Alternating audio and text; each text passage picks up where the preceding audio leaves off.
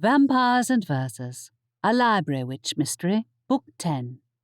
Written by L. Adams. Narrated by Hollis McCarthy. Chapter 1.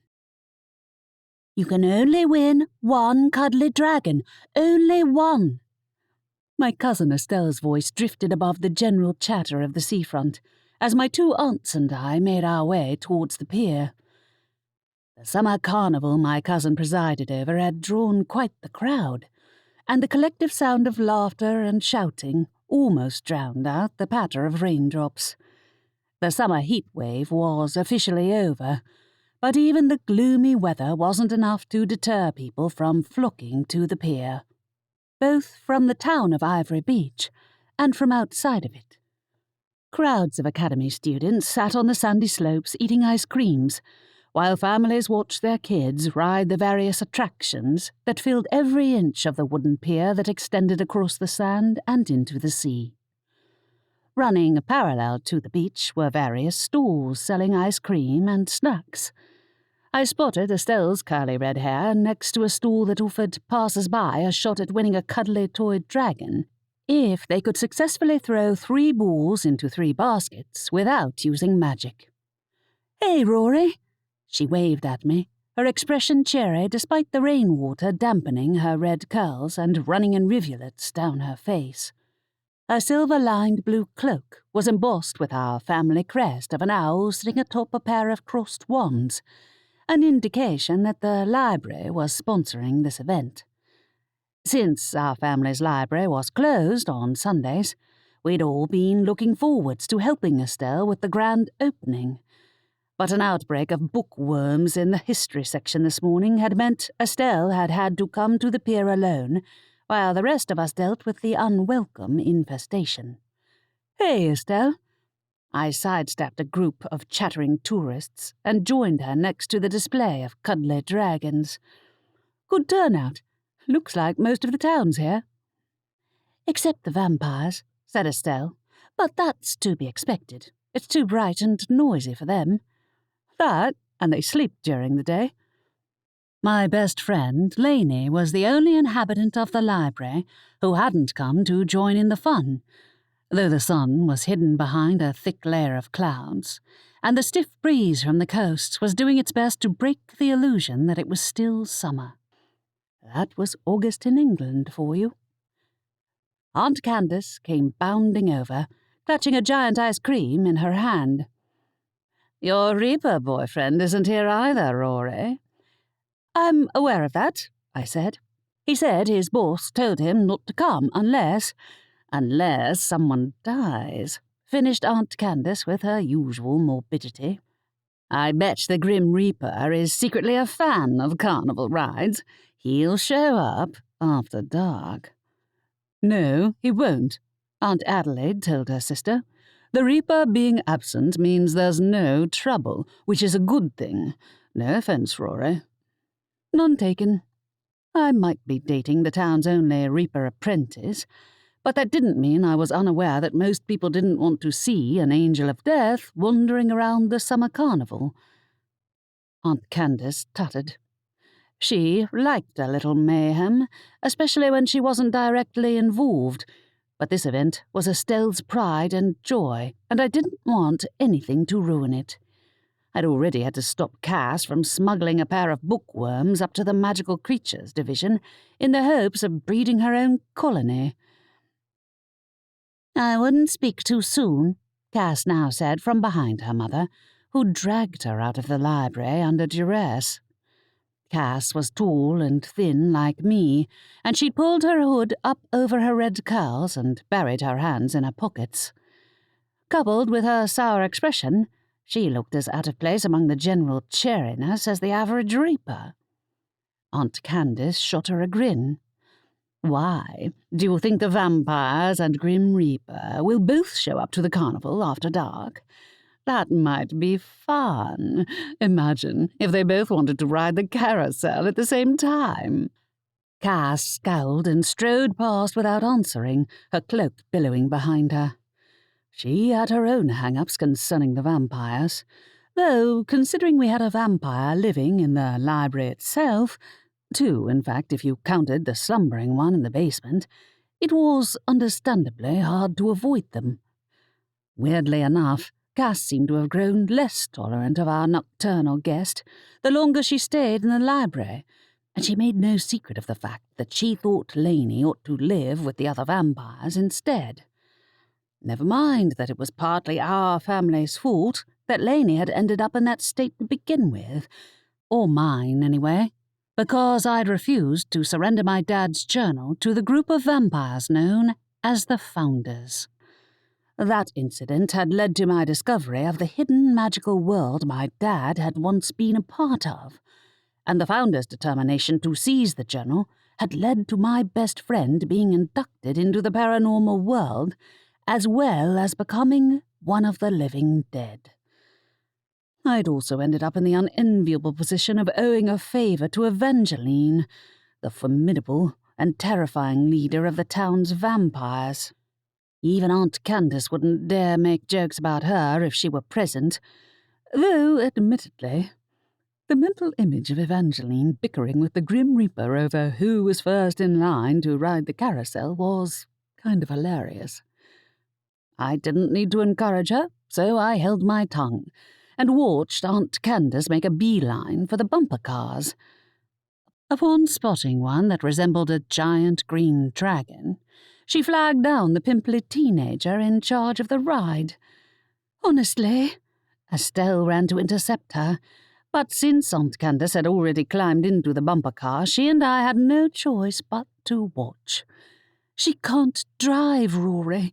This is going to be a disaster. Sure enough, within a minute, Aunt Candace's erratic driving had caused a pile-up of no fewer than 6 cars stacked against the side of the racetrack. I can guess why she doesn't have a driving license, I remarked to Estelle. Sorry, I shouldn't have told her we were coming. I assumed she'd want to avoid the crowds and say no. It's fine, Estelle said.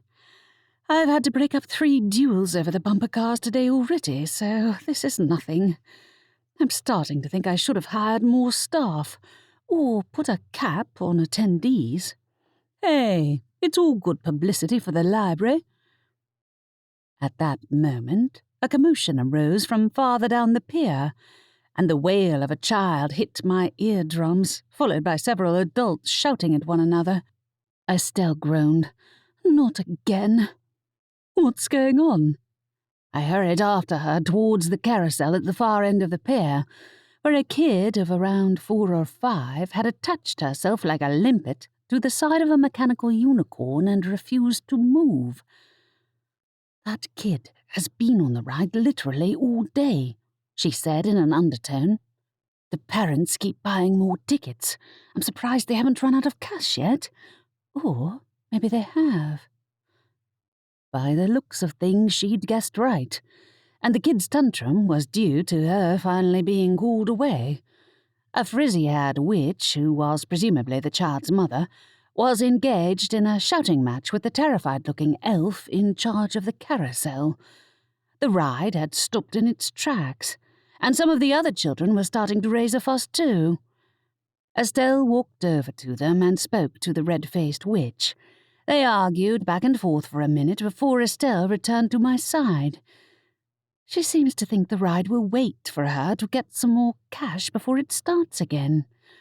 Doesn't the ride only last a minute anyway? Exactly. She blew out a breath. I told her that, and she told me I'd ruined a child's day. Unbelievable. I took a step back as a hulking shifter came marching past and right up to the carousel, at which point the child detached herself from the unicorn and instead latched on to his arm. Was he the child's father? I'd wager he was, though the red-haired witch promptly began yelling at him when he carried their kid away from the ride. He ignored her shouting, though the child started wailing even louder when the ride started up again. We'd better go. Estelle began to lead the way back to the bumper cars. See what I mean about needing more staff? You'd need one just to supervise Aunt Candace. I watched her clamber out of the dragon-shaped bumper car and abandon it on the tracks, leaving a gaggle of disgruntled tourists behind her. "That was fun," she said, bounding over to us. "What shall I try next? Ah, there's a carousel." "You're too old," I told her. "Everyone's a child at heart," she said, "except possibly Curse." "Where is she?" While we'd been at the carousel, my cousin had slunk away, which was typical. Granted, Cass made the term antisocial look like an understatement, but Aunt Adelaide had explicitly told her to stay out of the library. "We'll find her." Estelle led the way off the pier, only to be forced to a halt by another commotion. Next to the pier, the burly shifter, who we'd assumed was the screaming kid's father, appeared to be having a tug-of-war with a stall owner over a giant stuffed red dragon. "That's mine." "Whoa!" Estelle hurried over to them. "What's going on here?" "He cheated," protested the rat shifter behind the stall. "This is the 5th toy he's won today. I'm going to run out of stock." Now that I looked, the stall did look a little sparse, with only 3 dragons hanging from its wooden frame. The rest were in the arms of the same kid who'd been clinging to the merry-go-round, whose mother was nowhere to be seen. "I'm not cheating." The large shifter refused to let go of his prize, but if he wasn't careful, he'd rip the cuddly toy clean in two. Behind him, the child let out a wail. "Now look what you did. You made her cry." Estelle swore under her breath and moved closer to them. "Put down that toy, both of you. 4 stuffed dragons are more than enough for one person, wouldn't you say? Estelle, be careful." I looked for backup, but Aunt Candace had unhelpfully vanished. No doubt she'd moved to a safe distance to take notes while the shifter growled under his breath. He wasn't going to shift into a wolf in public, was he? I reached into my pocket for my wand as the growl deepened, but it was the child who shifted into a wolf rather than her dad. The cherubic little girl became a fluffy ball of claws and teeth and leaped headfirst at the stool, grabbing for the stuffed dragon. The rat shifter yelped and dove to the side to avoid being trampled, and the sound of splintering wood filled the air as the kid barreled straight through the back of the stall, right over the edge of the street, towards the beach below. Estelle flicked her wand in the nick of time, stopping the small wolf shifter's fall and then levitating her back to her father's side. That was a close call. Estelle lowered her wand as the young shifter's feet touched the ground. "Please, be careful." The larger shifter glared at her. "That was your fault. Look how unsafe that is." He gestured at the splintered remains of the stall and the stuffed dragons lying in the wreckage. "Whoa!" I stepped in. "Estelle saved your kid from falling. Don't blame her." The girl abruptly shifted back into a human and screamed at the top of her lungs. The noise drew the attention of the frizzy-haired witch from earlier, who promptly began shouting at the large shifter. At least they weren't yelling at Estelle any longer, but the guy running the stall looked at the ruined pile of wooden planks in despair. Young werewolves looked more like cuddly puppies than the deadly giant killing machines their parents became, but that didn't mean they couldn't do any damage when they threw a tantrum. "I'm sorry," Estelle said to the rat shifter. "I'll help you fix the damage, but I might have to wait until it's quieter." "Thanks." As the bickering pair and their wailing kid left the seafront behind, he gingerly picked up the cuddly dragon toy they'd dropped. "Those people are nothing but trouble. Who needs 5 of these things anyway?" "It's a substitute for terrible parenting," said Aunt Candace, who'd materialized again with her pen and notebook in hand. Typical of her. She showed up whenever there was a crisis and then mysteriously disappeared whenever we needed her help. "This isn't funny, Aunt Candace," said Estelle. "I feel sorry for their kid, really. Her parents aren't together any longer, but they both wanted to bring her to the carnival, so they've been trying to outdo one another all day. I feel sorrier for anyone who has to listen to that abominable racket, said Aunt Candace as the child began wailing again. If you or Cass had done that as kids, I'd have locked you in the basement. You spent all your time upstairs anyway, Estelle said. Were you still living in the library when Estelle and Cass were kids? I asked curiously. Obviously, my aunt replied. I let my sister and her husband deal with the tantrums. That figured. Not that I really blamed her. Cass was difficult enough to deal with as an adult, and frankly, I didn't want to imagine her as a teenager. Speaking of Cass, I said, where's she gone? Not back to the library. No clue. Estelle moved to help the rat shifter pick up some of the broken planks of wood from the wreckage the rampaging shifter kid had caused. Thanks, he said to Estelle, picking up one of the remaining cuddly dragons. I didn't prepare for one person to try to win my entire stock. I have some more in the library, don't worry, Estelle said. I had an inkling they'd be popular, but maybe not that much. Good. He set about retrieving the buckets into which tourists had to throw the tennis balls in order to win a prize. Blast! She knocked the tennis balls into the sea. I followed his gaze. Sure enough, the yellow tennis balls had been sent flying during the shifter's rampage, and were currently floating amid the waves that lapped around the pier. Anyone want to go for a swim? Aunt Candace asked in a mischievous tone. No thanks. I gave her a stern look. You can always make yourself useful and get them out yourself. I pulled out my wand to retrieve them, only to take a surprise step back, when the 3 tennis balls rose into the air before I could cast a spell. All 3 balls landed in the buckets at the same time, causing the rat shifter to do a double take. What? He trailed off when Cass walked over, a smug smile on her face. You're welcome, she called to us. Cass? Estelle looked startled too, most likely for the same reasons as me, namely the rarity of her sister doing something nice for someone. I wondered where you'd gone. Thank you, the rat shifter said to Cass. I should give you a prize for that. No thanks, was Cass's response, signalling an end to her brief spell of goodwill. You don't want a cuddly toy dragon, then? I grinned in Cass's direction. Might be something for you to give your pet Kelpie. He'd eat it, said Cass.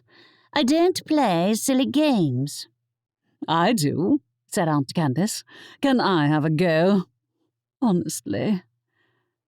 The bemused shifter handed over the tennis balls, and my aunt successfully launched one of them into the bucket, and then did a celebratory dance. Cass rolled her eyes and walked away, while Aunt Candace swore when she missed the second target. You can have another go, offered the rat shifter. Don't encourage her, I said. We should go.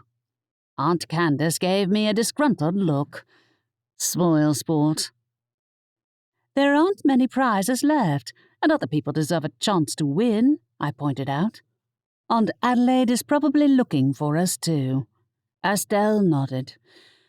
Yeah, I should keep watch to make sure that family of troublemakers doesn't come back.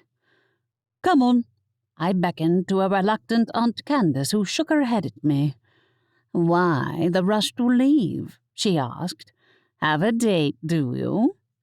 No, it's raining, and we need to check the bookworms are definitely gone from the library and stop Cass from smuggling any of them upstairs.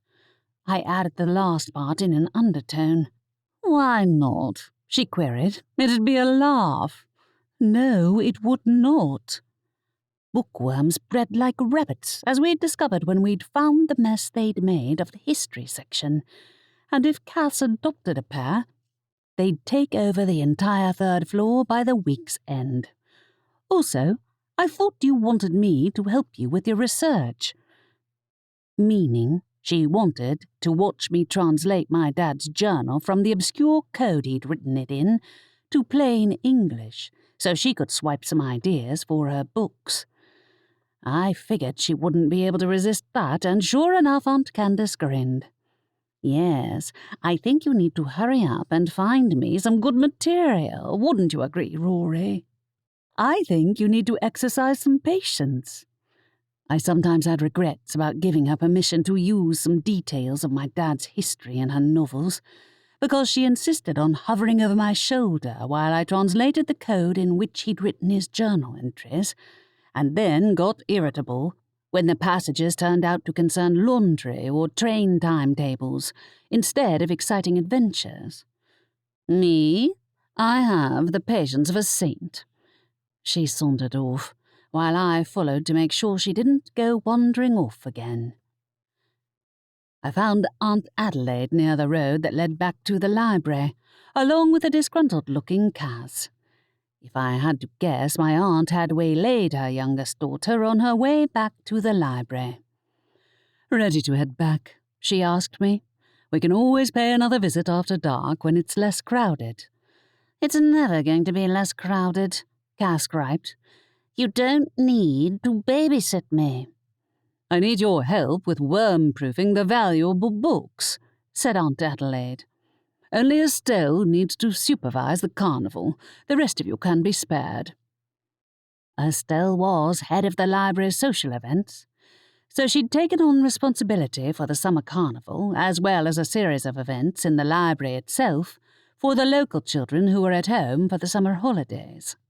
Having an indoor option was a good move, given that it had scarcely stopped raining since mid-July, but that made it even more essential that we evicted the library's unwanted guests. Honestly, I'd have rather helped with worm-proofing the cabinets than deal with my aunt trying to distract me while I translated my dad's journal entries. At first, I'd been keen to translate every word, to find out everything he'd wanted to keep from the founders, but I hadn't found another mention of them since the first adventure he'd recorded, in which he'd clashed with the vampires over his search for a particular rare book. Sometimes I wondered if the founders wanted the journal solely so nobody else would be aware of those books' existence at all, as they didn't sound that valuable or dangerous. Aunt Candace, of course, was endlessly fascinated, and didn't seem to care that the mere existence of the journal had been enough to land us on the founder's list of enemies. Mortimer Vale had been arrested, along with his close conspirators, but that didn't mean the founders were finished with me yet. Nor the other vampires, especially when I owed one of them a favour. Despite her manipulative nature, Evangeline wasn't on the side of the founders herself. She was entirely self-interested, and notably interested in the journal herself. But that wasn't the same as wanting me dead. Yet a familiar tension gripped my shoulders when I saw someone waiting next to the library's doorstep, and then relaxed when it became clear that it wasn't a vampire. Not even close. Xavier, my boyfriend and the local apprentice, Reaper, raised his head and smiled at me, which kicked off a flurry of warm tingles inside my chest. I smiled back as I approached him, ignoring Cass's eye roll, while my family members entered the library ahead of us. With one exception. When I saw Aunt Candace's notebook and pen bouncing up and down in mid-air, I reached out a hand to swat them aside. "What are you doing?" she protested. "Stopping you from taking notes," I said sternly. "I told you. Xavier and I have not given you permission to put our relationship into your list of book ideas. Yet," she said. But when I gave her a warning look, she relented, entering the library behind the others. "I don't mind her taking inspiration from us," Xavier ventured. "I think your boss would, though." Our relationship broke tradition, and even skewed close to breaking the fundamental rules of the Reapers as well, since they weren't supposed to have relationships with humans. While Xavier and I had reached a mutual understanding with his boss, that didn't mean the Grim Reaper wouldn't stand in our way again if we crossed a line. True. He indicated the library. Should we go in? You're not here on official Reaper business, are you? I asked suspiciously. No, of course not. He tucked a strand of hair behind my ear and kissed me. I was going to come and meet you at the pier, but I saw how crowded it was out there and figured I was better off keeping my distance. Wise idea. I pushed open the door and walked with him into the library. We can go back later when it's quieter. To the Tunnel of Love? Sylvester cackled at us from the front desk, where he'd made himself at home in our absence. The large owl's wings spread across the record book, and he swallowed the tail of what looked suspiciously like a bookworm. There isn't one, I said. Have you been eating the worms? The owl belched in answer. Honestly, I wasn't sure he needed to eat at all. He might look like an owl, but he was actually a genius loci, a.k.a. the sentient embodiment of the library itself, as well as a royal pain in the neck. "Hello, Xavier," said Aunt Adelaide from the corridor leading to our family's living quarters. "Will you be staying for dinner this time?" "Only if everyone is on their best behaviour." I gave a pointed look at Sylvester, human or otherwise. "Your wish is my command," said Sylvester. "I think I will have a nap." Good. Sylvester and I had a complicated relationship. He liked to remind me that, if not for him, the library wouldn't even exist, to which I replied that the library would have no purpose without someone to run it, meaning my family. I figured I was justified in, say, shutting him out of my room when Xavier and I wanted some quiet time together. Those moments were generally in short supply given how hectic my life was, but I was trying to see that as a good thing. I'd lived a predictable life once before, and I never wanted to go back to that again. "I'd be delighted to stay," Xavier answered my aunt. Beaming, Aunt Adelaide ducked out of sight while Xavier took my hand. "Is that okay with you?" "Sure." My brain short-circuited as he pulled me in for a kiss. Now, what was I saying again? "You weren't." He smiled against my lips. "Pity there isn't a tunnel of love at the pier, really." I grinned back. A Reaper and a human on the tunnel of love. What a visual. It's not that unusual. True. My current life might be unconventional, but it was mine. I kissed him again. "You're right. That's enough talking." Chapter 2. "Cock-a-doodle-doo!" A loud cry, which sounded more like an owl than a cockerel, hit my eardrums and woke me from sleep in an instant. "Oh!" I sat upright, then fell back onto the bed when I remembered Xavier was there. Or he had been, at any rate. Now I opened my eyes properly. All that remained of him was the Reaper-shaped imprint in the mattress. "Sylvester, what are you doing?" More to the point, what had happened to the locking spell I'd put on the door to keep out any intruders? "Waking you up," said the owl. "I'm aware of that," I said. "I meant, why are you in my room? What did you do to Xavier?" "Me?" The owl landed on the bed and dug his claws into my legs through the duvet, and I scrambled upright with a yelp of pain. "I assume he went out on reaping business." "Don't joke about that, Sylvester." While it was true that Xavier might have used his Reaper disappearing trick at some point during the night, and not necessarily to reap someone's soul, I was more inclined to suspect the owl's involvement. "How did you get into my room?" I should have seen this coming. After all, he'd kept his word and stayed out of the way when my family had got together for dinner.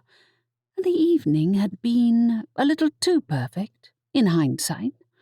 Aunt Candace had kept her intrusive questions to a minimum, while even Cass and Laney were almost civil to one another for the brief time they interacted, which admittedly wasn't that long, since Laney lived exclusively on blood these days and didn't join us for dinner. Still, what was Sylvester up to this time? "It's not a joke." He flapped his wings at me, creating the effect of a loud fan that made me jump out of the bed in exasperation. "I'm here because it's an emergency, you dim-witted treacle tart. You might want to go to the seafront." "Why?" The ominous note to his words was the only thing that stopped me from shaking him off my bed and going straight back to sleep.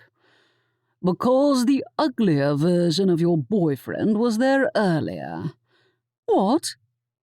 "Who? Oh, right. He meant the Grim Reaper. And if the Grim Reaper had been to the pier, it could only be for one reason. If you're telling the truth, then go and tell Aunt Adelaide, not me." I shooed Sylvester out of my room before grabbing my clothes and shoving them on as fast as possible.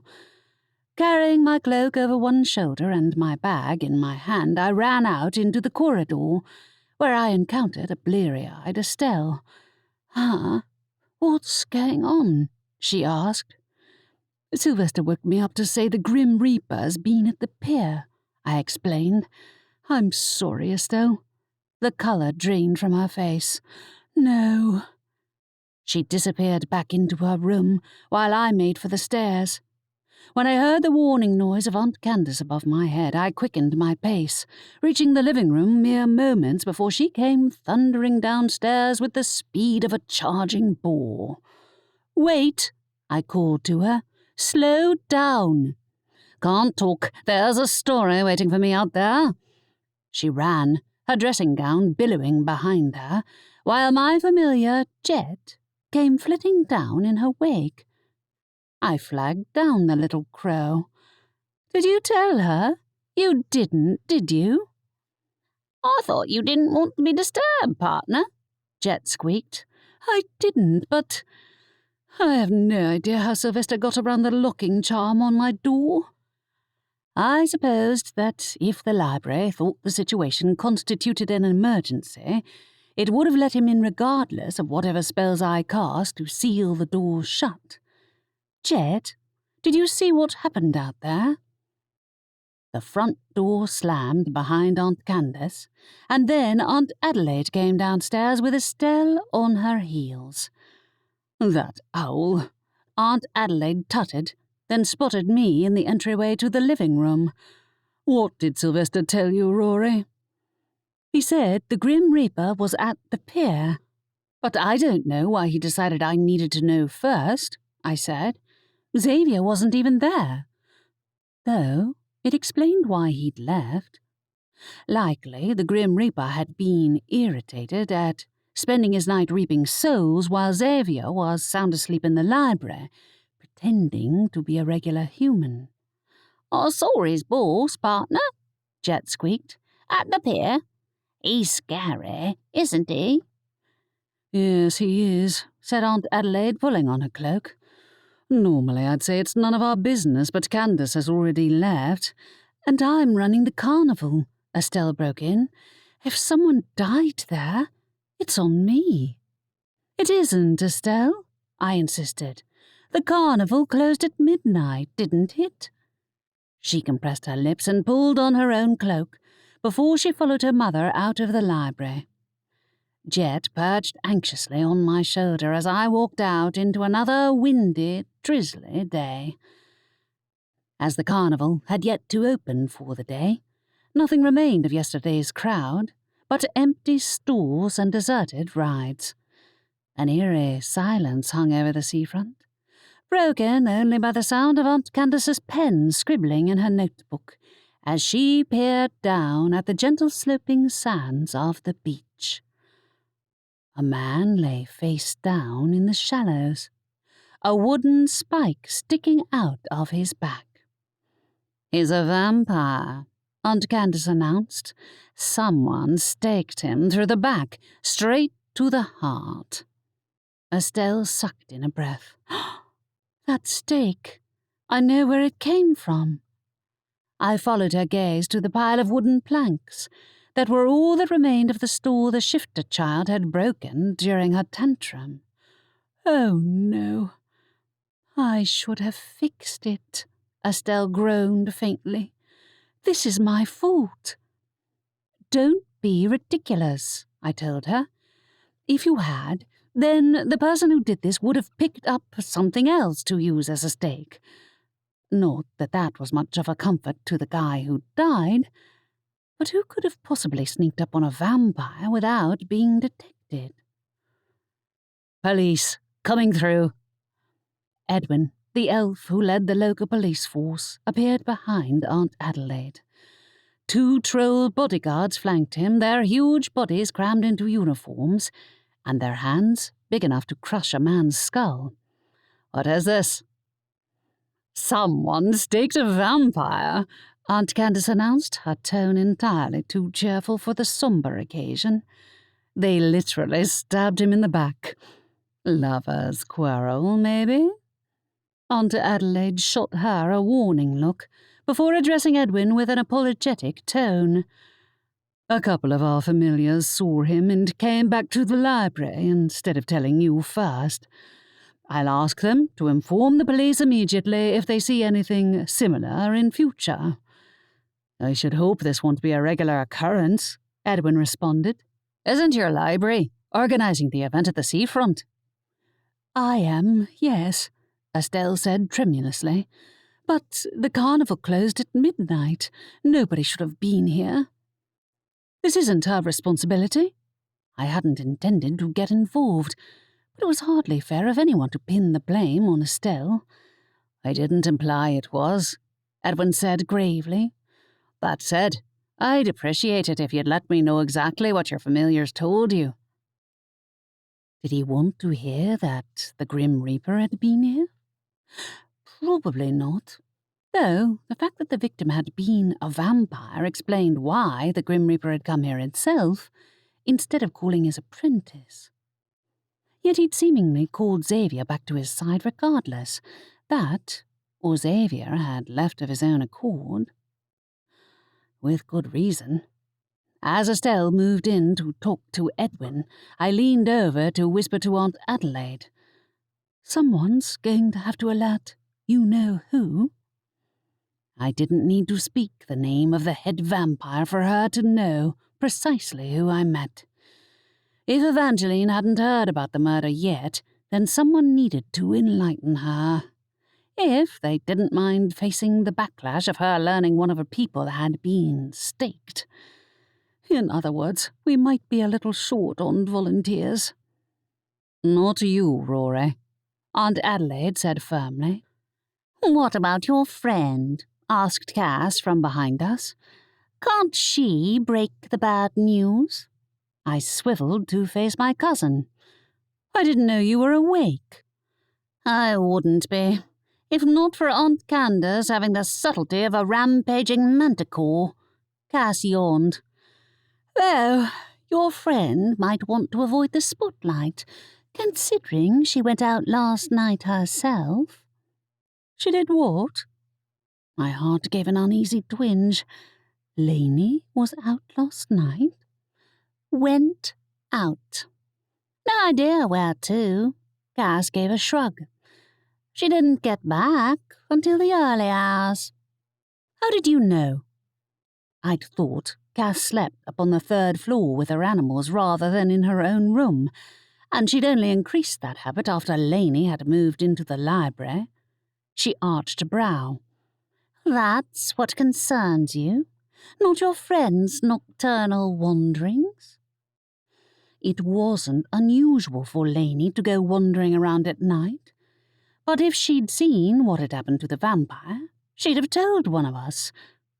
Right? I'll talk to her when she's awake later, I answered.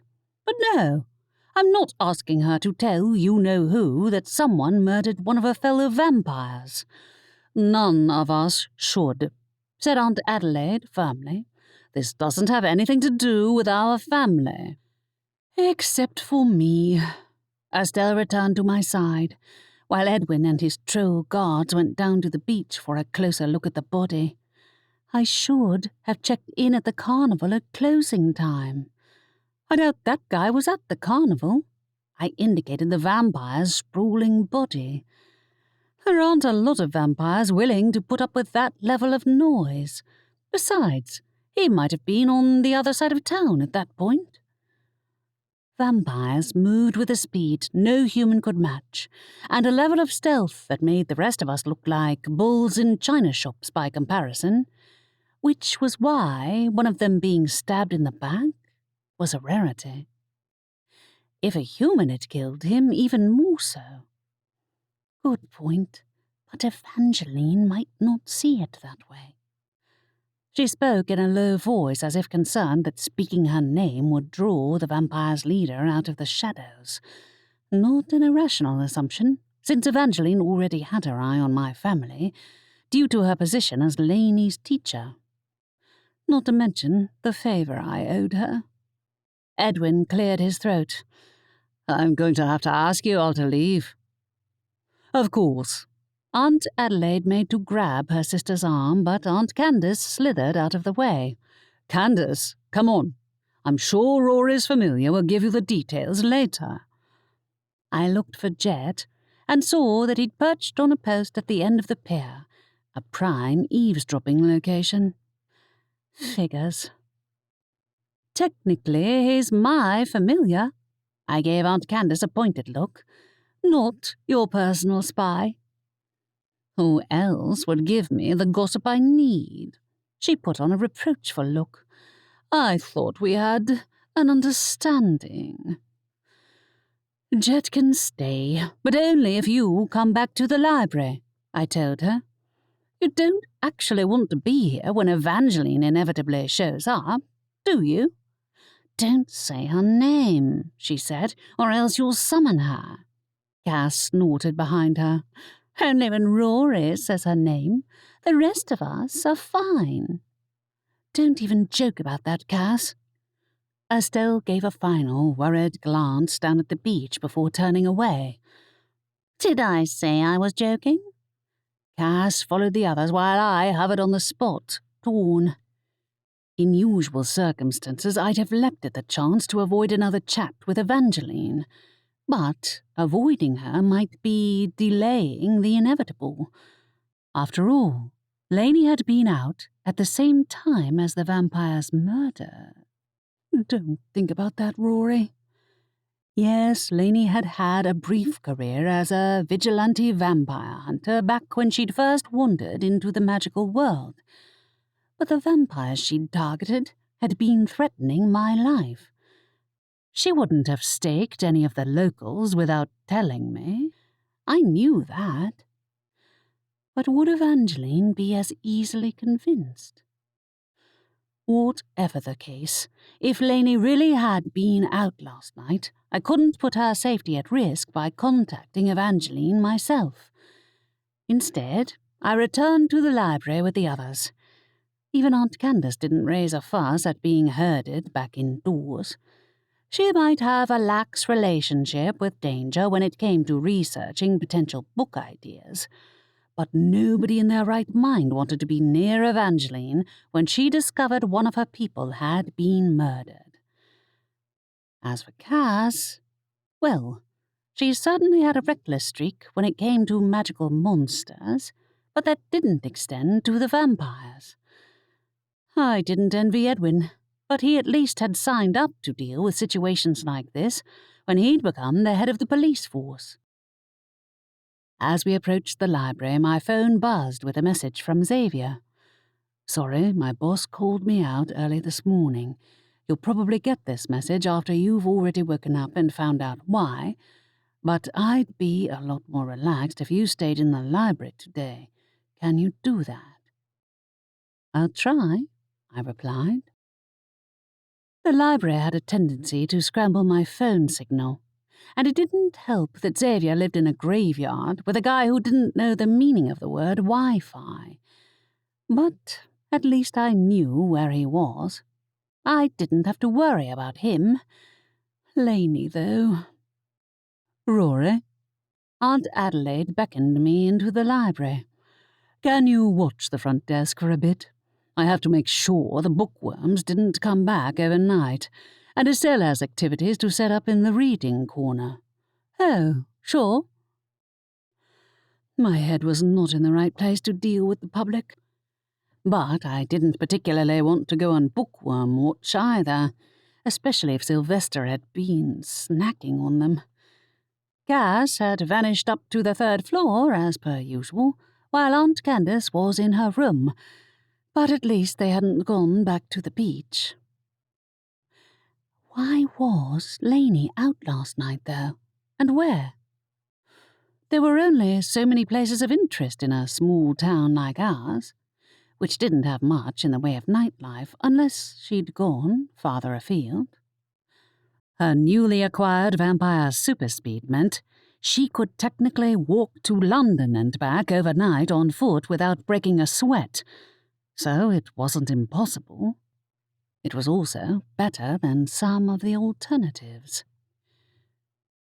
After I'd set up the front desk and cleaned up what was left of Sylvester's midnight worm feast, I went to grab some coffee and toast from the kitchen. The discovery of the vampire's dead body had somewhat dampened my appetite, but I'd need the energy if Estelle had planned another day of indoor activities for the local kids. Given the rain I could hear through the front door, I had an inkling the outdoor part of the carnival wouldn't have been as popular today, even if someone hadn't been murdered.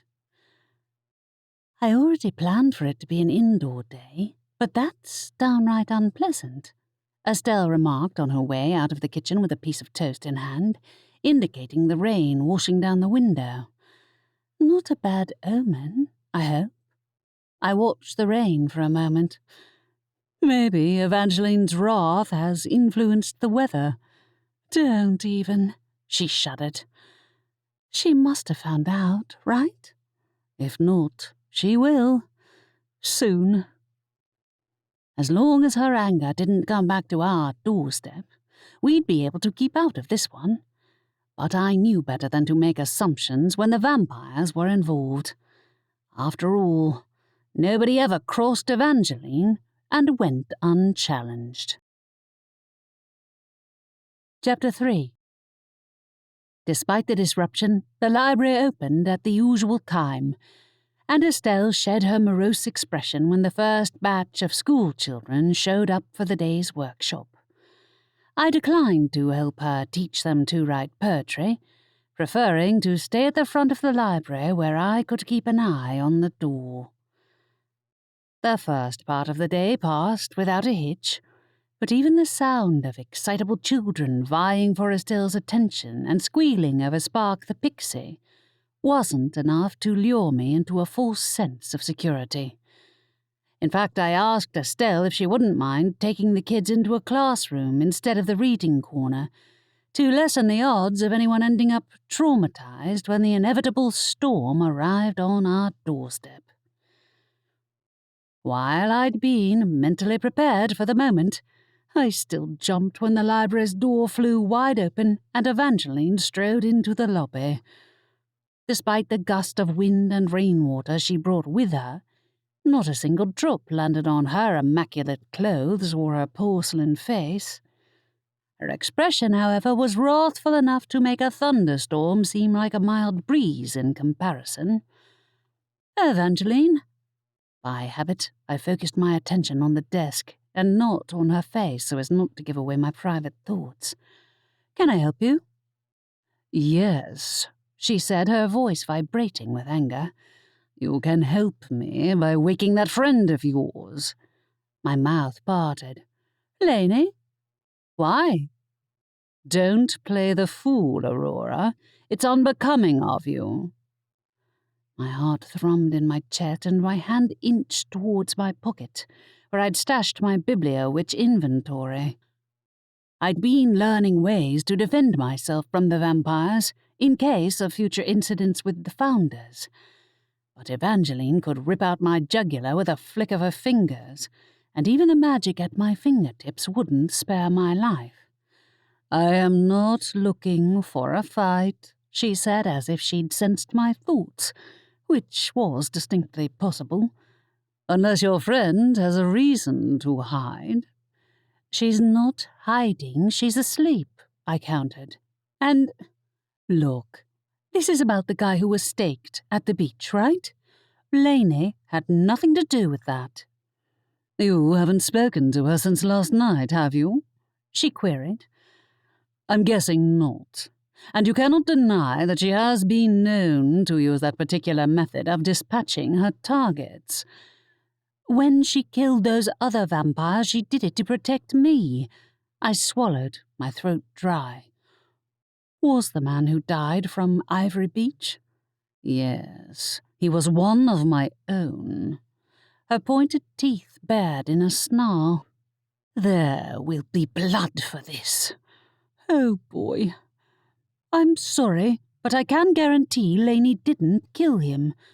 She knows what she'd risk by turning against any of your people." "Does she now?" She moved imperceptibly, raising her head as if reacting to something I couldn't hear myself, which intensified the impression of a predator ready to pounce. "I'm not convinced, Aurora. Your friend is as reckless as she was as a human, maybe more so, and she takes great pains to try to hide her thoughts from me." My heart lurched. Most of Laney's desire to hide her thoughts came out of the impulse to prevent Evangeline from finding out the contents of my dad's journal. I hadn't known it had actually been effective, much less that Evangeline would have noticed. "The other vampires she killed were linked to the founders," I said carefully. "There aren't any here, so she wouldn't have reason to—" I faltered as she moved forwards again, her attention focusing on a spot somewhere behind me. "Come out," she said. "I know you're listening to us." Aunt Adelaide walked into view, her bibliowitch inventory in one hand and her face free of its usual cheer. "What are you doing here, Evangeline?" "I'm here to talk to a guest of yours," she said. "If she comes downstairs of her own accord, then I'll have no need to disturb the rest of you." "If you're talking about who I think you are, she's not a guest," my aunt replied. "She's a resident of the library." My heartbeat quickened at the visible annoyance in Evangeline's expression. Denying her request wouldn't be wise, but I could only imagine the chaos if Evangeline unleashed the extent of her anger upon the library. Really, I was glad I'd asked Estelle to move her poetry workshop out of the line of fire. We didn't need to deal with a bunch of complaints from angry parents, on top of the wrath of the head vampire. "Regardless," Evangeline said, "I'd advise you to wake her and tell her to come to my home to speak with me in person. If she fails to show up within the hour, then I'll come back myself, and I won't be so patient with you next time." She vanished in a blink, the door flitting shut behind her and a chill lingering in her wake. I released a shaky breath. "Aunt Adelaide, did you guess she was going to come here?" I hoped I was wrong.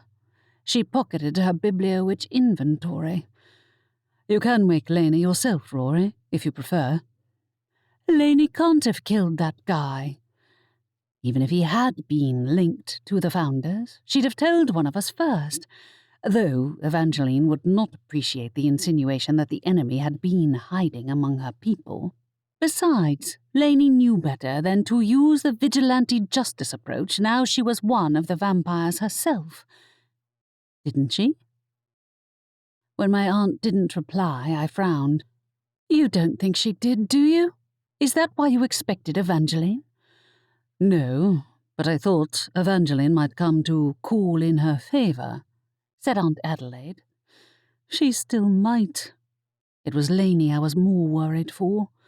Laney was no pushover these days, but defying Evangeline meant facing death in the permanent sense. Let's get this over with. I crossed the lobby, climbed the stairs leading up to our rooms, and knocked on Laney's door. When she didn't answer, I knocked again, louder. After the third knock, Laney emerged blearily, looking at me. Even half asleep, she had the languid grace of a vampire, her skin free of blemishes, and her hair silky smooth instead of sticking up like mine would have been if I'd been dragged out of bed. "What? Rory?" "Sorry," I said to her. "I have bad news. A vampire showed up staked to death last night. Evangeline wants to talk to you." Laney went from sleepy to alert in a second, jumping back a step with the swiftness of a startled cat. "No way. She knows I wouldn't have killed one of her people, doesn't she?" "I know you didn't do it," I said to her. "I don't know that she's going to take no for an answer, though, and she asked you to come to her home and talk to her in person." Laney tugged a hand through her glossy, dark hair. "Right. I'll come downstairs in a second." "I can go with you," I offered. "No way. Not if she's looking for a punching bag." She vanished back into her room. "I'll be right down." Before I reached the foot of the stairs, she was back, and she'd changed into a fresh outfit. Vampire superspeed saved an awful lot of time, that was for sure. "I won't let you go alone," I told her. "No way. I'm tougher than I look, remember?" I knew that. But Evangeline was right when she said my best friend had a reckless streak that had intensified when she'd become immortal. That didn't mean she'd cross the line and murder her fellow vampires, and Evangeline would only need to take a small look into her thoughts to know that. "Rory, I'll be fine," she insisted. "I have no idea who was murdered, and she'll see the truth for herself the instant she looks into my head." "I didn't know you were having that much success keeping her out." Vampires generally found it easy to shield their thoughts against their fellow mind-readers, but someone as powerful as Evangeline would be able to stride past the defences of all but the strongest vampires. Since she was overseeing Laney's vampire training personally, they spent a lot of time together, which made slip-ups even more likely to occur. "I've been working on it." She glided alongside me into the lobby, as elegant as ever despite having woken up from a dead sleep not a minute beforehand. "I won't let her get a single glimpse of the journal." My throat closed up. That's not the issue here. Yes, I'd gone to every length to keep Evangeline from learning the contents of my dad's private journal, but I knew the risks I'd taken when I'd brought Laney into my confidence. Keeping my secrets wasn't worth her life. "I'll be fine." She made for the front door, briefly halting to give my aunt an encouraging nod. "I hope you're right," said Aunt Adelaide. Laney shot me a smile and disappeared through the front door. I dragged my gaze away and spotted movement out of the corner of my eye up on the stairs leading to the upper balconies. I raised my head, and Cass, who'd evidently been watching the whole time, saw me looking at her and vanished amid the shelves. Oh boy. "How long should I leave it before I go after her?" I asked Aunt Adelaide. "Half an hour? More?" "Rory," said Aunt Adelaide in a gentle tone. "Don't worry. She'll come back." "I know." I heaved a sigh. It strikes me as a bad sign that she's the first person Evangeline thought of when someone got staked to death, though. "Not necessarily," said Aunt Adelaide. "Laney is the newest vampire, isn't she?" "I thought so.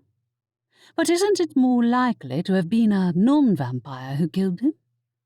Sneaking up on one of them wasn't easy, but staking a fellow vampire to death didn't sound characteristic of one of the undead. I've never seen that guy before, so I've no idea who he is." "Then go and find out," said Aunt Candace, poking her head out of an alcove. Go to the vampire's home and ask some questions. No, said Aunt Adelaide. Absolutely not, Candace. You're not thinking of going yourself. Aunt Candace rarely came out of her writing cave during the day, but I should have guessed she'd heard our conversation with Evangeline. She wouldn't have wanted to miss a minute of the drama. I don't currently have any plans to, no, said Aunt Candace.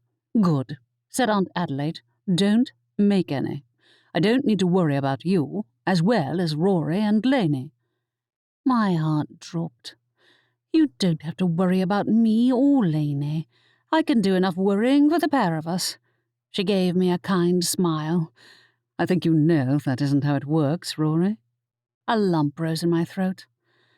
I brought Laney into this myself, remember? I'm not much of a friend if I leave her to deal with this alone. Laney herself wouldn't want you to put yourself at risk, Aunt Adelaide said. If it were anyone else threatening her, I might say differently, but you can't challenge Evangeline. I knew that, but I'd also crossed more lines with Evangeline than the average person and still managed to keep my head. I owed her a favour. And my entanglement with the Reapers wasn't easily forgotten either. Pity we regular people can't learn how to mind read, Aunt Candace said in a thoughtful tone. You spend enough time collecting gossip from my familiar, I pointed out. We don't need you poking into everyone's thoughts as well. A shame, if you ask me. She retreated into the living quarters with a cackle, while I resolved to stay within sight of the door in case she got it into her head to slip out of the library after all. I'll keep an eye on her, said Aunt Adelaide. Rory, can you help with those returns? They've piled up while I was checking on the bookworm situation. Sure, I said. The worms haven't come back then? No, and I'll keep my fingers crossed that they'll stay that way, she replied.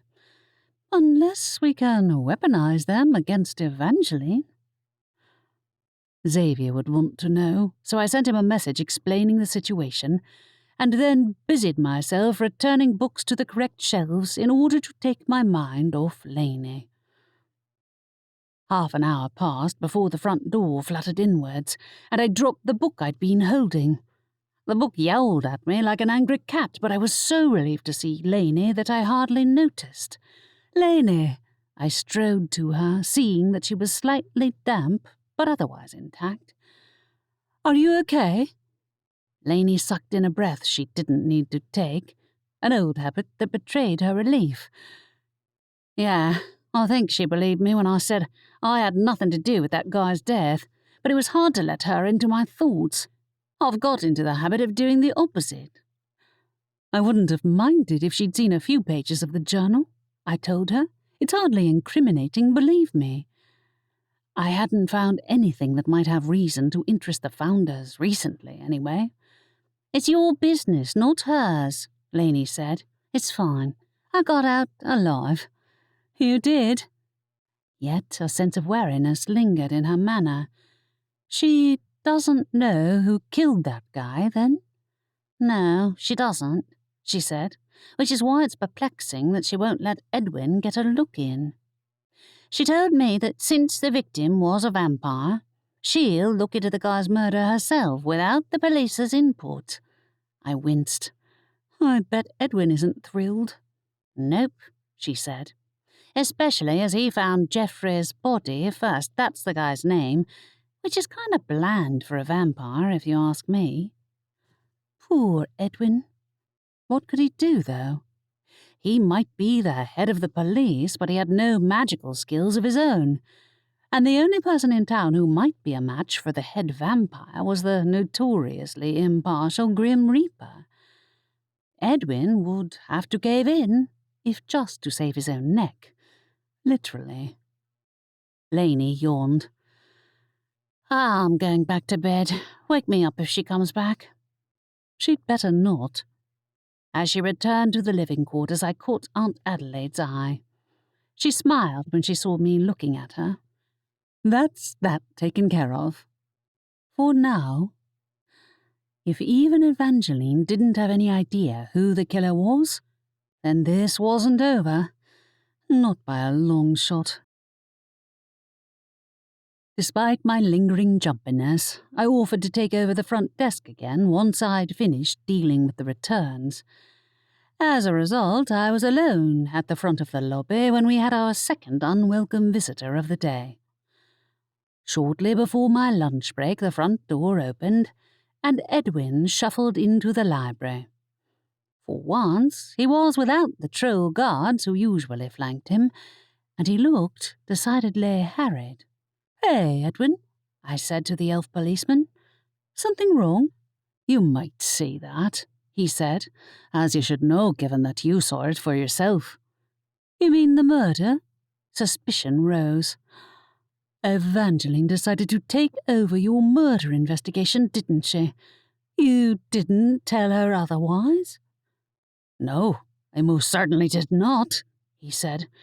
"How did you know? Your friend?" "Evangeline questioned her," I explained. "I get the impression the head vampire isn't acting entirely rationally. Would I be correct?" "She refuses to work with me." 2 spots of colour appeared high on his cheeks. "Refuses to respect me, in fact, or let me do my job." "Thought so." I didn't envy his position. "Why are you here, then?" "Because you've worked with her before." "Oh, no." I held up my hands. "I thought you told me not to get involved in police investigations." "That was directed more at certain family members of yours." He paced in front of the desk, wringing his hands. "I have every intention of investigating this murder myself, but to do that, I need the cooperation of the vampire's leader. You have a working relationship with Evangeline, Rory. You can't deny it." "I owe her a favour," I said, "not the other way around. She's already livid, and I don't need to paint another target on my head and Laney's by trying to convince her to work with you." "That's not what I'm asking," he said. "I want you to negotiate with her on my behalf and bring any information she unearths on the murder directly to me." "No," I shook my head. "That's not going to work." "I should clarify that I'm not asking you to work for free, Aurora," he said. "I can arrange a payment, if necessary." "It's not the money, it's the threat to my life that bothers me," I told him. "Oh, and my entire family, not to mention Laney." "You surely do not believe that Evangeline would do you harm?" he queried. "She knows that in order to be allowed to live here in Ivory Beach, she has to abide by certain rules." "I notice you aren't falling over yourself to pay her a home visit," I said caustically. "Edwin, I get that you're in a bind, but she has every reason not to trust me with important information about whoever might have murdered one of her people. If anything, I'm more closely allied with the Grim Reaper than with her." "She's already proven that she's willing to overlook that connection if she needs your help, and I'd wager she does." "She'd sooner stake herself in the back than admit she needs anyone's help, least of all a human's." What in the world was he thinking? I might be the last human she'd trust with important information. "I'm not going to pressure you into making the decision right away," he said. "However, I'd prefer for this murder case to be resolved, and I think Evangeline would too. You said she questioned your friend. Did she suspect her?" "Yes, but like I said, she's being irrational. I wished I hadn't mentioned Laney at all. She didn't need to deal with suspicion from the police as well. She didn't even mention the favour I owe her." "You said yourself that she'd be reluctant to admit to needing your help," he said. "I'm going to do my best to proceed alone, but the reality is that I'm only working with half the evidence." "If another vampire is the killer, then it's her business, right?" "And if not," he asked. "If I back out of the case, then it'll send a message to everyone else in Ivory Beach that I'm too afraid of Evangeline to do my job." If I was feeling vindictive, I might have mentioned that he'd proven exactly that by coming to me. But that was unfair. I'd said no myself, after all. "I understand that," I said delicately, "but putting the burden on my family isn't something I can agree to without consulting them." "I don't expect you to," he said. "The choice is yours. I'll leave you be." He walked out of the door, which the wind blew closed behind him. He must be truly desperate to willingly bring me into an official investigation.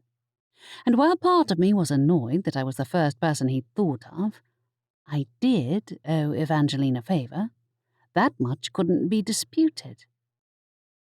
If I offered to help her find the culprit, the worst she could do was say no, right?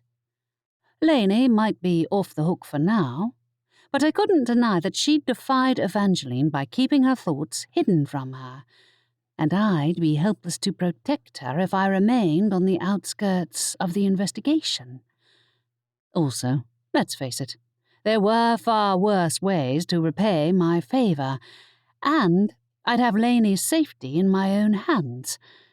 A hell of a responsibility, but better than leaving it with Evangeline.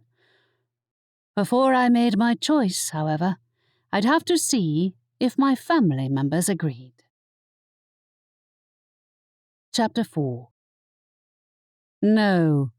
Aunt Adelaide walked into view before I'd even had time to move away from the desk. "Rory, I know what you're thinking, but I can't encourage you to take the risk. You know why." "Yeah, I do." I glanced in the direction of the reading corner, hoping that Estelle and her audience of school children had remained oblivious to the tense situation elsewhere in the library. I feel like staying on the sidelines is just as much of a risk, though, at least for Laney. That doesn't mean you need to deliver yourself into Evangeline's hands. I owe her, I reminded my aunt.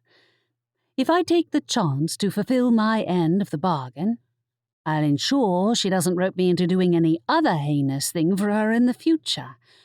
I'm essentially killing two birds with one stone. "I don't like the sound of that one bit." Sylvester flew onto the desk, his clawed feet knocking the record book askew. "Not a bit." "You aren't even a bird," I wanted to say, but held my tongue when Jet flew down to join him. "It's a figure of speech." I rescued the record book before the owl's flapping wings knocked it off the desk. "What do you think about it, then?" "Concerning the vampires," he said. "They have an admirable sense of style, I suppose, but not many other points in their favour." "That wasn't what I— Never mind." Sylvester had no doubt been listening to every word of my conversations with Edwin, Laney, and Evangeline, so he knew perfectly well what was going on. "Jet, do you think I should offer to help Evangeline find out who killed one of her people so I can pass on the information to Edwin?" "It's up to you, partner," he answered. "I doubt Evangeline would allow you to double-cross her, Rory," said Aunt Adelaide. "It's not double-crossing if we all have the same goal," I said. "If she won't work with Edwin directly, what are the other options? I wouldn't have to do any actual investigating. Besides, I'd be a messenger bird." "I can do that, partner," Jet squeaked. "I'll come with you." Aunt Adelaide sighed. "If you want to speak to her, you certainly shouldn't go alone." "If you're sure, Jet," I said to my familiar. "I need to check with the others, too. Estelle, I'll wait until she's done teaching her poetry lesson. Aunt Candace pretty much already gave me permission to go to the vampire's home. As for Cass, I'll tell her," Aunt Adelaide said. "I think that'll be easier for everyone." "She saw Laney come back," I said. "She's probably already worked it out." Cass would be livid at my decision to involve myself in the vampire's business again, but she was no doubt already stewing over the fact that Laney had been called in for questioning.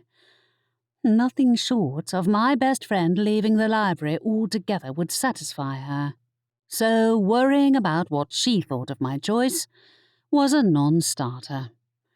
"True," said Aunt Adelaide. "I have to say, I feel as if I should make a stronger case for you staying out of this, but you're adult enough to make up your own mind." "Edwin told me that Evangeline won't break the laws." "Yes, and you said yourself that he wouldn't volunteer to go in your place." "Maybe not. I won't let Laney end up being blamed for this. Not if there's anything I can do to help find the real killer." "I won't stop you, Rory," Aunt Adelaide said. "Are you going to tell Xavier, though? And his boss?" Oh boy, there was no telling how the Grim Reaper would react, given that he and Evangeline were fundamentally opposed. On the other hand, he knew full well that I owed her a favour, and that I'd be powerless to resist if she called on me. "I'll tell him," I said. "But really, this might come to nothing if she says no. I'll ask if she's open to the possibility, that's all." Instead of hearing me out, she might shut the door in my face. In fact, part of me was sure she would. Anything rather than accepting my help or admitting she even needed it. As for how the Grim Reaper would respond, that would have to wait until later. I waited until the library closed for the day before leaving for the vampire's headquarters with Jet perched on my shoulder. Aunt Candace waved me off with a cheery, "Don't die," but otherwise didn't offer to come with me. "I officially have less sense than Aunt Candace does," I remarked to Estelle. "Rory, it's really not a good idea to put yourself in harm's way," she said. "At least when Evangeline came here, she was on our turf, not her own." "True, but I'd prefer for her not to pay another visit to the library," I said. "If this works, I'll get myself out of debt with her and keep everyone safe." "I know." She gave me a brief hug. "Please don't stay out long. If you're not back in half an hour, I'll send Jet to tell you if I need anything." My familiar was nowhere near his usual chattery self as we climbed the sloping hill of the High Street to the church where the vampires made their home. The oak doors were sealed shut, while the stained glass windows were covered with enough dust to prevent any natural light from getting inside. Its spired roofs made a formidable impression against the darkening sky, and my doubts intensified. Heart in my throat, I knocked on the door. Evangeline answered a heartbeat later, and her eyes narrowed in annoyance when she saw me outside the door. "Aurora, if your friend has more information to share, is she incapable of coming here herself?" "I'm not here for her. I wanted to offer to help." I drew in a quick breath. "I know I owe you a favour, and that you're keen to solve this case quickly. If you need the library's resources, then I can offer those to you as well." She stared at me for a moment. Then she laughed, a humourless sound that frankly spooked me more than any of her deadly silences. With difficulty, I resisted the impulse to back away and flee down the High Street. "You wanted to offer me a favour," she said, "as if you think I need one. No, this has Edwin's fingerprints all over it, and I won't have you spying on me for him."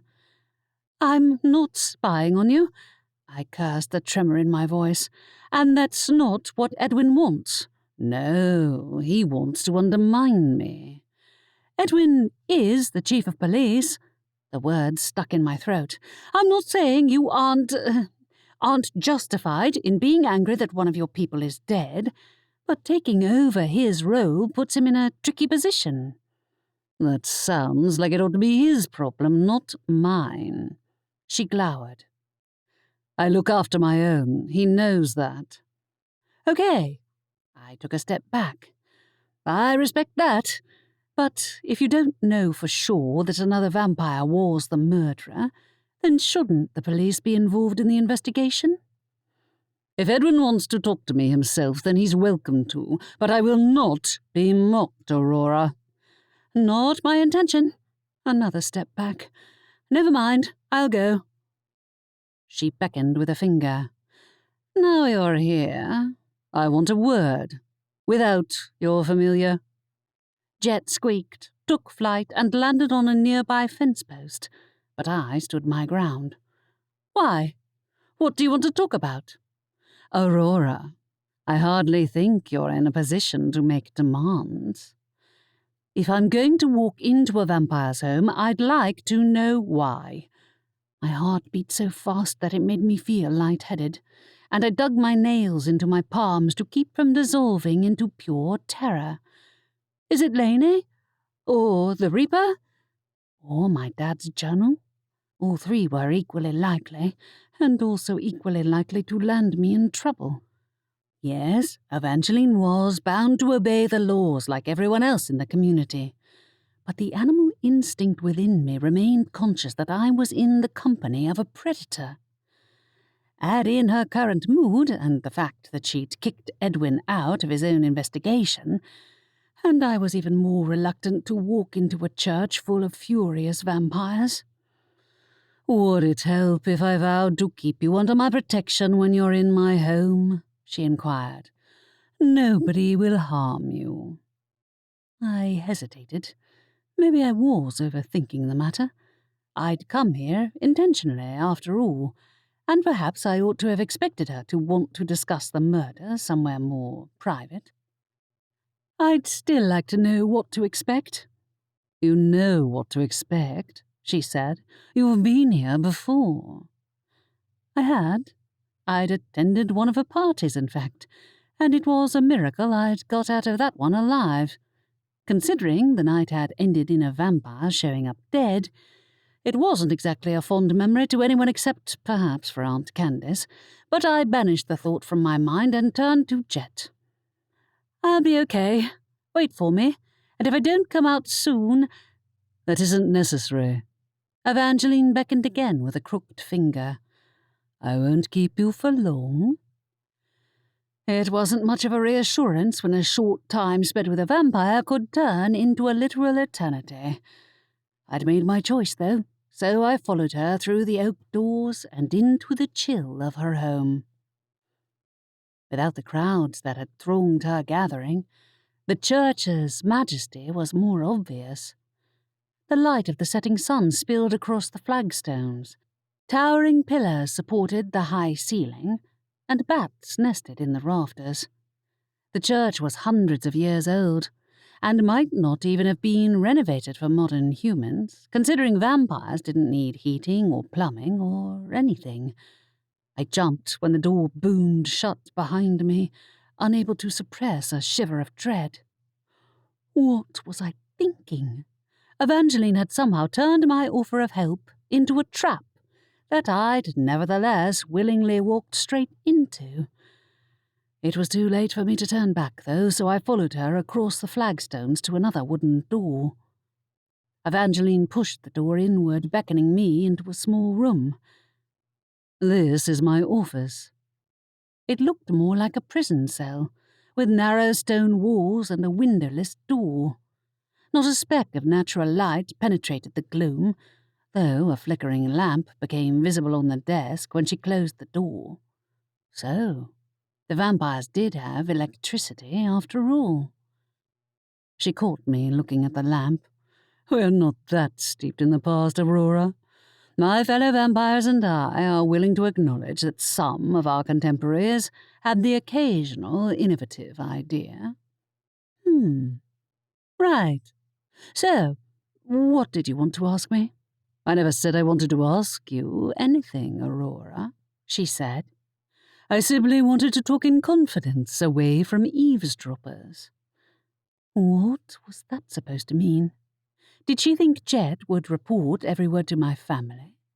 Or was she more concerned that her fellow vampires would seize on the chance to listen in? The latter, mostly, she said. Ack! I'd been doing my best to hide my thoughts, but the fear when I'd entered the church had scrambled my resolve. I swiftly turned my attention to the stone wall before she glimpsed any other unwanted images in my head. There's no need for that, Aurora, she said. I simply wanted to learn your fears in order to assuage them.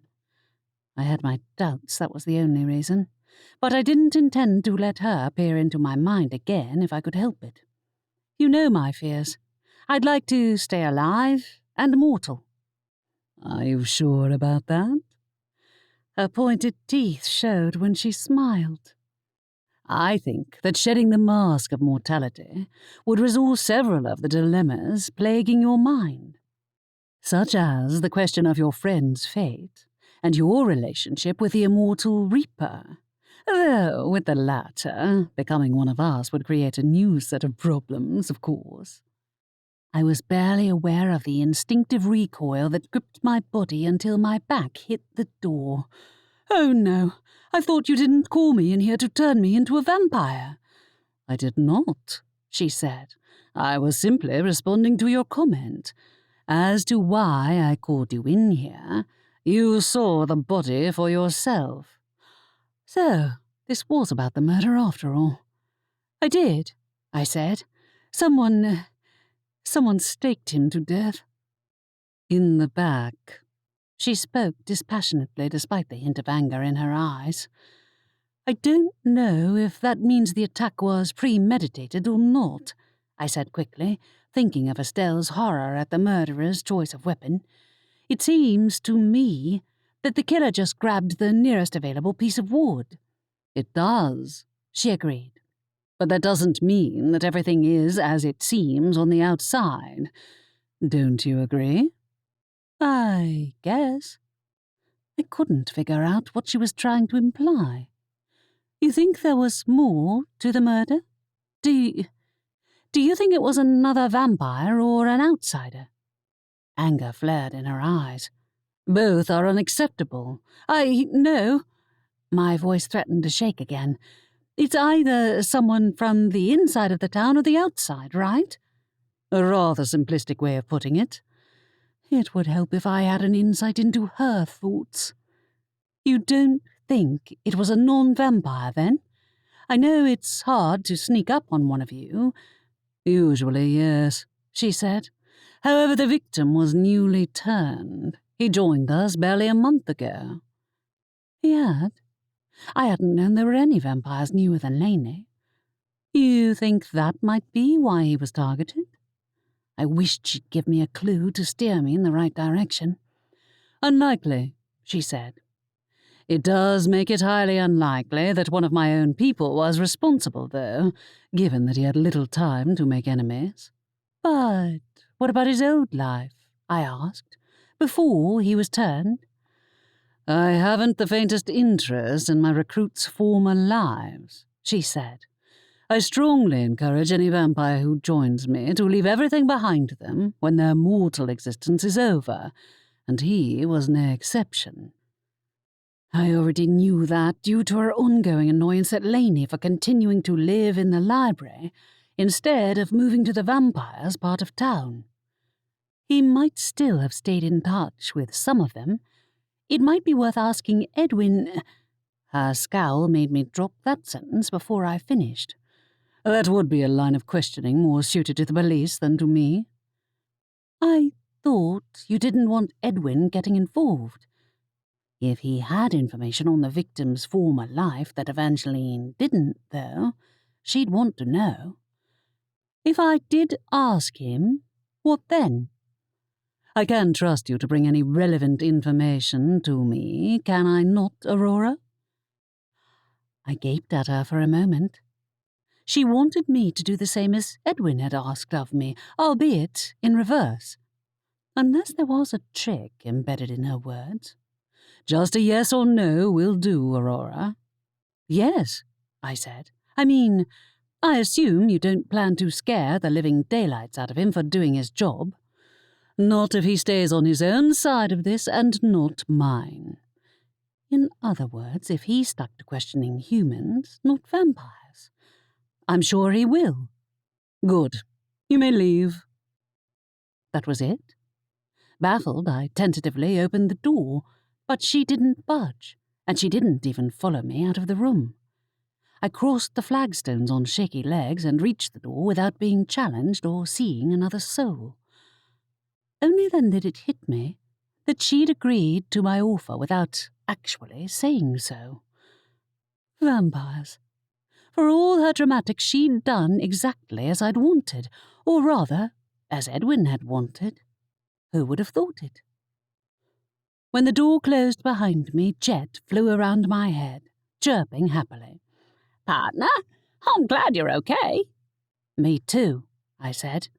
Except I think I just made a deal with the devil. Chapter 5. When I re-entered the library, my family descended on me at the door. Well, except for Cass, but I hadn't expected her to be overly concerned for my fate when I'd willingly walked into Evangeline's home. Rory. Aunt Adelaide peered at my face in concern. Are you all right? I'm fine. I watched Jet fly from my shoulder to Aunt Candace's, who waited with her notebook and pen bouncing up and down in the air. Honestly, it's not that exciting an update. She didn't say yes, said Estelle. Did she?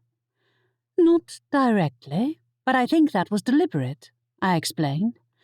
She implied that Edwin and I were free to question any non-vampire, as long as I told her everything afterwards. Isn't that what Edwin himself asked you to do, but in reverse? Aunt Adelaide asked. That sounds like a dangerous game to play. Or it might just be her being too stubborn to admit she needs help, I said. According to Evangeline, the vampire was newly turned. She has zero knowledge or interest in who he was when he was alive, so if the killer came from his former life, she wouldn't know. That's why she needs you and Edwin, then, Estelle surmised. Interesting. Or terrifying, depending on your outlook. I think Rory's right, and that she didn't want to admit to a lack of knowledge, said Aunt Adelaide. That said, there's no guarantee Edwin will be able to make it far with only half the available information. Are you going to tell him now, then? Asked Estelle, or wait until tomorrow? I don't want to drag this out, so I'll go now, I said. The quicker we resolve this, the better. I know there's the poetry night this evening. Estelle shook her head. I feel like surviving an encounter with Evangeline twice ought to count as an excuse for you to skip out on listening to the local students read out their terrible poems. I should tell them you said that, Aunt Candace snickered. Don't you want to do a reading? I asked.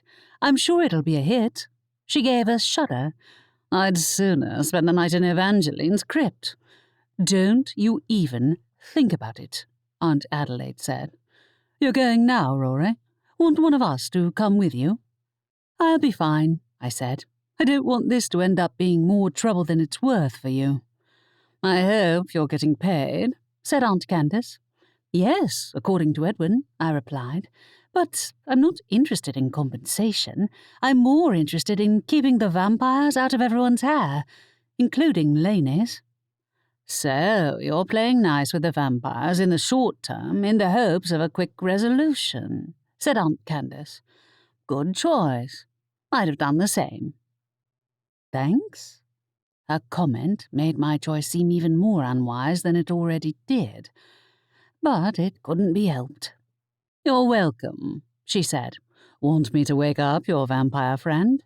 I'll tell her myself, I said. Later. She's been through enough today already. Come to think of it, Evangeline hadn't even mentioned Laney's name during our conversation about the murder. I hoped that meant Laney was off the suspect list for the time being, but I wouldn't mention her name in front of Edwin, regardless. As I left the library, I checked my phone for messages but found no response from Xavier. Presumably, he had yet to receive my last message, which suggested I ought to stop at the cemetery on the way to the beach. I hadn't a clue how to explain my agreement with Evangeline, let alone in front of his boss, but I'd have to face the aftermath sooner or later. I crossed the square and walked to the cemetery, which contained the house in which Xavier and his boss lived. I pushed open the creaky gate and had barely taken 2 steps into the grounds before Xavier himself appeared, his expression taut with concern. "Rory?" He drew me into a hug. "Are you okay?" "Xavier," I breathed against his chest. I guess you got my messages." "I didn't." He slid his hand into mine, and despite the chill, I felt my pulse relaxing at his touch. "I'm sorry I took off this morning. I sensed my boss near the beach, and when I realized that he'd reaped the soul of a vampire, I knew he'd probably want me to come back here." "I figured it was something like that," I said. "Jet and Sylvester were outside and saw the Grim Reaper too. That's how we ended up at the beach before the police did." "Yes. I imagine Evangeline isn't in the best of moods," he said. "Or doesn't she know yet?" "Ah!" All my rehearsed explanations flew straight out of my mind. "Yeah, she knows." He studied my face. "Rory, what did she do?" "It's more what I did." I squeezed his hand. "I'll tell you on the way to talk to Edwin." "To Edwin?" he echoed. "What did you do, Rory?" As we walked to the seafront, I told him everything, from the moment of Evangeline's visit to the library to my own trip to her home. His expression briefly shifted from concern to anger when I brought up Edwin's request, but I made it clear that the decision to talk to Evangeline had been mine alone. "Please don't tell me to say no to her," I added to him. "It's too late now, regardless of what your boss says. In fact, it might be best not to tell him." "I can guarantee he'll find out one way or another," he said. "It's impossible for you to work with his mortal enemy without him taking notice." "I'm not working with Evangeline," I said. "I'm more of a glorified messenger bird between her and Edwin, because she's too stubborn to work with him directly." "You still need to involve yourself directly in the police investigation into this vampire's death," he said.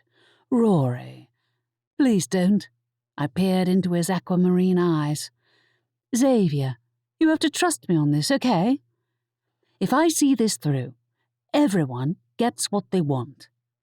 Evangeline can find her killer and enact justice if it turns out to be a vampire, and Edwin gets to keep his dignity intact.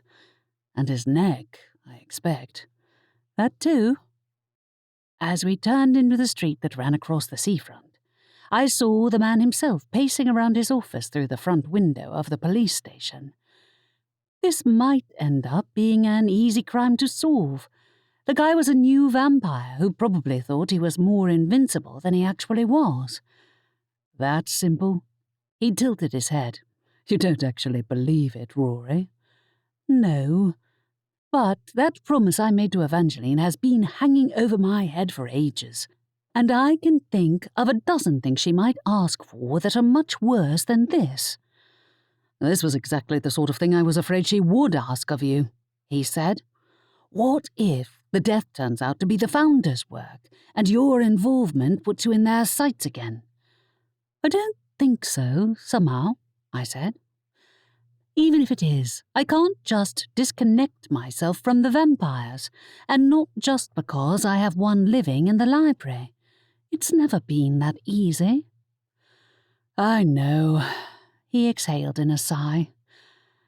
"I'm not going to talk you out of anything, but I also can't let you do this alone. My entire family is trying to get in on this too. I'm far from alone, trust me." "Yes, but I think you'd rather have me shadowing you than my boss." "True." The Grim Reaper was as unpredictable as Evangeline, even if he wasn't as overt with his temper tantrums. Unless You aren't suggesting he'll find a reason to use my agreement with Evangeline against both of us? I hope not, he said. No, I doubt he would. He already knew you owed her a favour. Yeah, and I doubt Evangeline has any plans to go fishing for the Reaper's secrets when she's working with me. All she wants is to find the killer. There was the comment she'd made on my mortality, but I had no intention of mentioning that to Xavier, and it had likely been more an attempt to get under my skin than anything else. Anyway, I need to tell Edwin why I'm lurking outside. The doors slid open and we both entered the police station. Edwin stood behind the wooden desk that dominated the small office, one of his troll officers lurking in the background. Aurora, Edwin said, I hope you're here with positive news. Yes, I said. I spoke to Evangeline and she agreed. Well, sort of. She did. Shock flitted across his expression. That's great news. You didn't think she would? Had he asked me to risk my neck for a cause he didn't believe in? No, I hoped she'd see reason, he clarified, but one can never be certain with someone as ancient and clever as Evangeline. The catch is that she wants me to share everything with her, I said, which is the same as you asked of me. What? His mouth turned down at the corners. You're talking about sharing the details of a murder investigation with a member of the public. My brows rose. Does Evangeline count as a regular member of the public? In this case, yes. You know that leaving her out of this isn't an option, even if the culprit doesn't turn out to be a vampire, I pointed out. She knows her own people better than you do. Besides, she can read my thoughts. I thought you'd already accounted for that. She turned my own offer against me. His jaw clenched. I don't appreciate being undermined. She's not undermining you, I said. She said that you're entitled to do all the investigating you like, but if the killer is among her own people, it's her responsibility to deal with them. And you know, I'm not sure that's true.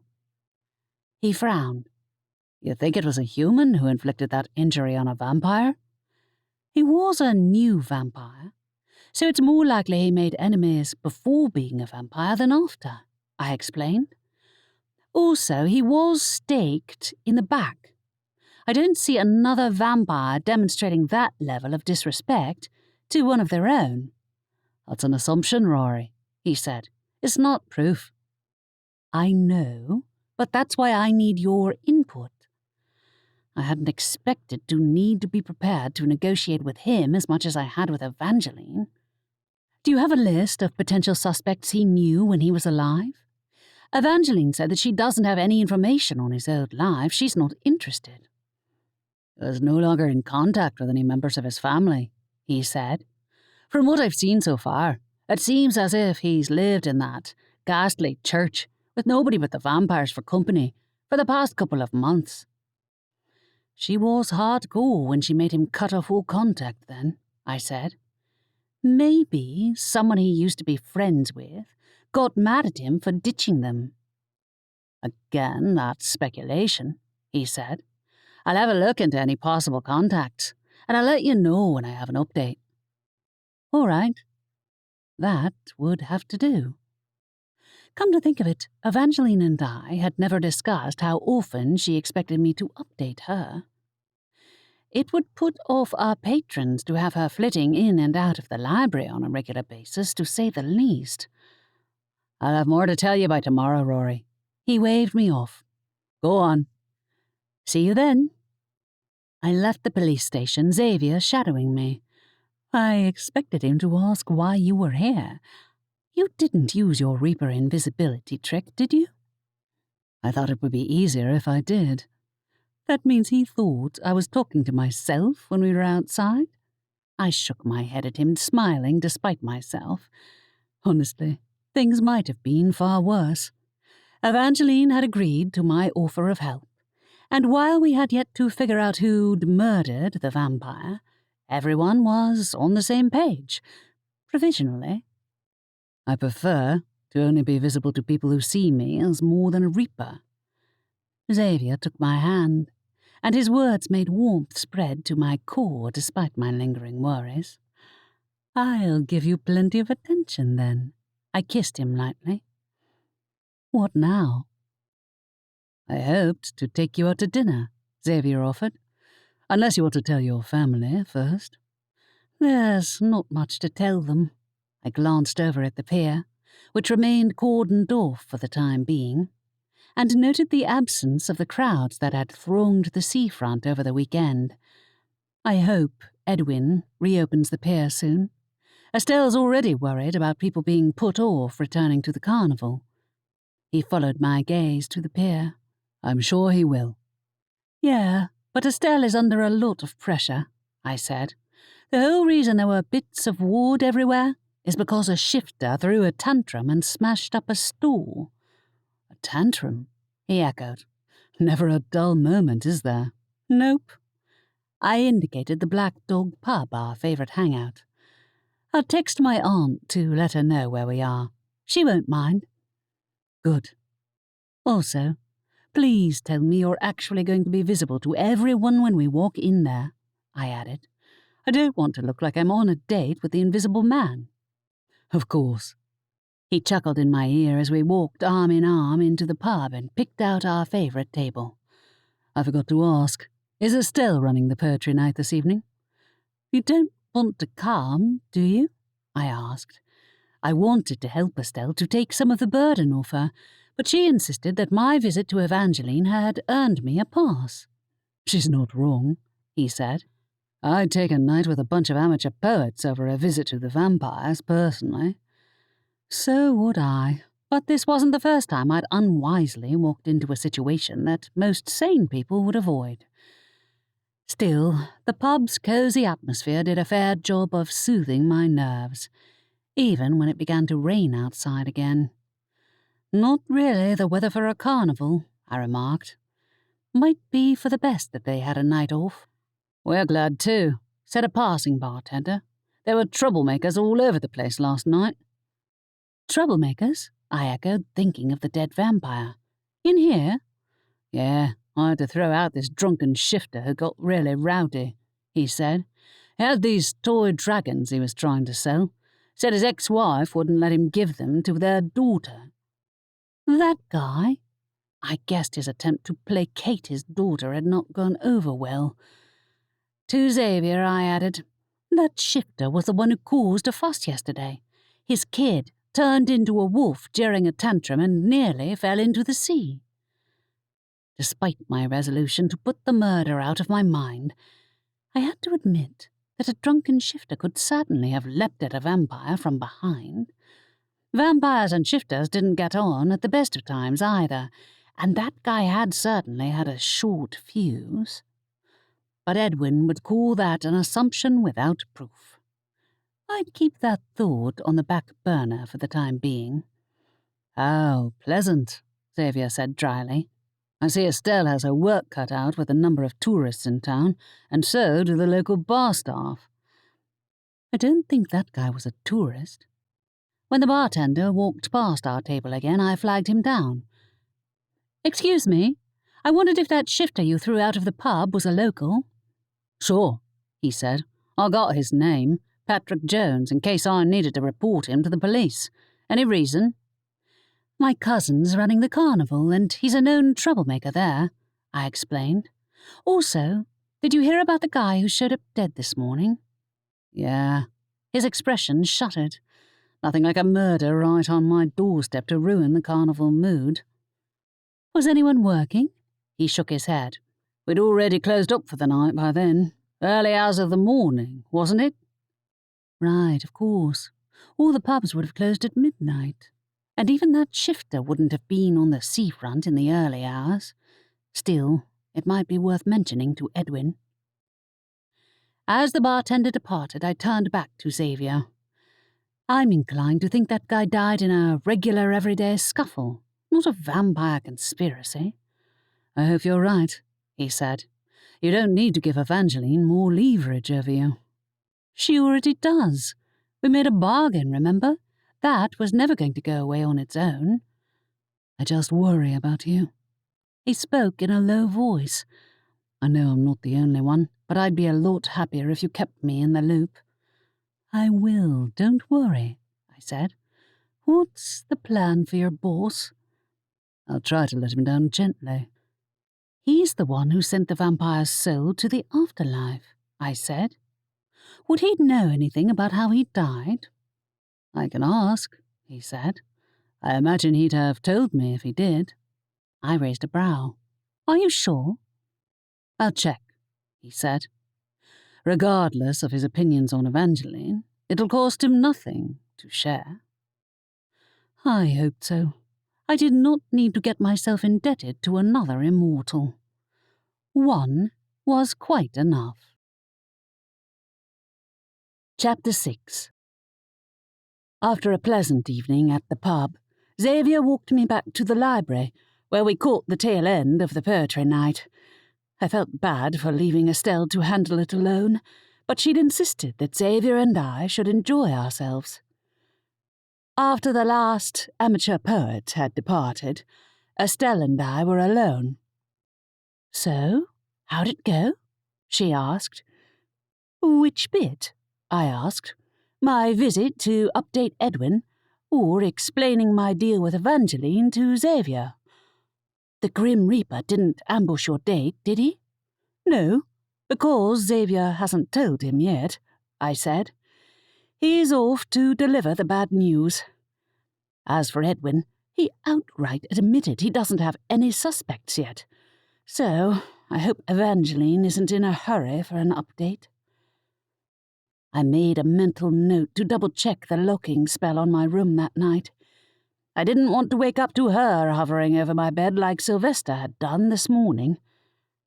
I'm sure she'll play hard to get, said Estelle. As for the Grim Reaper, well, he already knew you were indebted to Evangeline. Yeah, he did. I heard a shuffling noise among the shelves and suspected a certain owl was eavesdropping on us. How'd the poetry night go? She pulled a face. Honestly, the kids I taught earlier were better at stringing a verse together than some of the locals. Might be my mood, though. I should have come back sooner. Oh, it's not your fault. I think Aunt Candace would have been a hit if she'd agreed to do a reading. But you know how stubborn she is. She shook her head. Anyway, I have another workshop tomorrow, but it isn't until the afternoon, so I can head to the beach in the morning to see if Edwin's willing to give the go-ahead to reopen the carnival. Speaking of the carnival, I said, I spoke to one of the bartenders at the Black Dog, and he said that shifter whose kid threw a tantrum was being a nuisance at the pub, too, and ended up being kicked out. Oh, that guy? She said. I feel bad for the local bartenders. I hope he didn't cause too much of a hassle for them. No. But I'm wondering if there might be eyewitnesses to the vampire's murder who were in the pub too, before it closed. At that hour in the morning? I doubt it, she said. Doesn't Edwin have any leads? He was trying to find out who the murder victim knew when he was alive, I explained. The problem is that Evangeline made him cut off all contact with everyone. That's unfair of her. She probably thought she was doing him a favour, I said. I thought that maybe someone from his old life got irritated at him for running off to become a vampire. That would be much easier than the founders turning out to be involved, or worse, Laney. Isn't Laney up? Or is she avoiding the poetry night? Estelle followed my gaze to the corridor leading to our family's living quarters. I think she's sleeping in, or vampire equivalent. She did get woken up earlier. I'd rest easier if she stayed inside rather than going out for any nocturnal wanders again. I have to tell her, though. Yeah. She walked with me to the living quarters, where I busied myself making us both mugs of hot cocoa in the kitchen while we waited for Laney to show herself. Estelle and I settled on the sofa in the living room, and it wasn't long before the soft sound of quiet vampire footsteps announced my best friend's arrival. "Hey, Rory." Laney entered the living room. "Hey, Estelle. Sorry I slept through the poetry night." You didn't miss much, believe me. Estelle sipped at her hot chocolate. I put down my mug. Do you have a vampire lesson tonight? "No. Why?" she asked. "Evangeline didn't come back, did she?" Well, not exactly. I launched into an explanation of our arrangement after Edwin's visit to the library. It was easier than telling Xavier, but her eyes were as round as saucers by the time I'd finished. "Why didn't you wake me up first?" she asked. "I could have gone with you as moral support." You already had to deal with Evangeline once today, I said. Besides, I didn't know if she'd agree. "Rory, I can't believe you went into her office," said Laney. "I'm pretty sure she never invites humans in there." I think she wanted to avoid eavesdroppers, I said. Not sure why. It's not like she was sharing her deepest secrets. "No, just the fact that someone murdered one of her own people and she doesn't know who," she said. "What did Edwin say when he found out she said yes then?" He was relieved, but he also doesn't have any suspects yet, I said. Did you know the victim? Evangeline said he was new to being a vampire. "No, I didn't know Geoffrey." She shrugged. "Like I told Evangeline, we've barely spoken 3 words to one another." I didn't know new vampires were that common.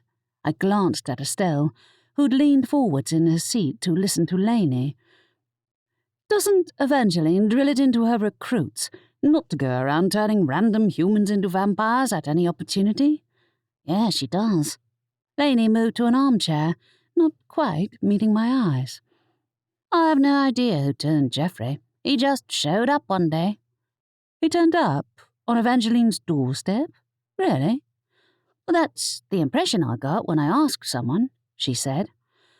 "Guess he figured throwing himself on her mercy was better than the alternative."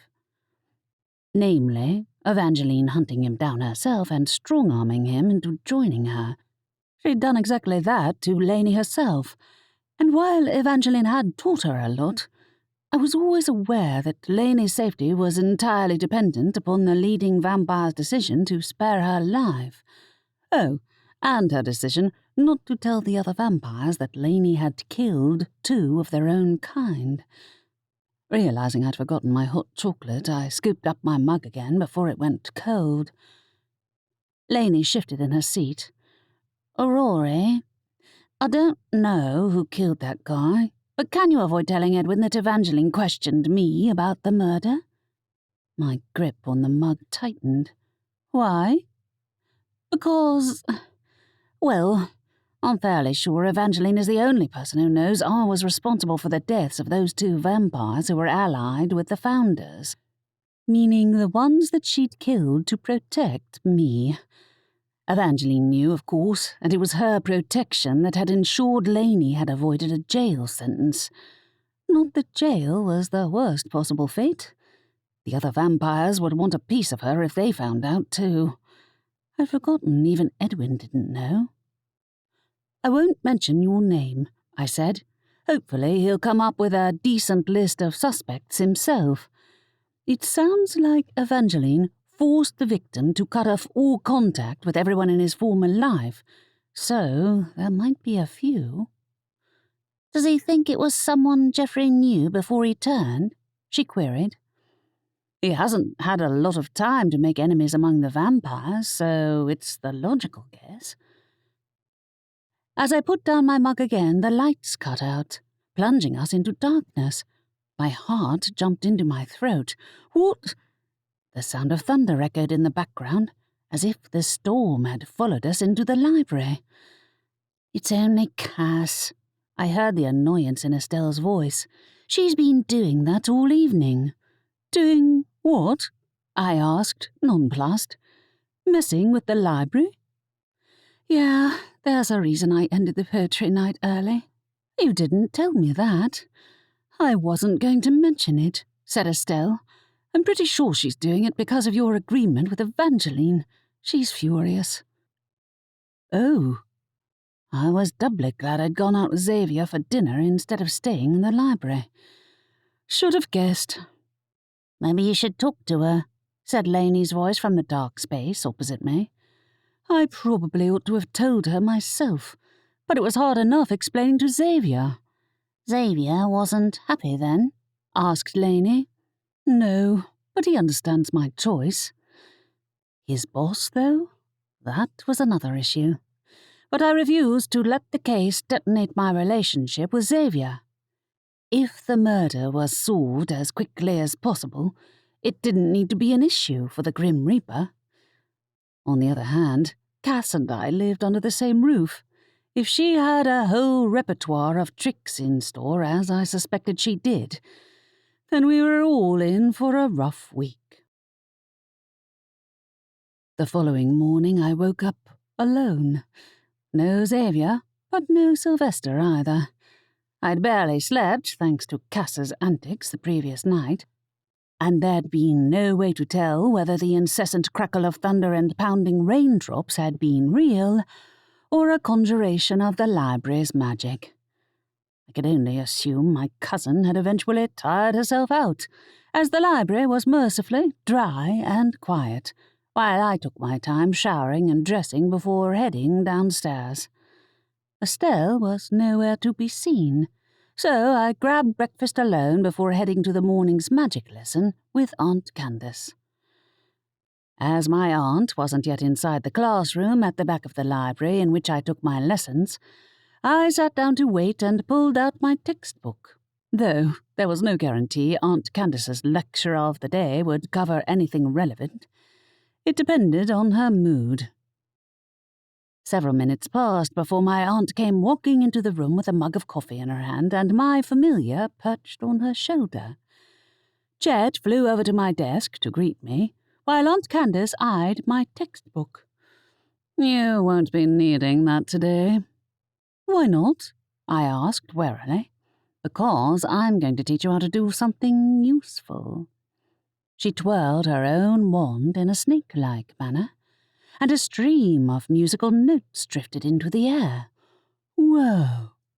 I had to admit her display was pretty impressive. "How'd you do that?" "With some very complicated magic that you're too much of a beginner to understand," she said. "If you want me to explain anyway, then I'll indulge you." I regretted asking 2 minutes into a lecture that dragged on for half an hour until I'd lost all hope of ever being allowed to pick up my wand. When she noticed that I'd zoned out, she snapped her fingers. "You aren't even trying to pay attention," she said. "Really, if I'm going to take time away from my manuscript for this, you can at least pretend to listen." "Sorry, Aunt Candace," I said. "I'm just not sure how this is relevant." Her eyes narrowed. "In that case, I'm going to test you on everything I just told you in our next lesson. Honestly, I'm just wondering when I'll get to practice the spell myself." "Now, I thought you wanted to learn the theory first," she said. "One wrong note, and you might put yourself to sleep by accident." "Your voice is putting me to sleep," I thought. Aloud, I said, "I don't even know how to do that.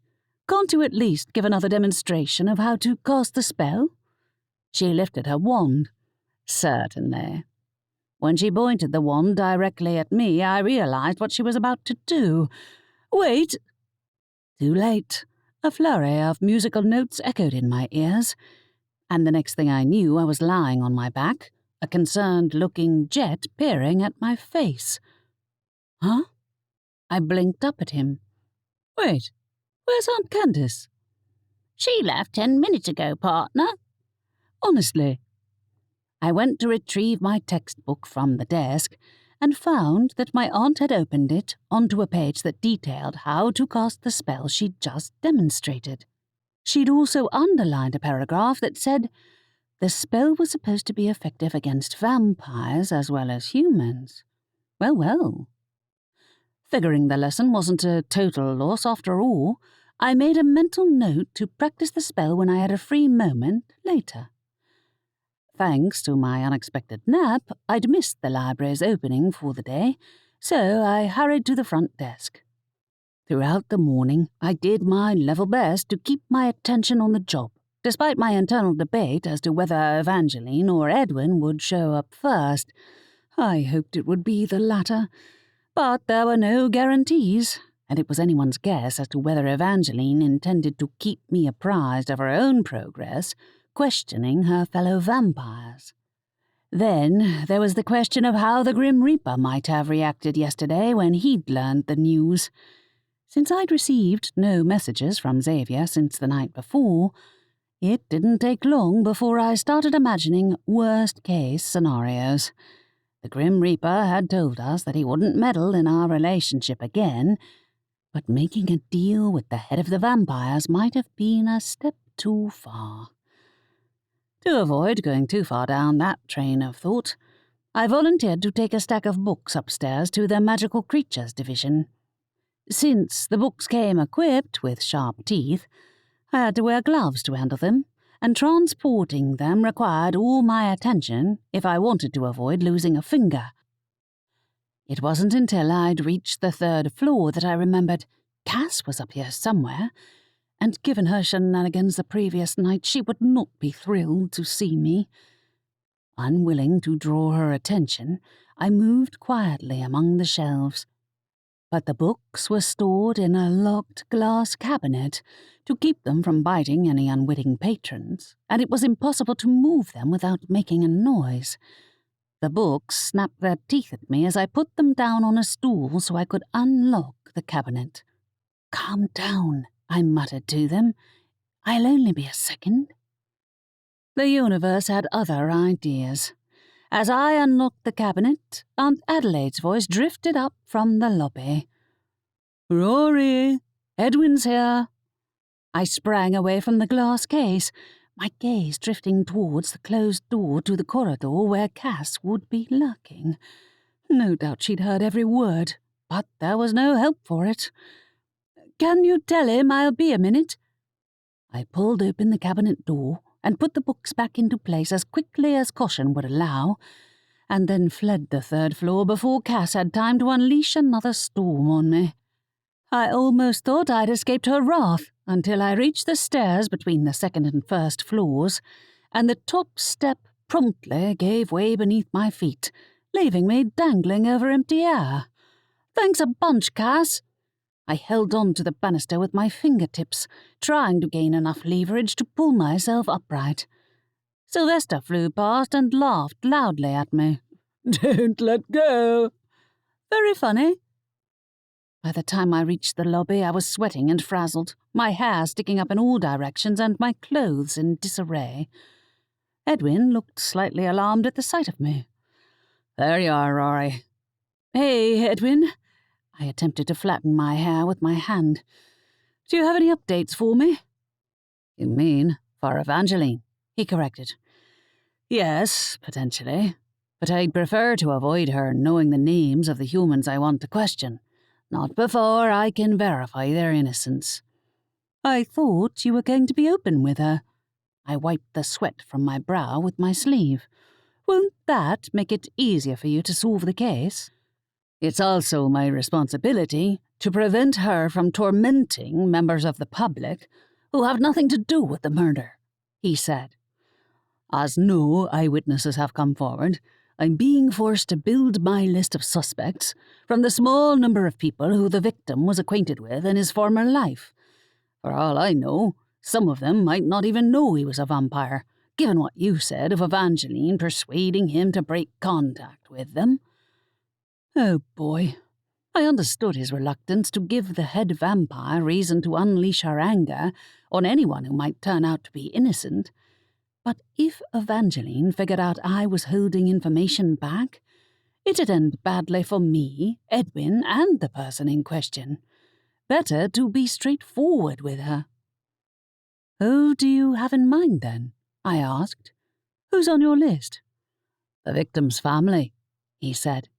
"He was already estranged from most of them when he turned, but his brother lives in Ivory Beach, so I've arranged a meeting with him.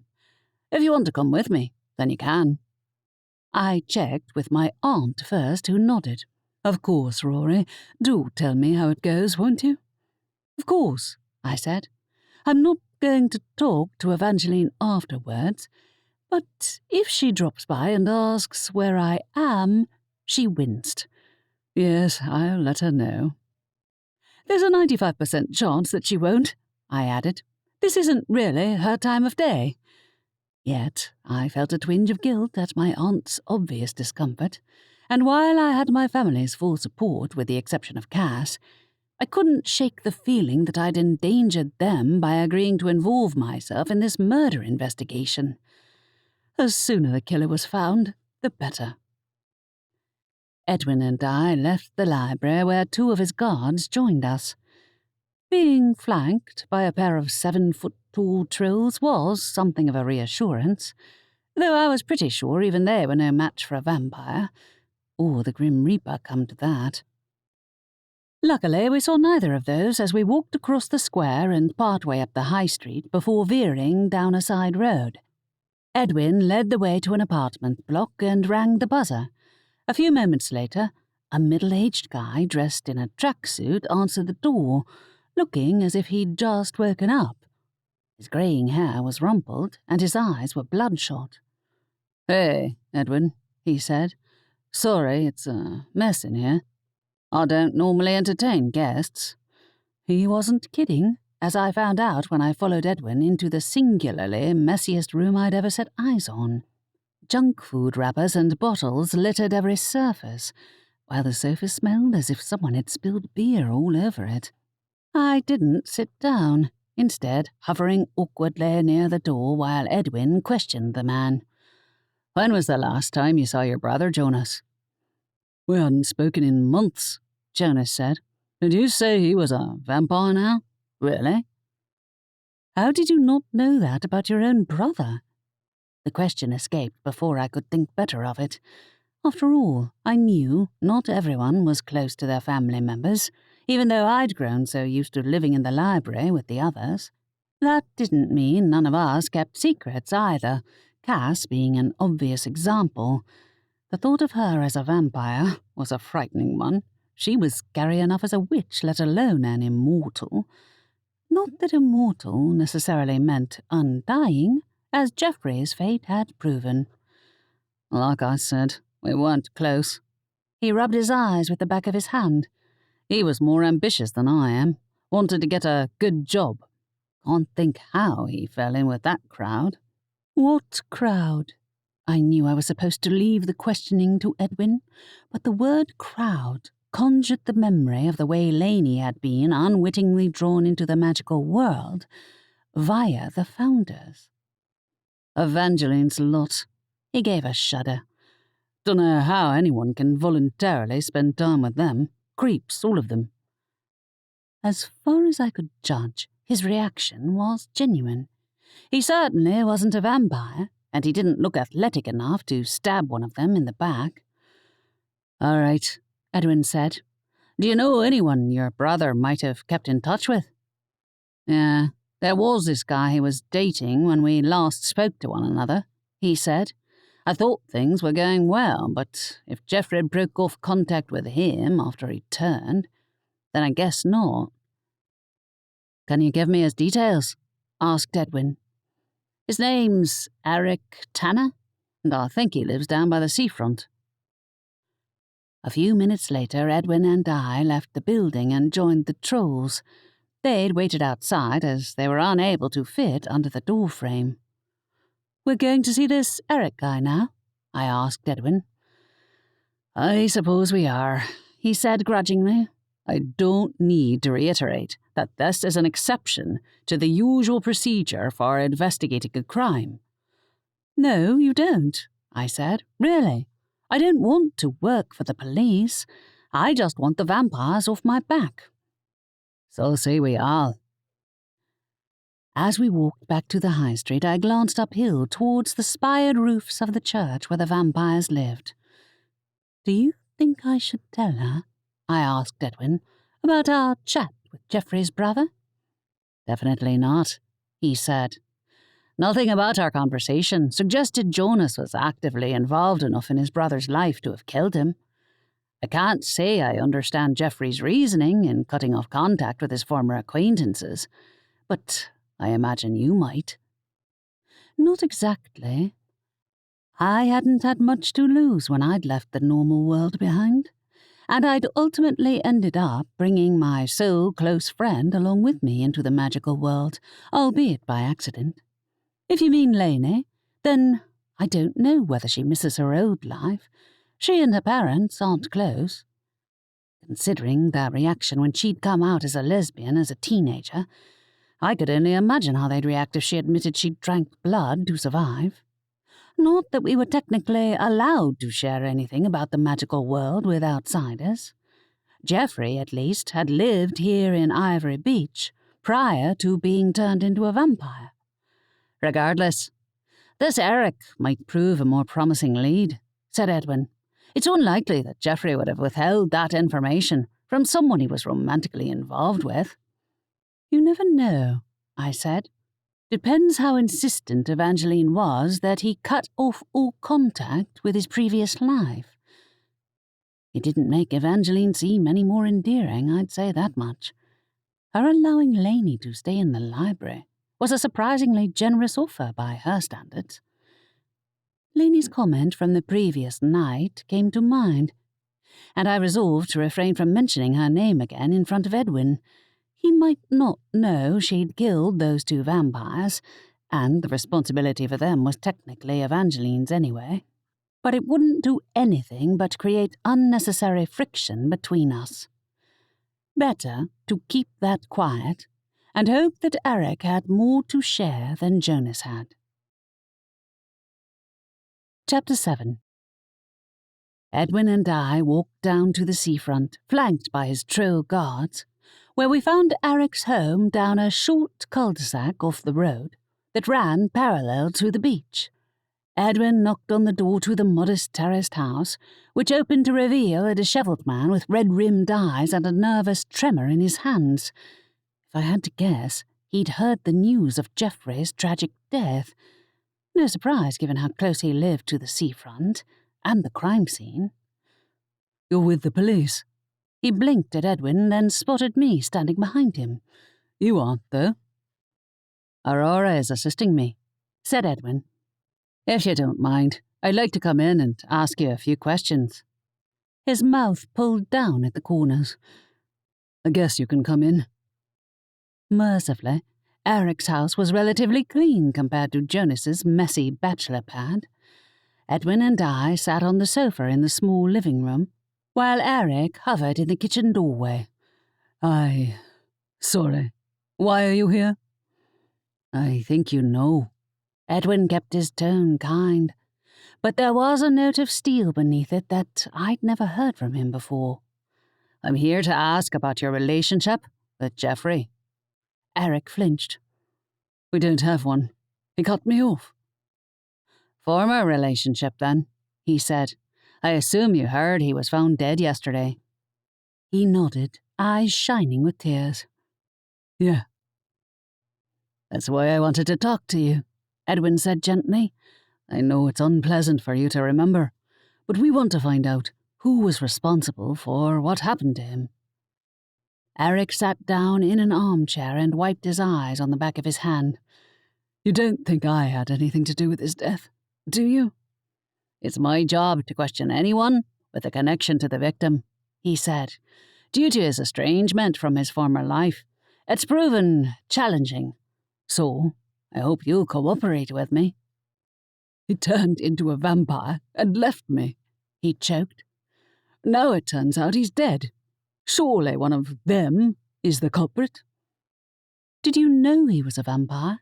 I asked curiously. Yes, of course I did. He lowered his gaze. He came back and told me after he turned. He said that he was ending things with me and that he'd be living with the vampires from now on. Harsh. Had Eric been heartbroken enough to literally stab him in the back, though? I didn't know. So that was the last time you spoke, said Edwin. You haven't seen him since? No, said Eric. I haven't even been to the carnival. I don't get out much these days. He sounded sincere enough. But without a vampire's mind-reading talent, I couldn't make any definite judgments. Neither could Edwin. Who else did he regularly see before he turned? Asked Edwin. I found out your name from his brother, but it's otherwise been difficult for me to find his acquaintances. Oh, Jonas, Eric said. I forgot he was even still living here in Ivory Beach. They didn't see each other that often. I gathered, Edwin said. You know of anyone else who he was in contact with prior to being turned into a vampire? No, I mean, there was his old workplace, but he got laid off a few months ago, he said. I figured that was why he started spending time around the vampires. I wish he'd told me. He blinked hard, fighting to hold back the tears. It would help to have the details of that workplace, in case I need them later on, said Edwin. Do you know? Eric gave him the address while I scanned the room in the futile hopes of picking up on a clue that might point to a link with the vampires. The living room, though, was ordinary enough to be almost generic, from the flat-screen TV mounted on the wall to the sports paraphernalia in the glass cabinets.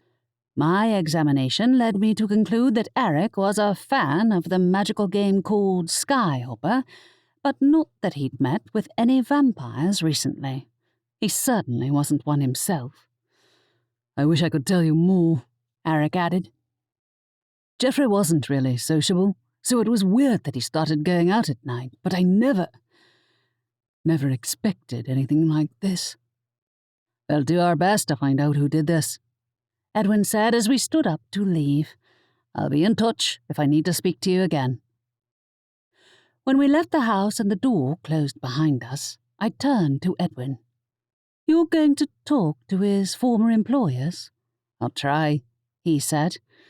But it's looking as if it'll be a dead end, given that he left long before he became a vampire. Maybe Evangeline had more luck.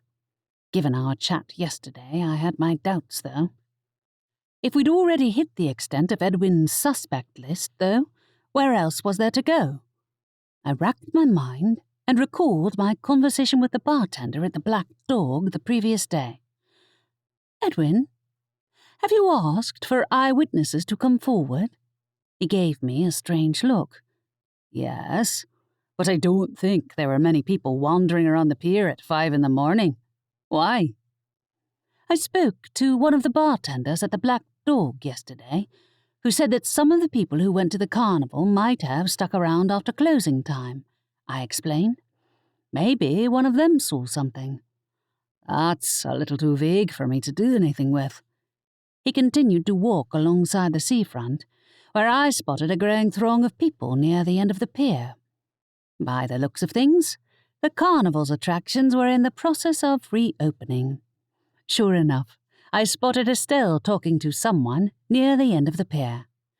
When she saw us approaching, she hurried over and smiled at me. Hey, Rory. Hey, Edwin. Hey, I said. You're allowed to reopen the event, then? Yes, Edwin answered.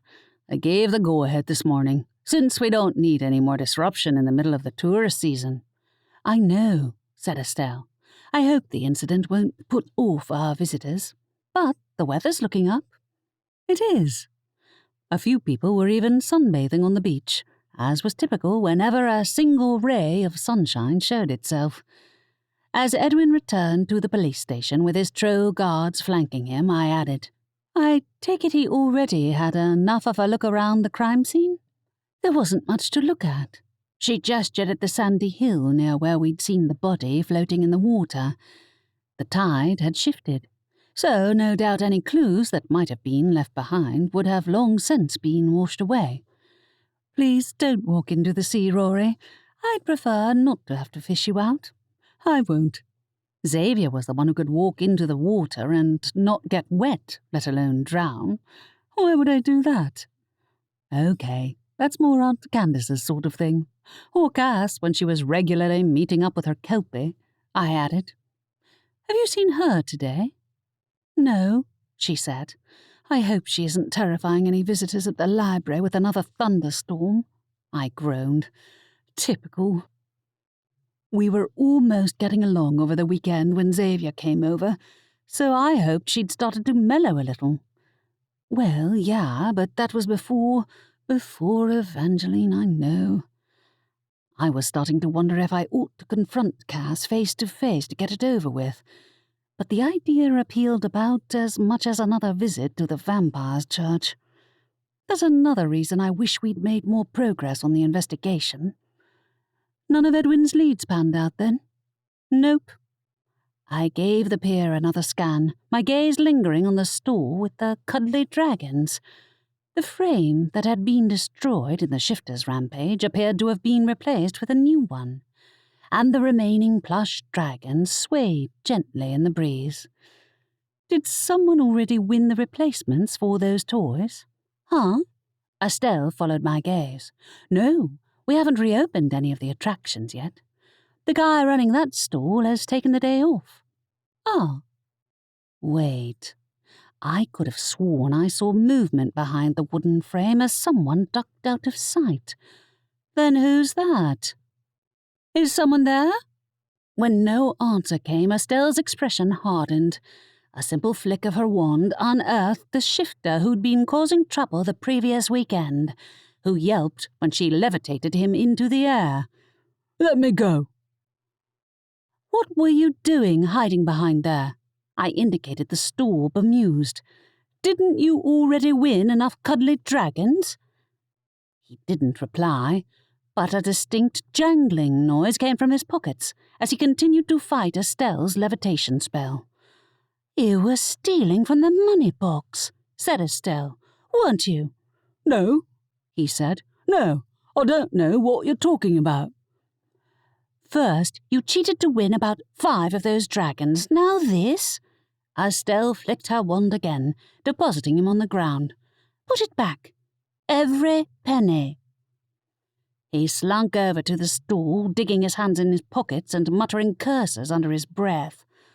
What had possessed him to try stealing right in front of the police station? Had he known Edwin wasn't in? In fact, what if this wasn't the only crime he'd committed? You should report him to Edwin, I whispered to Estelle. The police already have his name, according to the bartender at the Black Dog. She shook her head.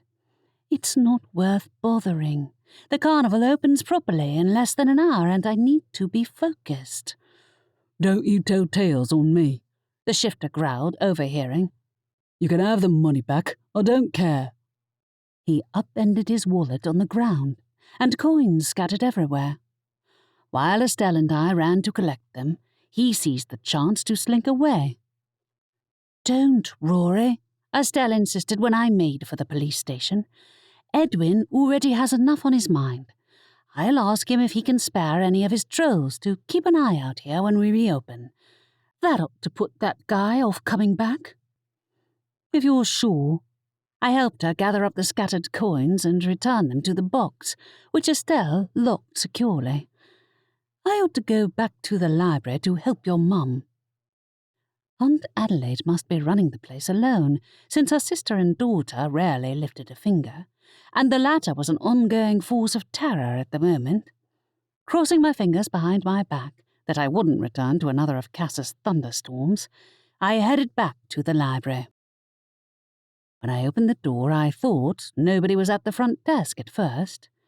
Then I heard the sound of a pen scratching in the background.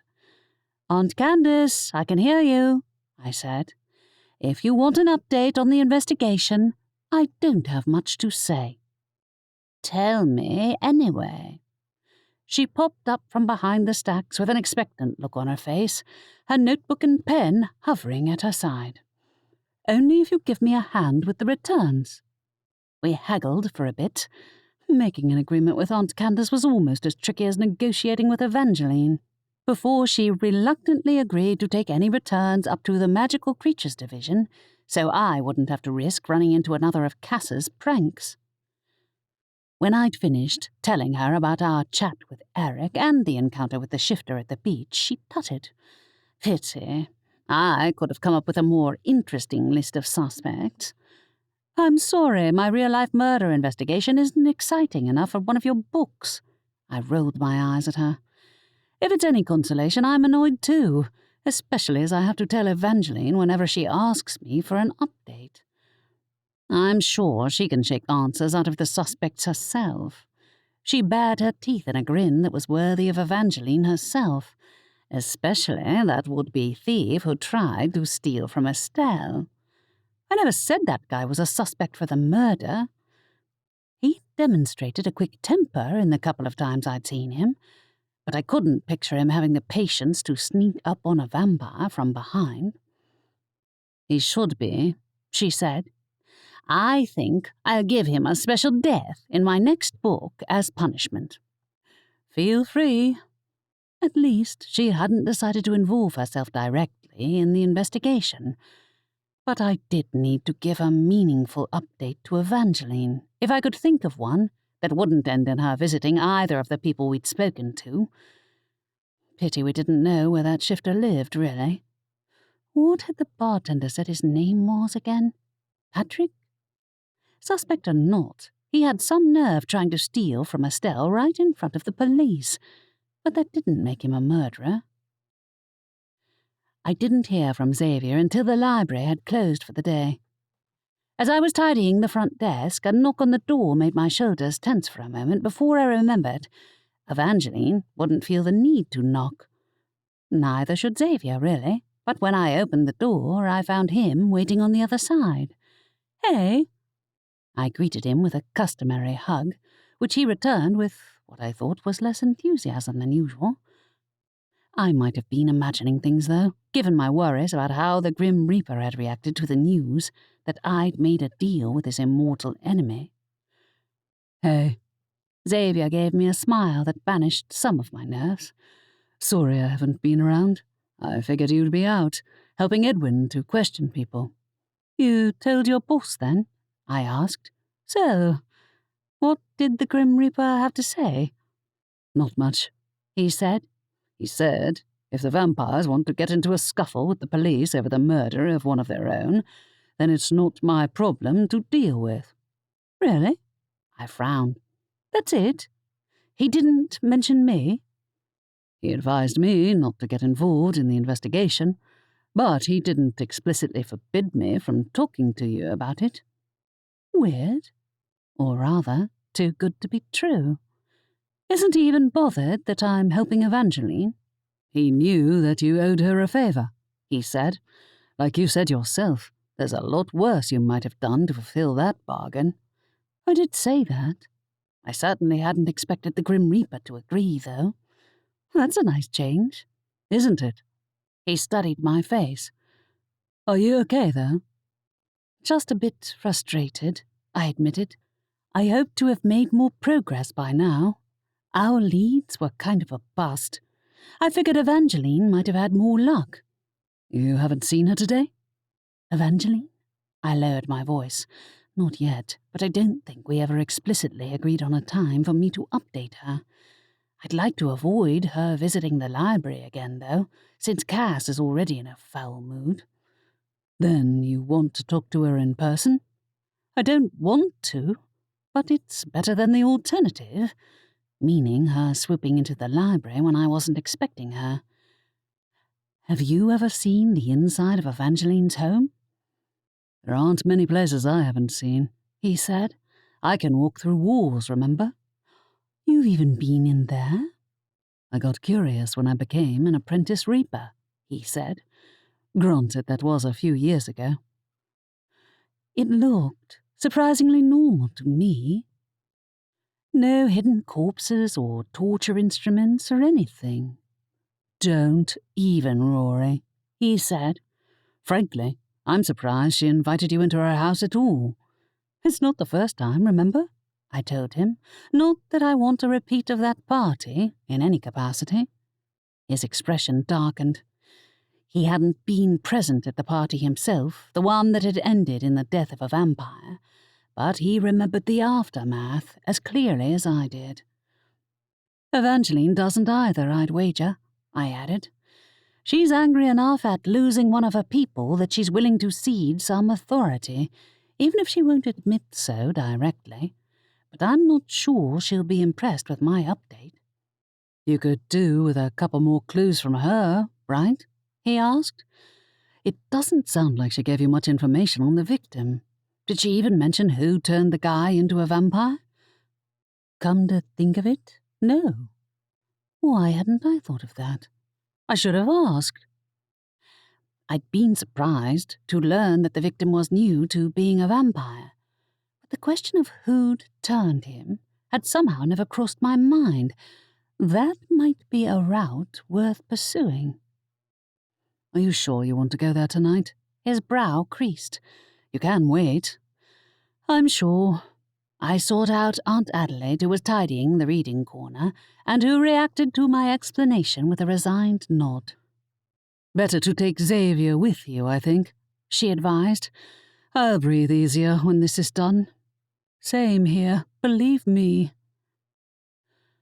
After leaving the library, I crossed the square, walking hand in hand with Xavier. As we walked, I told him about our visits to Jonas and then to Eric. "I'm not sure I should mention them to Evangeline," I said to him as we neared the church. "They didn't seem guilty, and they don't deserve a visit from her." Maybe I needed to give Evangeline the benefit of the doubt, though. When she'd invited me into her home, she hadn't done me any harm, and unless you counted her barbed comment directed at my relationship with Xavier, she hadn't even tried to manipulate me. While I ran the risk of her making a similar comment with Xavier himself present this time, it did make me feel more secure to have him at my side as we approached the church. It wasn't dark yet, but the vampires would have woken by this hour, and the feeling of being watched hung over me as I knocked on the door. Evangeline answered, and she raised a brow when she saw Xavier at my side. "Aurora, I assume you have an update for me?" "I do." I gave her a rundown of my visits with Edwin, though I refrained from directly mentioning the addresses of the people we'd questioned. "Is that all?" she said when I was finished. "You've made no progress at all?" "I don't think either of the people we've spoken to are likely contenders for murder, but there might be eyewitnesses at the beach." I trailed off, knowing my vagueness annoyed her. "If that's all you have to say, then I bid you good night," she said. "I hope that you have more to tell me tomorrow." "Wait," I said. Have you made any progress today? Have you identified any suspects?" Her brow twitched. "Edwin wants to know, does he?" "No." Xavier's presence likely wouldn't convince her to be open with me, so I'd have to get her alone. "I just thought that we could put our ideas together. We can talk inside if you like." "What is the reason for your curiosity, Aurora?" Irritation underlaid her tone. "Please cease avoiding the subject that is on your mind." "Nothing for it. I wondered, who turned Geoffrey into a vampire?" Her eyes narrowed. "That's irrelevant." "Are you sure?" I suppressed a flinch at her severe expression, though I couldn't think what had prompted such a hostile reaction. "It might be relevant. I mean, he was turned recently, after all, and that's not common, is it?" "Yes, I'm sure." She didn't answer my question, I noticed. "You may leave." I watched the door close behind her, feeling slightly wrong-footed. What was that about? I muttered to Xavier. Why not tell me? Unless she turned him herself? "I doubt it," he said. "I'm not the mind reader, though." "Nor me." I turned my back on the vampire's home. If she won't tell me now, then I'll have to wait for her to change her mind. Or ask Laney. Chapter 8. Xavier walked me back to the library, and we reluctantly parted ways on the doorstep. As I entered, I spotted Laney's graceful approach from the living quarters. "Hey, Rory," she said. "Hey," I said. "You're not going out, are you?" "I'll have a lesson with Evangeline," she grimaced. "I don't want to get on her bad side again." "Is that a good idea?" I queried. "She's only just taken you off her suspect list. If I were you, I'd want to avoid her."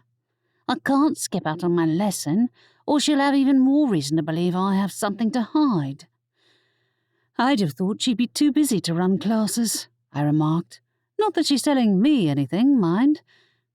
I don't suppose you know who turned Geoffrey into a vampire?" "Huh?"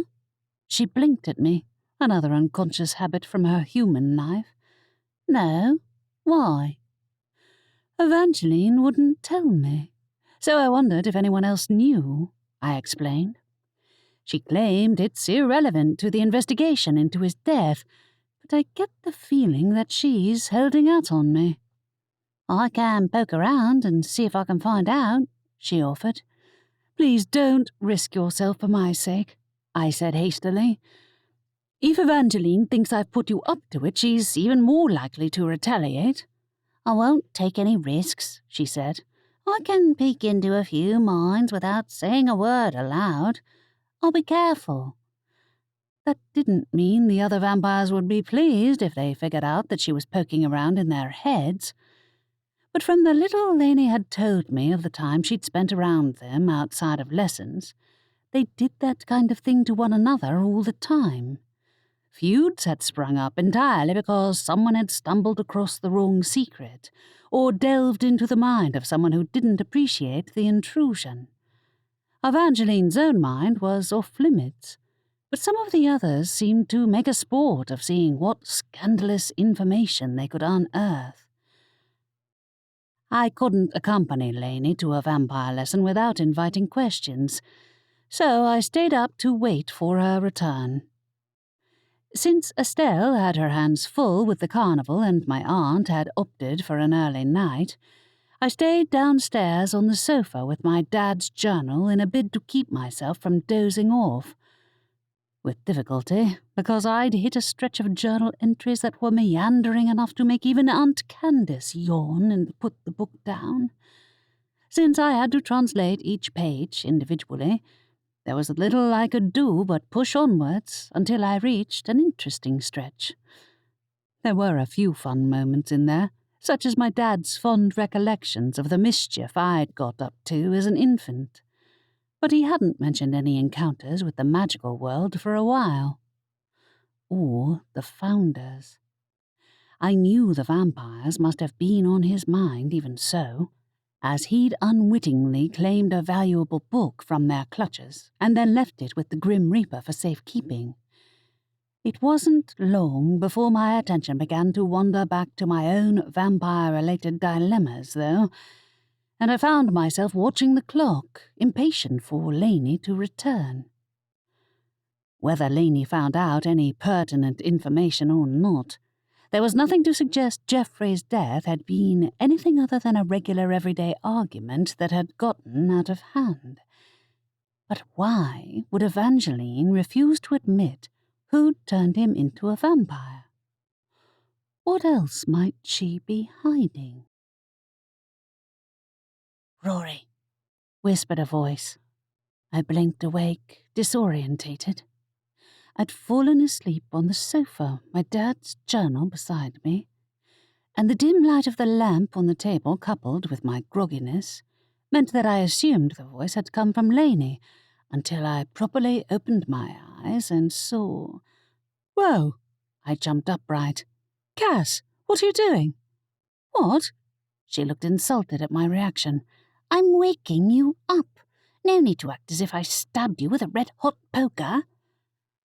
I might have pointed out that given her fury over my arrangement with Evangeline, I was justified in being slightly alarmed to find her leaning over me. But another question came to mind. "Why did you wake me up?" "Because," she said through gritted teeth, "there's a vampire in the library, and it's not Laney." Her pronouncement had me on my feet in a second. "What?"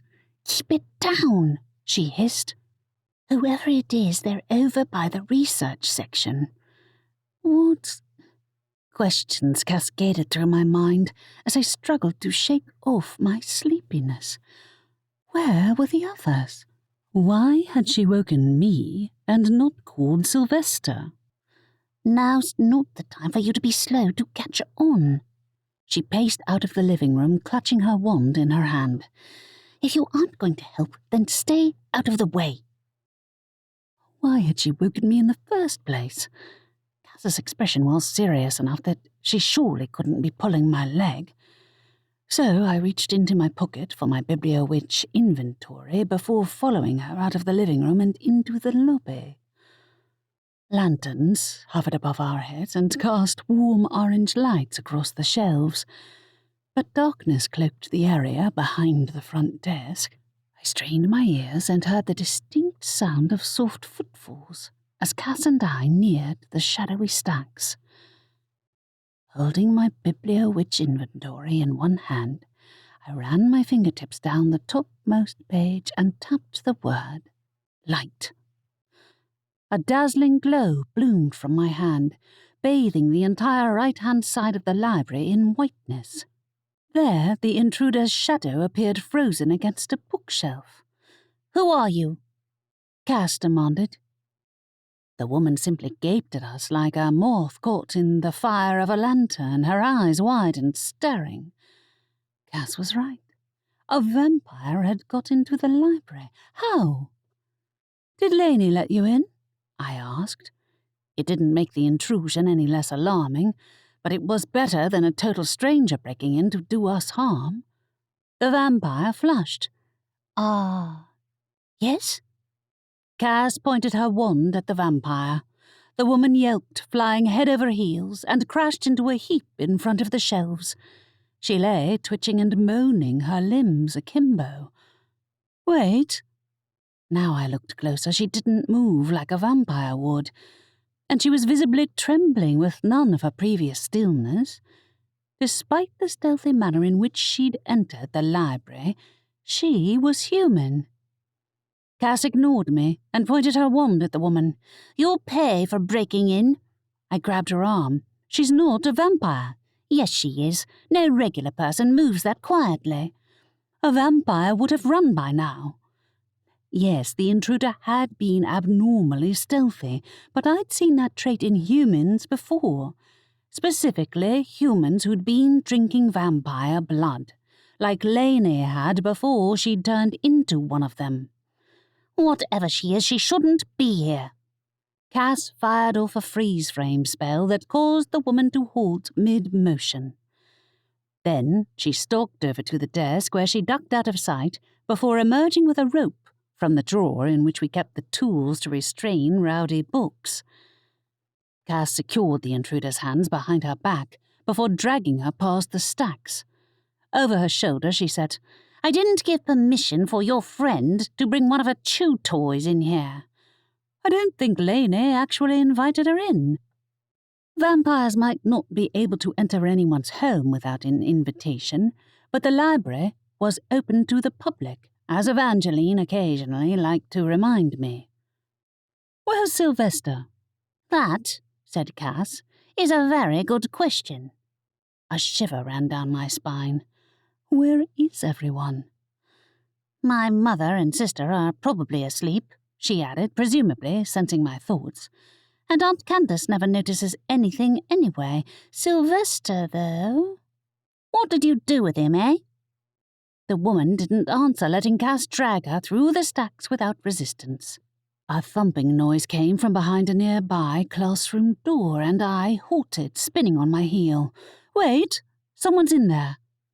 The door appeared to be locked, so I opened my Bibliowitch inventory again and tapped the word unlock.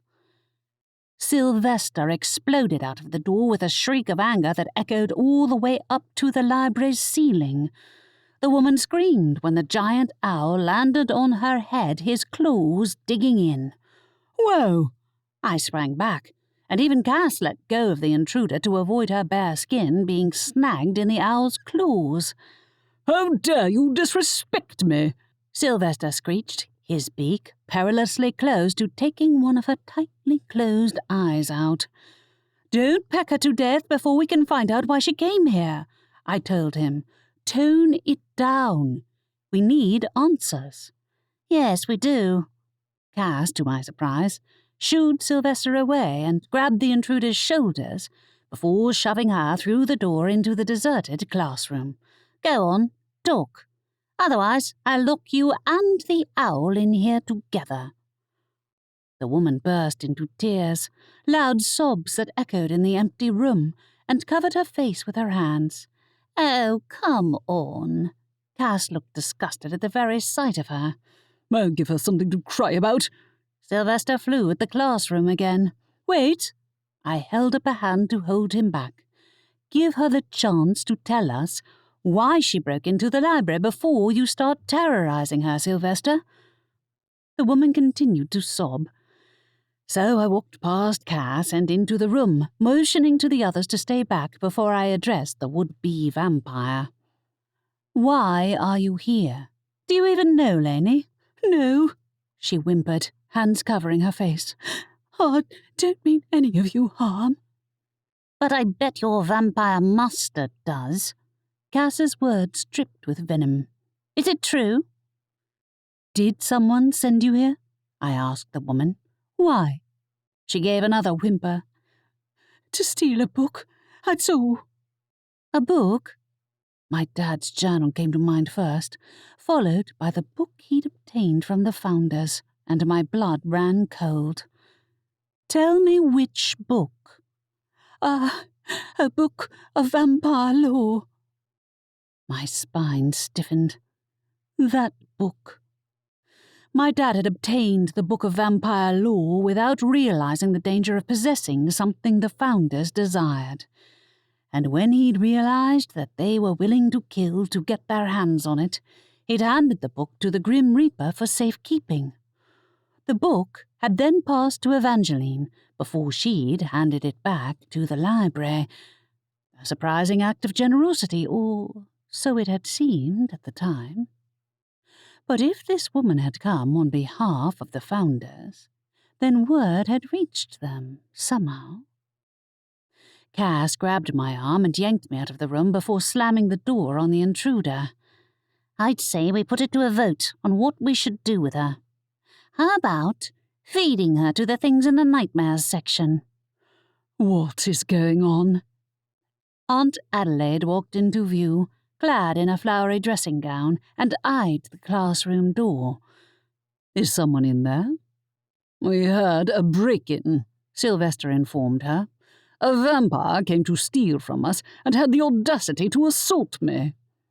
Not a vampire, I corrected him. She was working for them, though, and she came to steal the book of vampire lore, the one my dad had. That book?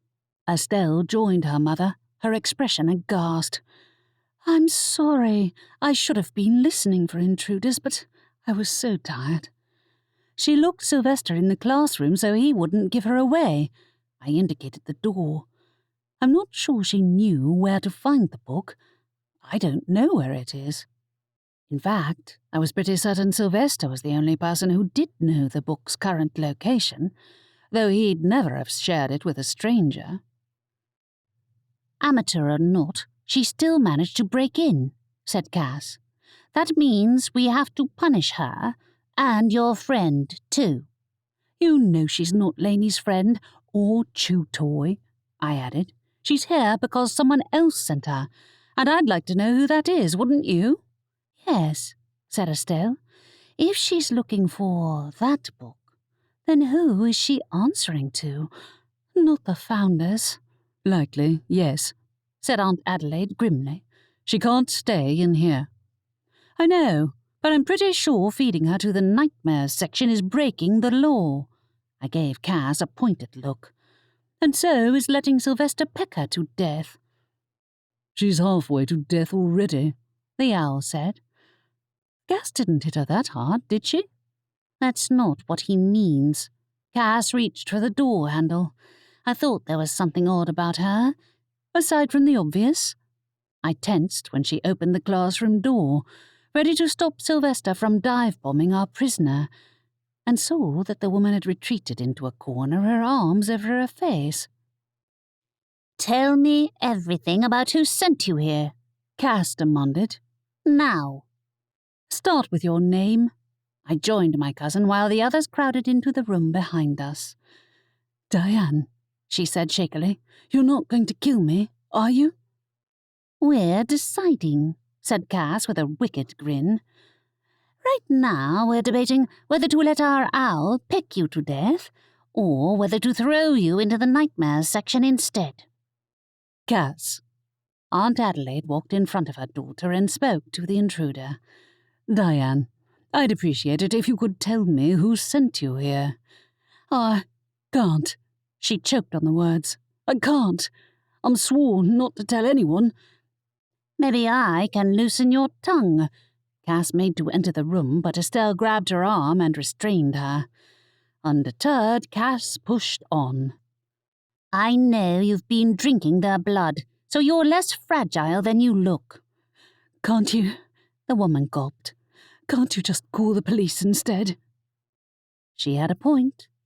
But Evangeline was usually the first port of call for a rogue vampire situation, and she wouldn't be thrilled if I told Edwin instead of her. Though the reverse was true as well. If we handed her to Evangeline, we'd lose our chance to get a full explanation as to what she was doing in the library. "Someone died recently," I said to the woman. "A local vampire. Know anything about that?" She shook her head frantically. "No, I've never even been here before." "Really?" Aunt Adelaide said. "Then where are you from? Who sent you here?" The woman blinked a couple of times, and then she slumped against the wall, apparently in a dead faint. "She's faking," said Cass. "I don't think she is." I walked across the classroom while Aunt Adelaide entered the room behind me. "You probably terrified the living daylights out of her." Cass broke free of Estelle's hold. "That, or she's about to turn. I won't have another of them in the library, not again." My heart lurched. "What? You don't think one of the vampires already bit her?" "That's what I meant by being at death's door, you doorknob," came Sylvester's petulant voice. "Pity. I would have enjoyed finishing her off myself." Crouching down, I checked Diane's pulse, and found none. I recoiled, reminded of when Laney had fallen into a coma after being bitten and had awoken as one of the undead. Whether the people who'd sent her here had intended for her to undergo the transformation here and now was debatable, but two things were clear. The founders were recruiting again, and they'd officially made a move against us. Chapter 9. I rose to my feet, dread ballooning inside my chest. We couldn't keep the soon-to-be vampire here. We had to hand her over to Evangeline. When I voiced this aloud, not everyone agreed with my plan. Cass and Sylvester both wanted the vampire brought to a permanent end before she reawakened, while Aunt Adelaide and Estelle disagreed. Our argument lasted several minutes before the noise finally woke up Aunt Candace, who came flying downstairs at such speed that her notebook and pen nearly knocked Sylvester out of the air. His indignant hooting was loud enough that it was a wonder the vampire didn't wake up. Covering my ears, I backed away from the furious owl and stumbled when my feet caught against the rim of a trap door. "Cass, was that you?" I indicated the trap door, which led into the basement where the library's other resident vampire lay in a seemingly permanent slumber. "Were you going to put our prisoner in there?" The vampire in the basement had been a fixture since long before I'd moved into the library, and my grandmother hadn't told any of her children about his presence before her death. As a result, nobody even knew his name. Over the past few months, I'd progressed from curiosity about the mysterious man who slept in a coffin beneath our feet to forgetting he existed, like the rest of my family members. If he ever woke up, It might not be for 100 years or more. No, I assume it's the library's idea of a joke, Cass answered. We don't need to give Evangeline another ally. We have to take care of her permanently before she wakes up. She's not going to wake up, I pointed out. Not for several days, in fact, which means we have time to decide who to hand her over to in the meantime. Certainly not, said Aunt Adelaide. As soon as she wakes up, she'll want fresh blood, and there's no telling how long the process will take. We ought to call the police. If Edwin agrees that she ought to face the consequences for breaking onto our property, he'll find somewhere to keep her where she won't be a danger to anyone. I know how to stake a vampire if need be, added Cass. We need to find out everything about whoever sent her here, I said, or at the very least, get her into the hands of someone who'd be as interested to know as the rest of us. Meaning Evangeline. Cass's jaw twitched. I don't appreciate this, Rory. I don't care how badly you wanted to repay your debt. You didn't need to drag the rest of us into it too. This has nothing to do with me. It was your dad's book she was looking for. I grimaced. She was right on that one, but it had been weeks since I'd taken the book from Evangeline, and I couldn't think what had prompted the timing of the break-in. Diane couldn't be linked to the vampire who'd been murdered, not if she wasn't local. Right? Estelle came to my defense. Would you rather the founders had the book? Besides, Evangeline gave it to us. Her again, she scoffed. Fine. Have it your way. We'll take our prisoner straight to the vampire's home and hope that Evangeline deals with the problem permanently. What? Now? Laney wasn't in the library, though her vampire lesson would be long over by this hour. Don't you want to wait until Laney comes back so we can ask for her advice? If your friend has an objection, then you can tell her she shouldn't have gone wandering off while someone was breaking into the library, she said. And if she knows our guest, then it's too bad for them both. Diane doesn't know Laney, I said. She was bluffing, you know that.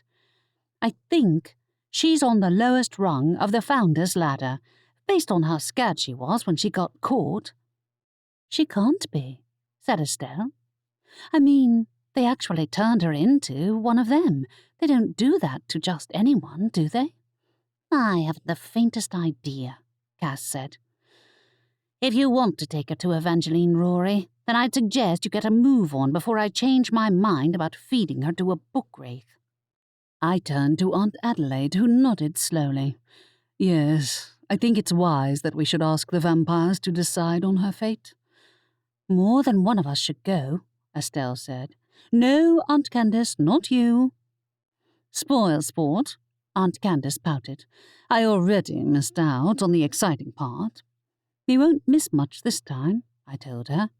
We'll hand Diane over to the vampires, and Evangeline will take care of the rest. I'll carry her. Cass flicked her wand, and the comatose vampire's body rose into the air. Let's move. Wait a moment. Since when did Cass willingly venture near the vampire's home? Hey, Sylvester, cut that out. The owl, who hovered above the floating prisoner with his beak menacingly close to her ear, gave a disgruntled hoot.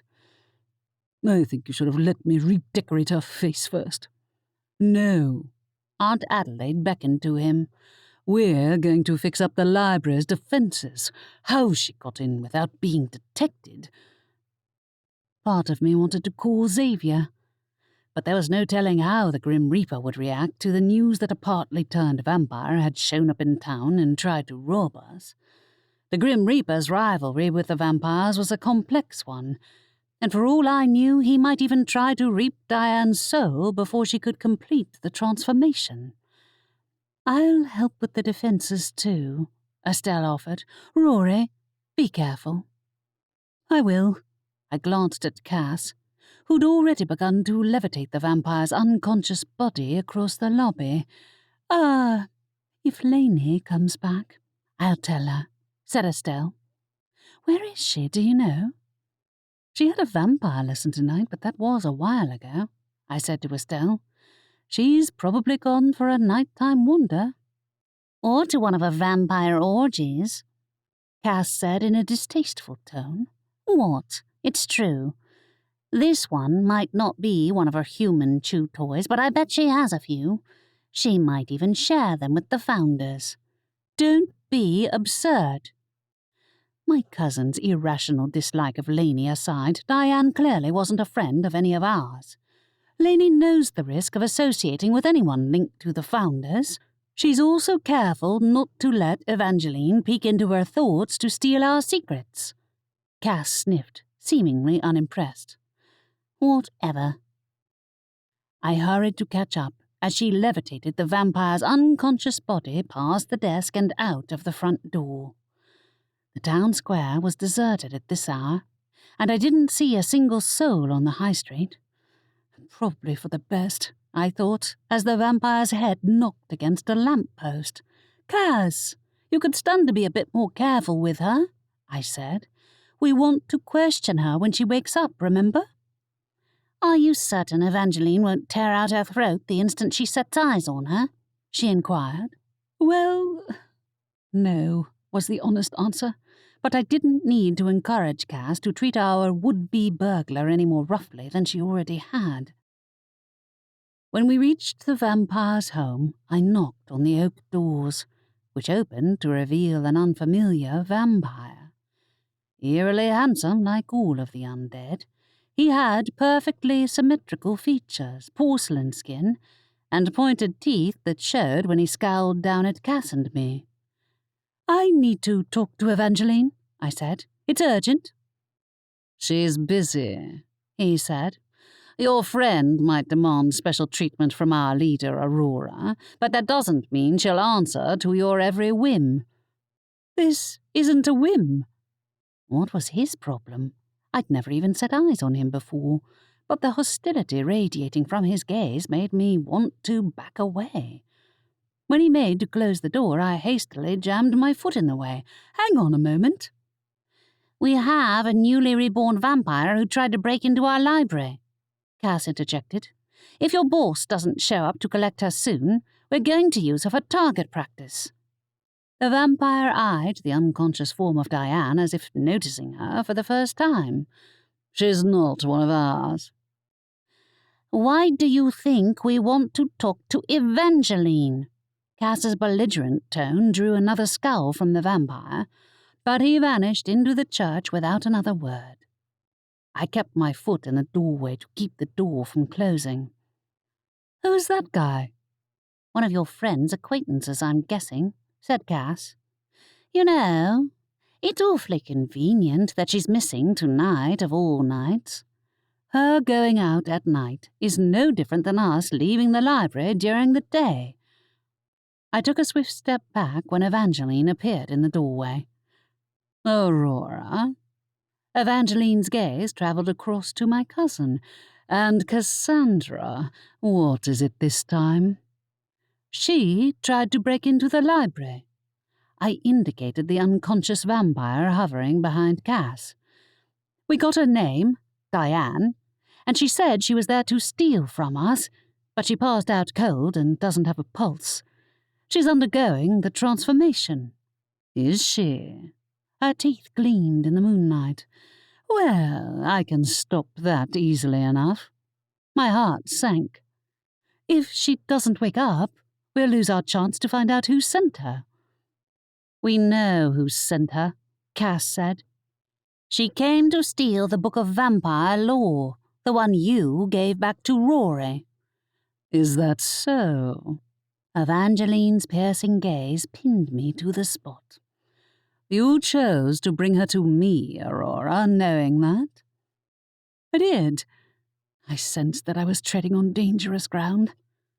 My aunt suggested calling the police, given that she tried to break into my family's property, but I thought this ought to be a more appropriate place for her to undergo the transformation. Did you now? She looked into my eyes, and I looked steadily back. I had nothing to hide, after all. including the fact that I'd potentially landed myself in trouble with Edwin by choosing to bring the vampire here without informing him first. Why exactly should I take on the responsibility for a stray?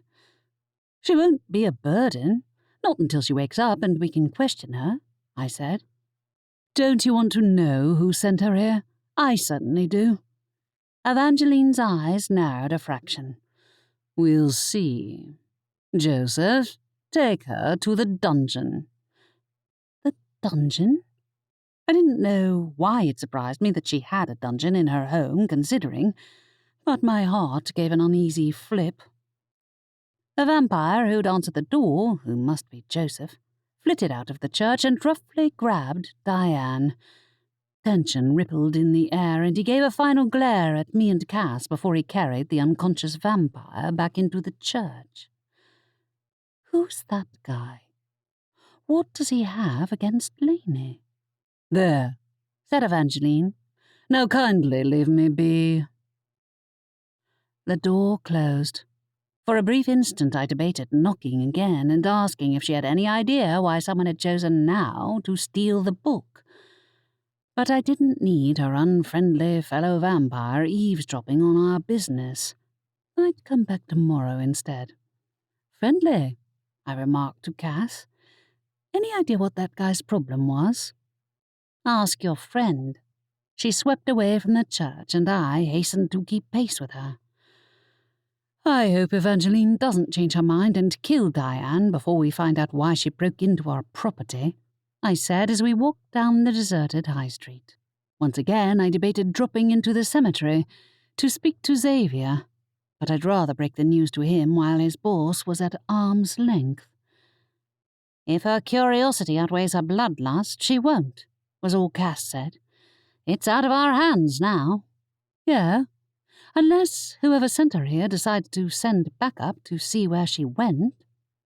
Cass's eyes narrowed and she walked on, her hands buried in her pockets. They'd better not. I knew we shouldn't have taken in that book. It's been weeks since Evangeline gave it to us, Cass, I said. We can hardly throw it out now, can we? No. And I bet that's the reason she willingly gave it up. She quickened her pace. I bet she wanted to plant the book on us, so the vamps wouldn't break into her property. What? Evangeline? She might have a point.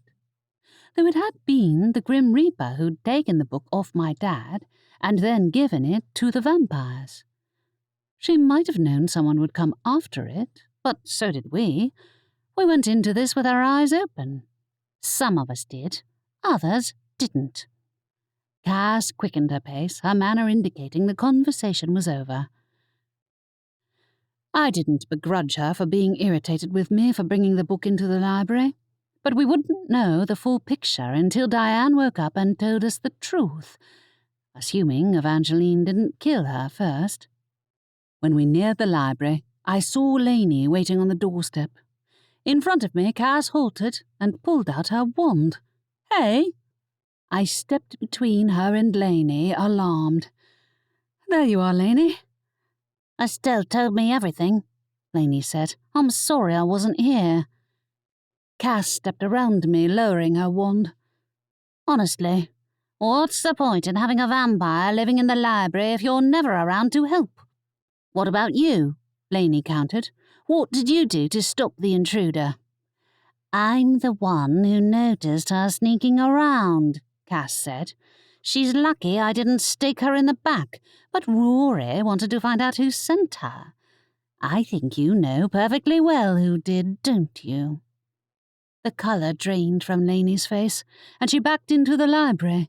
I caught the door in my hand before it closed. Cass, I said to my cousin, can you not at least try to remember we're all on the same side? Diane's the one you want to interrogate, not Laney. Besides, it was my book she came to steal. Then you ought to hand it straight back to the Grim Reaper. That's not a bad idea, said Aunt Adelaide from the other side of the door. Granted, the library holds other valuable titles that would be of interest to the founders, and there's no guarantee that removing it would prevent us from being targeted again. I don't trust the Grim Reaper not to flat out refuse to take the book back in, I added, joining her inside the library. Also, I'm not asking him for a favour when I'm not even properly out of debt with Evangeline. Cass let the door swing shut behind her. No, and now we've given her another problem to deal with. Evangeline took her in, then? Asked Estelle. Yes, but Diane can't exactly threaten anyone while she's in a coma, I said. If I were Evangeline, I'd want to know the truth too. If it is the Founders... Weird that they'd send a human, though, Laney remarked. A human on the brink of transforming, true, but not someone smart and sneaky enough to make a decent job of stealing the book. I'd say whoever's running this operation isn't on the tier of Mortimer Vale. None of us cares where you rank your sire, said Cass. Laney flinched at the word. From the awkward silence that ensued, Cass knew she'd gone too far this time, but she didn't apologize. Instead, she walked away, departing in the direction of the stairs. Ignore her, I said to Laney. She was already in a foul mood, and now she's decided we're both to blame for the home invasion. Yeah, her expression remained downcast. I like to forget he's the one who made me like this, though. Mortimer Vale. As her sire, he was connected to her in ways that I didn't understand, and frankly, didn't want to contemplate. Cass had crossed a line by bringing that up, but while Laney could have easily followed and confronted her, she didn't budge. I'll talk to her. Estelle followed Cass's path to the stairs, while Aunt Adelaide made to leave too. You did well, Rory, my aunt said. I think you made the right call by handing her over to Evangeline. Yeah, I hope I did. I watched her leave, followed by a reluctant Aunt Candace, until Laney and I were alone in the lobby. Laney raised her gaze to the balconies of the upper floors. Your cousin was right. I should have been here. You're allowed to leave the library like the rest of us are, I said. Nobody else was awake when the intruder came in. Except Cass, she said. Sounds like she was quick on the mark. Yeah, and she woke me up first, which was weird, I commented. I dozed off on the sofa while I was waiting for you to come back. Guilt flickered across her features. Sorry. I needed to clear my head after my lesson with Evangeline, so I went for a walk. I didn't know someone was going to break in, let alone one of them. I don't know why they picked now, I said. They also didn't send their best. Diane only got as far as she did because she shut Sylvester in an empty classroom. Did she? She asked. Wow. She was definitely in over her head. Must be a newbie. Yeah, but she has to have been in pretty deep if she let one of them bite her. I studied Laney's face, noting that she was careful not to meet my eyes. I don't know how it works, though. How the Founders initiate people, I mean. No. She trailed off, non-committally. I mean, it's not consistent. Mostly depends on who you know. A chill raced down my spine. So, you don't know which Founder might have sent her?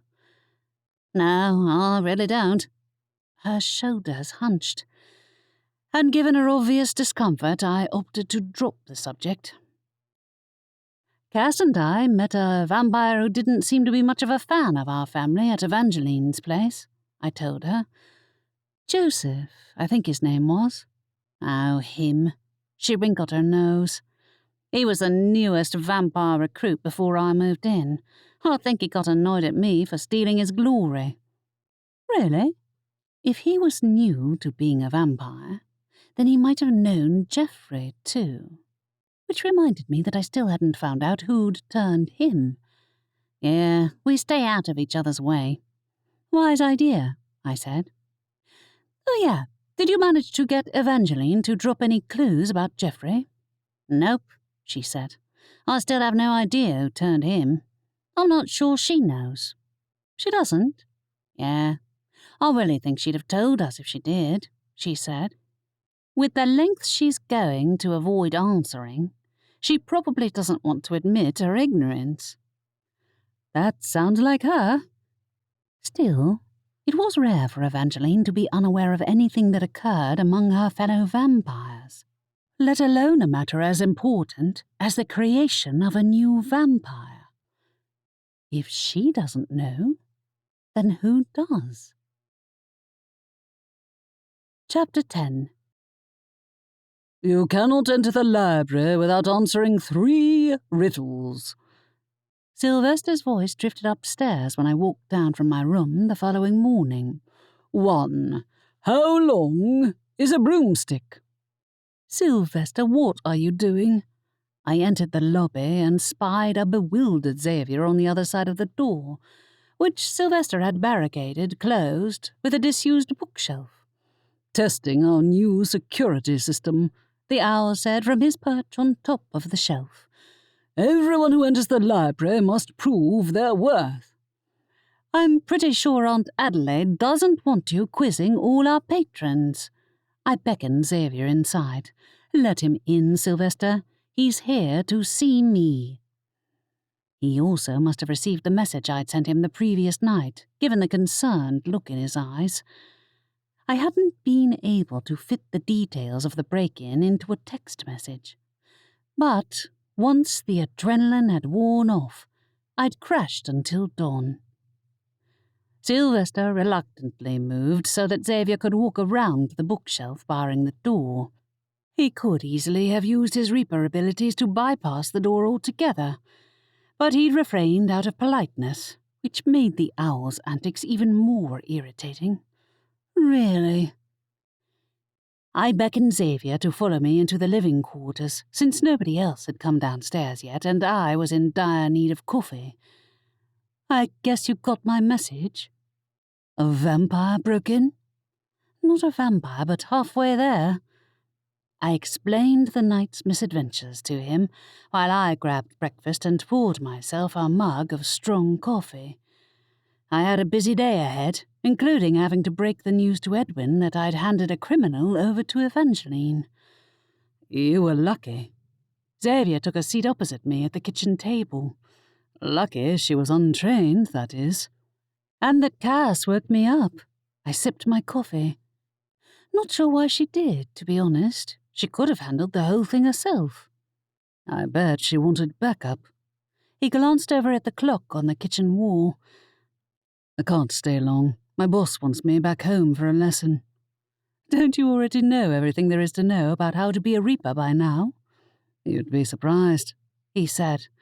Actually, well, he's starting to train me on reaping vampire souls. I nearly dropped my mug. Not unwilling ones, I hope. No, he's just covering the theory, he clarified. We won't get to the practical element for a long while. I should hope not. A shiver ran down my back.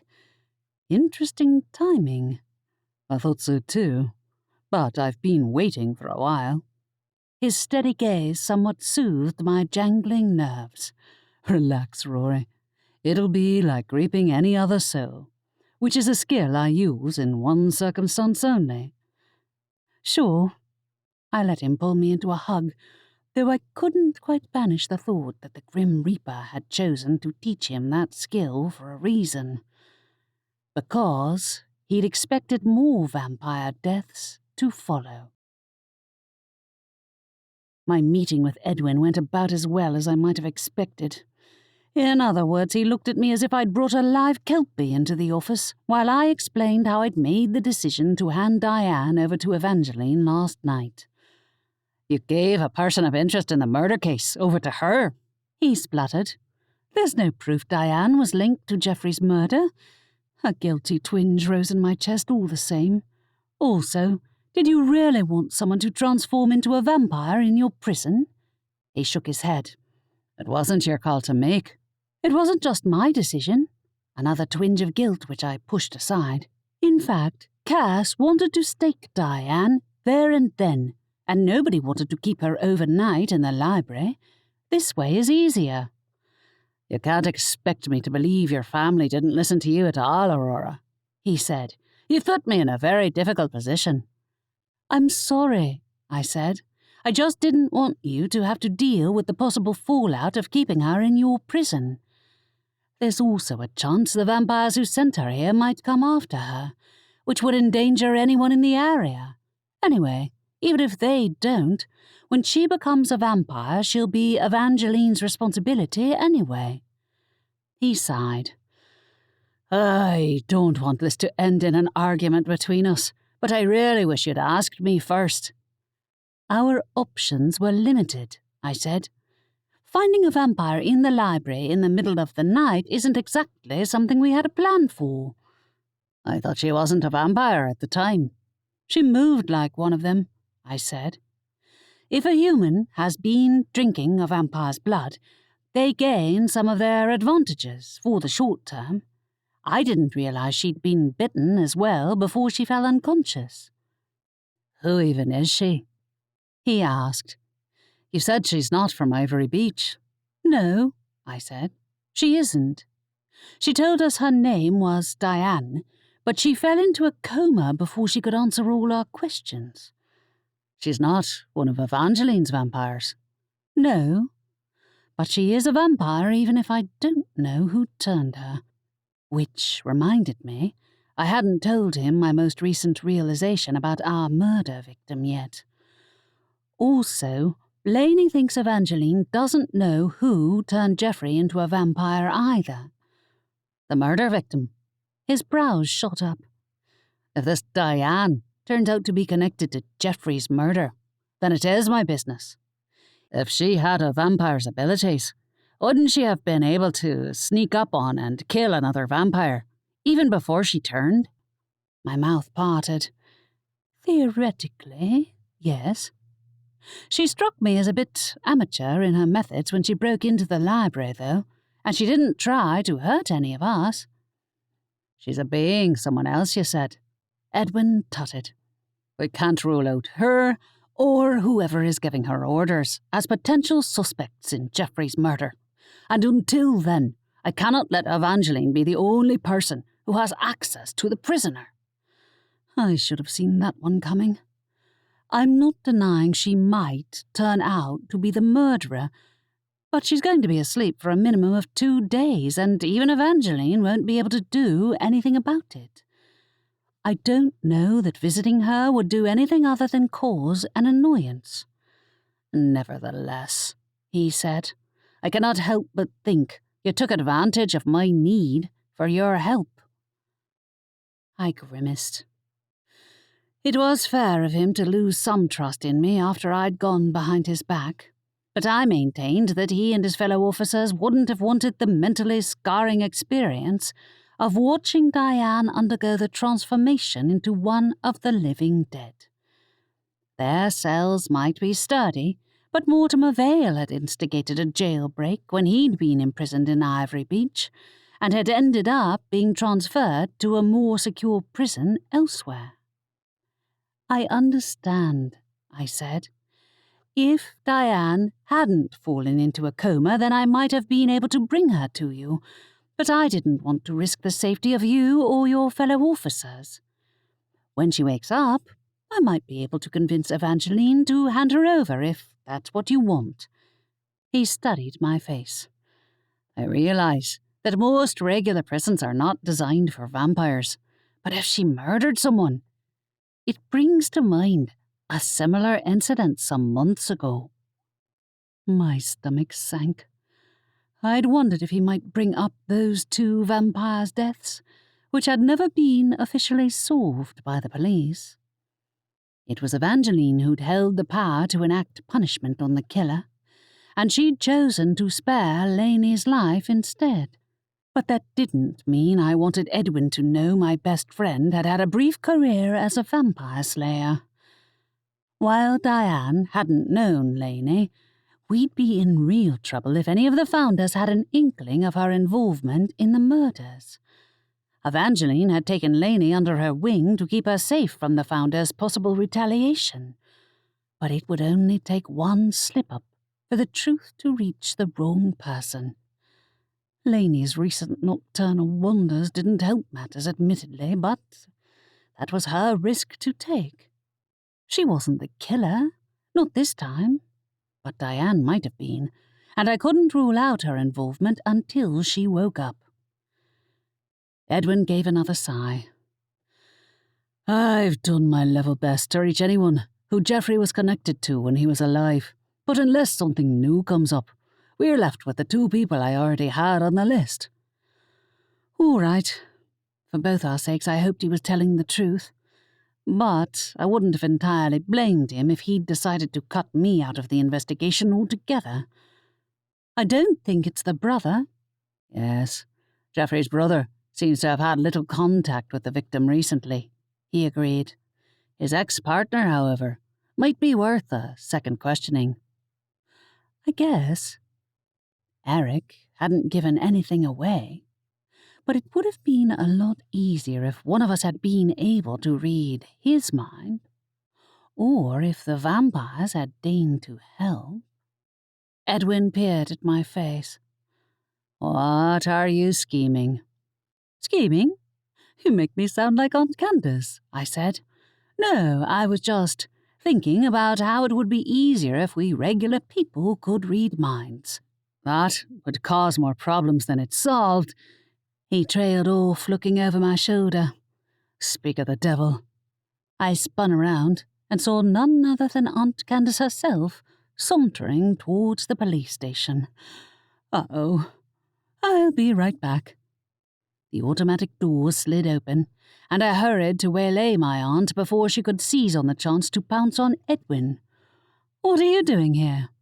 Oh, just going for a walk, she replied cheerily. I saw you in the police station and thought I'd check and see how you're getting on. I folded my arms across my chest. You just happened to walk past, did you? Why, Aurora, I'm insulted that you'd think otherwise. You never just go for a walk, Aunt Candace, I informed her. Also, I'd have thought it'd be too crowded for you out here. While the weather wasn't as pleasant as the previous day, tourists and locals alike gathered on the seafront, thronging the pier and the various stalls and rides. Estelle must be among them, though she didn't seem to have noticed our aunt's unwanted approach. Aunt Candace sniffed. I'm insulted, Rory, thoroughly wounded. So you don't want to know what Edwin and I talked about? Her attention refocused on me. Well, if you're offering. I have nothing whatsoever to share except that he's annoyed with me for handing a murder suspect over to Evangeline. Oh, I didn't know she was a suspect, she said. Interesting. She's not, yet, I clarified. I don't think Diane killed Geoffrey personally, but she's out for the count for a couple of days, which kind of puts us at a standstill. Sorry to disappoint you. I shall see what I can uncover. She turned back towards the pier with a determined stride. Hey, I never said you had to do any investigating yourself, I said. If anything, there are more investigators than actual suspects. Unless you counted Diane as a suspect. And Laney. Aunt Candace strode onwards to the row of stalls running parallel to the beach, where I caught sight of Estelle near the stall with the cuddly dragons. Hey, Rory. Estelle waved me over. Hey, Aunt Candace. I'm surprised to see you out here. No trouble today? I asked in a low voice when I reached her side. That shifter hasn't come back. No, but I'm on the lookout, she said. I won't let him steal anything else. Stealing, you say? Asked Aunt Candace. Who was stealing? You saw that shifter who tried to win all those cuddly dragons the other day, didn't you? I indicated the stall, which was once again staffed by the rat shifter, who seemed none the worse for wear after the shifter's destructive temper tantrum. Those are delightful, she said. I think I'll try to win one again myself. Aunt Candace sauntered towards the stall and addressed the startled rat shifter. Yes, I'd like another try, please. Should I rescue him? I whispered to Estelle. Let her try, said Estelle. It'll keep her amused. Or keep her from pestering Edwin, I added. He's not thrilled with me either. I think I shook his trust in me by handing Diane over to Evangeline. She pursed her lips. I doubt he'd want to watch a vampire transforming in his jail. But I guess going behind his back wouldn't have gone down well. Pretty much, I said.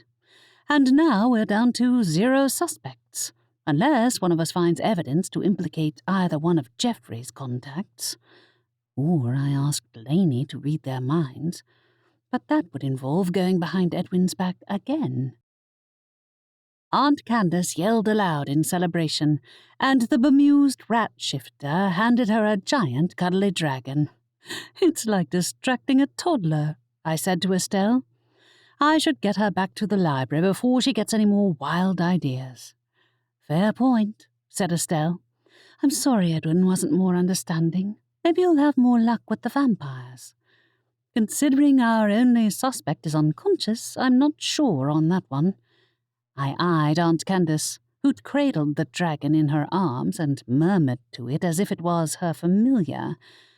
Aunt Candace, come on, let's head back to the library. Aunt Candace rolled her eyes at me. Really, that isn't necessary. I'll behave myself. I was going back there already, I said. It's not fair of you to leave Aunt Adelaide to do all the work on the library's defences. Speak for yourself. She stepped out of the way of a pack of teenagers laden with giant ice creams, who were chattering at the top of their voices. I suppose it is rather noisy. She let me steer her away from the crowds and down the street alongside the clock tower. Even the town square was busier than usual, and the usual everyday shoppers mingled with the tourists crowding Z's bakery and the other shops. Summer was a great time for local businesses, but the trouble with so many strangers being in town was that I had no chance of knowing if any of the normal-looking witches and wizards secretly spent their free time hanging out with the founders. As we neared the library, someone stepped into view, drawing me to a surprised halt. Geoffrey's ex-boyfriend, Eric. What was he doing here? Chapter 11. I approached Eric, surprised to see him outside the library. Was Sylvester quizzing our patrons and refusing to let them in again? Hey, I said to Eric, if you want to check out a book, then you can come in. It's you I wanted to talk to. Me? I was conscious of Aunt Candace hovering behind me, still chattering to her cuddly dragon. Okay, we'll go inside. Come on, Aunt Candace. My aunt looked up at me and then at Eric. Who's this? No one, Eric said quickly. I'm no one. Nobody is no one, said Aunt Candace, unless that's your name. How intriguing. The library door opened, sparing him from having to answer, and Aunt Adelaide poked her head out. Candace, please come in here and give me a hand with this. At a guess, she must have heard us talking and correctly assumed Aunt Candace was in one of her annoying moods. Aunt Candace sighed theatrically. Fine, I suppose we can help, right, Brutus? She'd already named her dragon. You know he's not real, right? Not that that was the prevailing issue here. Aunt Candace covered the dragon's ears. Don't say that, you'll hurt his feelings. Honestly. When Aunt Adelaide had shepherded her sister into the library, I turned to Eric. Sorry about that. We can talk in there. Eric reluctantly followed me in, staring around at the lobby, as if concerned the library might try to eat him alive. Given Sylvester's new security measures, that thought might not be that far off the mark. I led him towards the reading corner, hoping Aunt Candace was too busy dealing with whatever task her sister had dumped on her head to eavesdrop on us. What did you want to talk to me about? I asked Eric when we reached the cosy area at the back of the lobby. Have you seen the police since the last time? The police? No. Maybe I should have insisted he talk to Edwin instead of me. But I didn't need to frighten him off. His manner reminded me of a cornered animal on the brink of making a bolt for it, though part of me wondered if I ought to wake Laney so her vampire senses would be able to catch him out if he lied. Look, said Eric, maybe this isn't a good idea. I don't know why I came here, really, but I can't talk to anyone else. Is it about Geoffrey? I asked. It is, right? I just wanted to know what happened to him, he mumbled. I can't exactly go and pester the vampires, and if I go back to the police, they might get suspicious. I don't know who killed him, honestly. He certainly sounded sincere, but how could I be sure? Were you telling the truth when you said that you didn't know Geoffrey had any links with the vampires before he turned? Because if you weren't, then I can't help you until you're completely honest with me. He took in a ragged breath. Then he startled and gasped. Vampire? I whirled around, and Laney sheepishly emerged from behind a shelf, her steps as stealthy and graceful as ever. How long had she been standing there? Laney? Eric backed away. I didn't know you had one of them living here. This was a mistake. I caught Laney's eye, confused as to why she was up at this hour. I'd debated waking her so she could peer into Eric's thoughts, but I hadn't expected her to rouse herself of her own accord when she couldn't possibly have known he was here. "Don't leave on my account," Laney said to him, her tone surprisingly hostile. "Care to explain why I can't read your mind?" Eric moved to flee, but Laney blocked his path, seizing his arm with the casual strength of a vampire. Whoa! I looked between them, alarmed. "Laney, you can't read his mind, really?" "Tell me why," she told him. "Go on." He groaned. "Please let me go. I don't know anything." "You clearly know the vampires," said Laney. He shook his head frantically. "No, except Geoffrey, and like I said, he cut off all contact with me when he turned." "Why can't she read your mind, then?" I asked. "There's no innocent reason for that to be possible. In fact, if he'd somehow protected himself against mind control, he could only have got the means of doing so from a vampire himself." His expression showed confusion and fear, followed by recognition. Slowly, he reached a shaking hand into the collar of his shirt, pulling out a glowing round stone attached to a pendant he wore around his neck. It might be this," he mumbled. "Jeff gave it to me himself. He said it would protect me from them." "Did he now?" Laney tilted her head without releasing his other arm. "I've only ever seen people who attend the founders' parties wearing those." His mouth tightened. "Jeff said he wanted me to have this, that it would keep me safe from the other vampires. I don't know anything more, I swear." "Did he have a good reason to believe you'd be a target?" asked Laney. "That pendant might be able to stop another vampire from reading your mind, but it won't do a thing to prevent them from ripping out your throat." He squeezed his eyes shut. "I swear, I don't know anything. He only wanted to protect me, nothing more." "Then would you mind handing that thing over to us?" I watched Laney with concern. I hadn't seen her in full-on vampire mode for a while, and the result was scarier than I'd have liked to admit. "You must have some idea why Geoffrey thought you might be a target." "He didn't say." His trembling fingers reached for the pendant. "Is that all? If I give you the pendant, you'll let me go?" "Not until you've answered a couple of questions without that thing around your neck," Laney said. "If you're lying, then I'll know." I held out a hand for the pendant. "Laney won't hurt you, but I can't say the same of the people who made that if it's who I think it is." The founders had given Laney a potion that temporarily made her immune to mind reading. but they must have upgraded their efforts if they were making magical pendants with the same effect. And if Geoffrey had once been the pendant's owner, then he must have been in deep. Why then had he given it away? And might that have led to his death? With trembling fingers, Eric looped the pendant over his head and dropped it into my outstretched hand. Laney released him and he stumbled back a step, rubbing his arm. Okay, you can read my mind now, right? You should see that I'm telling the truth. Laney shook her head. No, it'll take a bit for the effects to fade.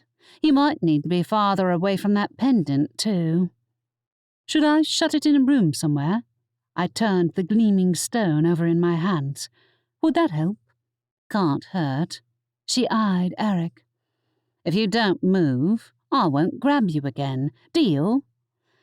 That would have to do. I crossed the lobby to the reading corner, found the first empty classroom available and tossed the pendant inside. I then shut the door and cast a locking charm, hoping it'd be enough to dissuade anyone from wandering in. When I returned to Eric and Laney, neither of them had moved. Good.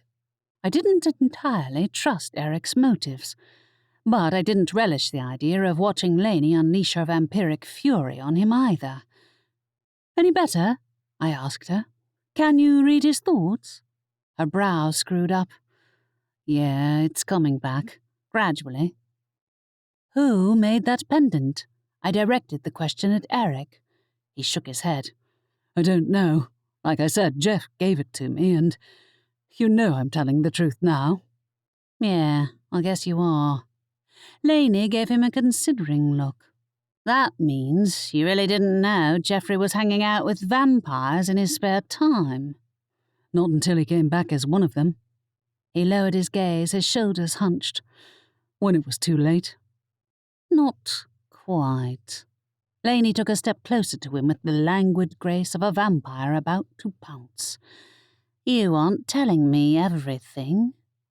He backed away from her, fetching up against a bookshelf. No, I told you everything, I swear. Laney tilted her head to one side.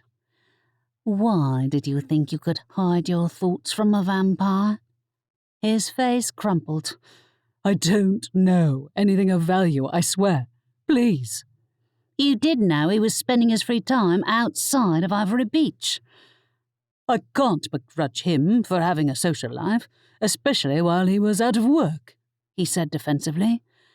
He was always more into the party scene than I was, and there's not much of that around here. Where? I asked. Do you know specifics? Eric shook his head. I wish I knew more, but he wouldn't tell me anything about where he went or who he met with. He wanted to keep me safe. He wouldn't have given me the pendant otherwise. You know I can't let you have it back, though, I said. Also, you should speak to the police again. Edwin won't have you listed as a suspect, now that you've had a vampire read your thoughts, and you might need the police's protection if they do come looking for you. It's up to you, though. I couldn't think why the founders would target a regular person, but there was no telling what Geoffrey had been into before his death. Not when he hadn't even told the guy he'd been dating. Admittedly, Edwin wasn't in the best of moods with me, and for a lot of people, the word of a vampire wasn't exactly hard evidence. Nobody on the police force could read minds, after all. As for Eric himself, he'd be entirely vulnerable if the founders came searching. Even the police might not be able to help him. Evangeline might, but would she offer help to a human? Doubtful. I don't know. Eric took a few steps back, one eye on Laney as if afraid she might grab his arm again. If they come for me, then it'll be obvious I don't know anything. That's your risk to take, said Laney. Go on, hop to it, and stop looking at me as if I'm going to bite you. You're not my type. Laney. I elbowed her in the ribs, while Eric gave us one last frightened look and then fled across the lobby. You went a bit far there. Were you channeling Cass? Sorry, she yawned. I get cranky when I wake up during the day." "Why were you awake?" She shrugged one shoulder. "Even vampires get insomnia." True enough. I'd had a disturbed rest myself the previous night, thanks to the break-in, but I didn't know if that was on her mind or something else. Nor did I know how to ask without alluding to subjects she didn't want to discuss. Laney caught me studying her face. "I'm fine, Rory. It's just been a weird week. I didn't expect them to resurface out of nowhere, let alone find out they're expanding their recruitment efforts." "Expanding their efforts?" I echoed. "How do you mean?" Diane and Geoffrey both knew about the paranormal world before they turned into vampires. Well, the latter did, she said. They're not just recruiting normals anymore. Good point. Not only that, but they'd recruited someone from Ivory Beach, and from underneath Evangeline's nose.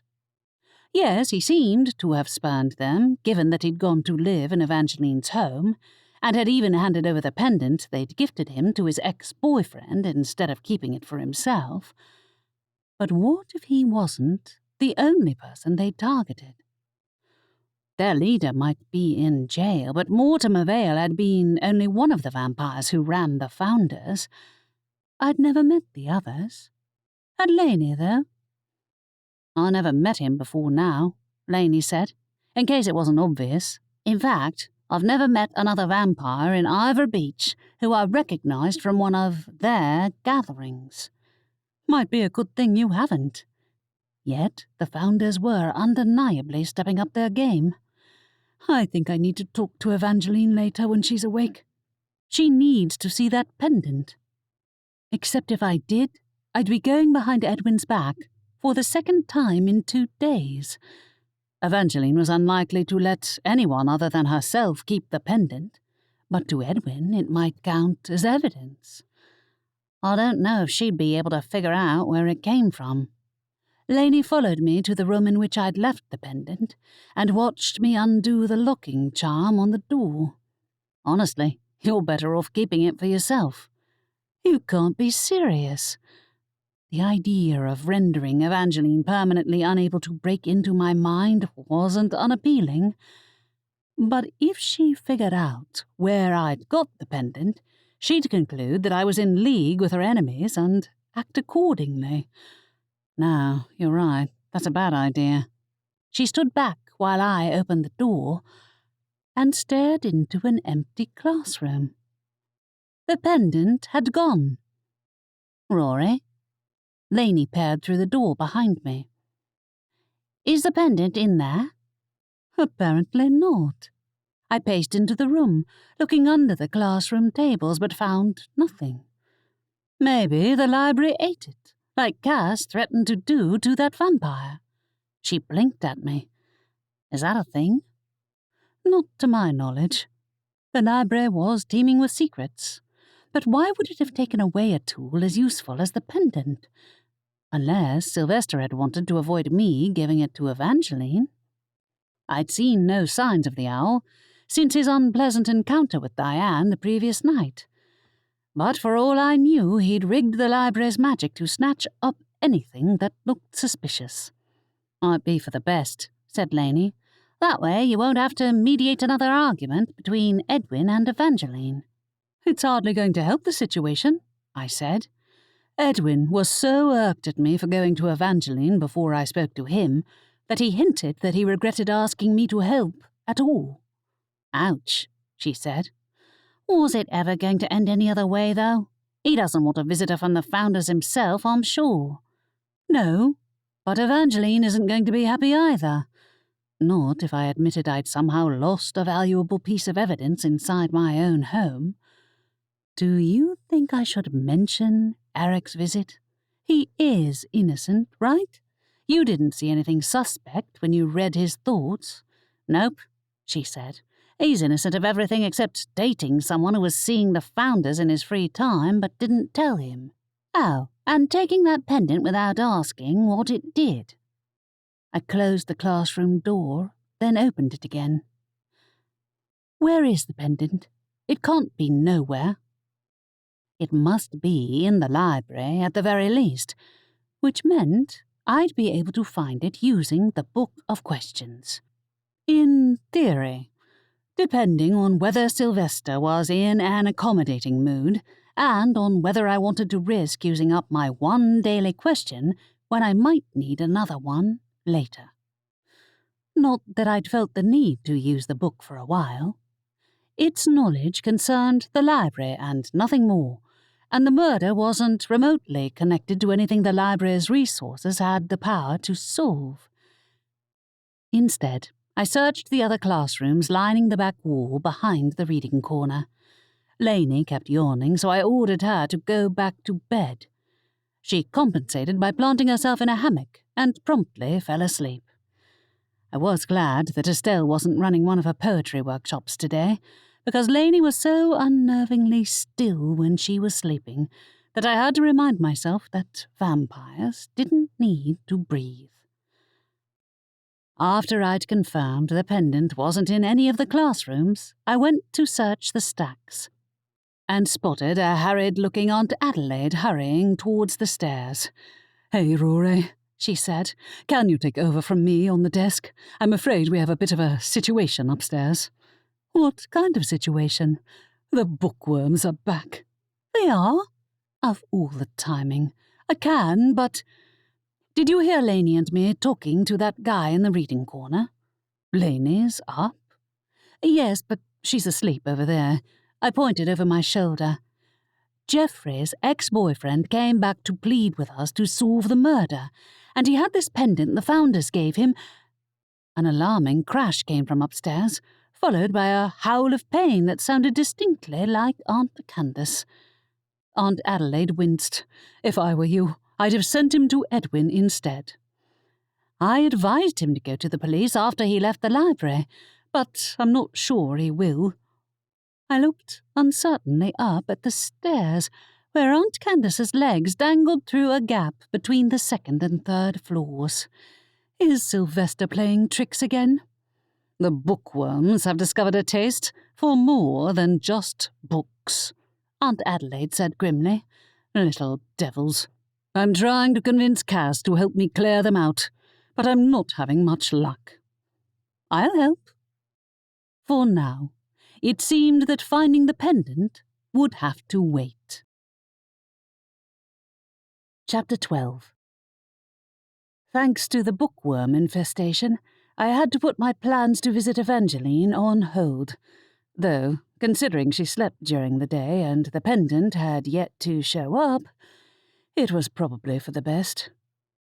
The real miracle was how Laney managed to sleep through the whole thing, including the racket that ensued when several shelves collapsed on the third floor and released a number of wild encyclopedias. It took my aunts and me nearly an hour to recapture them, thanks to Cass's unwillingness to help. While running up and down stairs, each of us fell so frequently through the gaps that the infesting insects had chewed in the stairs that Aunt Adelaide lost her patience and performed a spell that, somehow, created a 3-story chute that led from the balconies down to the ground floor so we could slide down instead. Not that it was a perfect method. "Gangway!" crowed Aunt Candace, zooming down the slide with her hair streaming wildly behind her and landing in a pile of beanbags with a thump. Even that didn't wake Laney, which was kind of impressive. "That's enough." Aunt Adelaide marched over to her. "I think we've dealt with all the worms, unless there are more hiding under the shelves." "How did it get this bad?" I asked. "Did Cass smuggle a couple of them out of the first batch after all?" "There's a distinct possibility that she did." Oh boy. That would explain why Cass was avoiding everyone, though at least it would delay the inevitable moment when I had to tell her about Eric's visit to the library and the confirmation that Geoffrey had indeed been meeting with the founders before his death. As for why he died, though, I was as much in the dark as ever. We didn't clear out all the worms until early evening, when things calmed down enough that I finally had a spare moment to go looking for the missing pendant. To Aunt Candace's eternal dismay, Aunt Adelaide had dismantled the chute, so I took the opportunity to search the reading corner while I put all the cushions and bean bags back where they'd come from. "The worms aren't hiding in here, are they?" Estelle walked over, having returned from the carnival, and watched me search under cushions and bean bags. "Nope, they're mostly upstairs, or they were before Sylvester ate them." As it turned out, no magical means of extermination worked quite as well as setting the owl loose on the infestation. "Lovely." Estelle did a double-take when she saw Laney sleeping in the hammock. "What's she doing downstairs?" "Eric paid us a visit," I told her. "Who?" She blinked. "Wait, wasn't he one of the suspects?" "Geoffrey's ex." I glanced at Laney, who'd begun to stir. Laney couldn't read his thoughts, and it turned out he was wearing a pendant that Geoffrey gave him before he died. "Really?" Her eyes rounded. "Did Geoffrey get it from them?" "From the founders, yeah." Laney yawned, sitting upright. "How long was I out?" "Long enough to miss all the action," I replied. "Worms, not vampires, don't worry." "Ugh." She pushed herself upright. "I'd rather have the vampires. Did you find the pendant?" "Unfortunately not." To Estelle, I added, "I stashed the pendant in an empty room so we could properly question Eric, and it vanished while my back was turned. The room was locked, so unless a bookworm ate it, I've no idea where it went." "Weird," she commented. "Did you ask Sylvester?" "No. I'll see if he's finished snacking." I tilted my head back and spied the owl sleeping off his feast on top of the first-floor balcony. "Sylvester?" The owl made an indistinct noise, but otherwise didn't stir. "Sylvester?" I asked louder. "I have a question." He didn't open his eyes. "You know who to ask."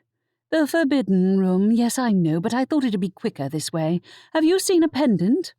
"I may have eaten one." "Sylvester!" "What?" His eyes opened in annoyance. "What is so important that it's worth interrupting my sleep?" "A pendant that stops a vampire's mind-reading power," I said. "I put it down in an empty classroom, and it vanished." "Did you now?" He yawned. "Well, you already elected to let your friend rummage around in your thoughts, so you don't really need it, do you?" "That's not the point, Sylvester."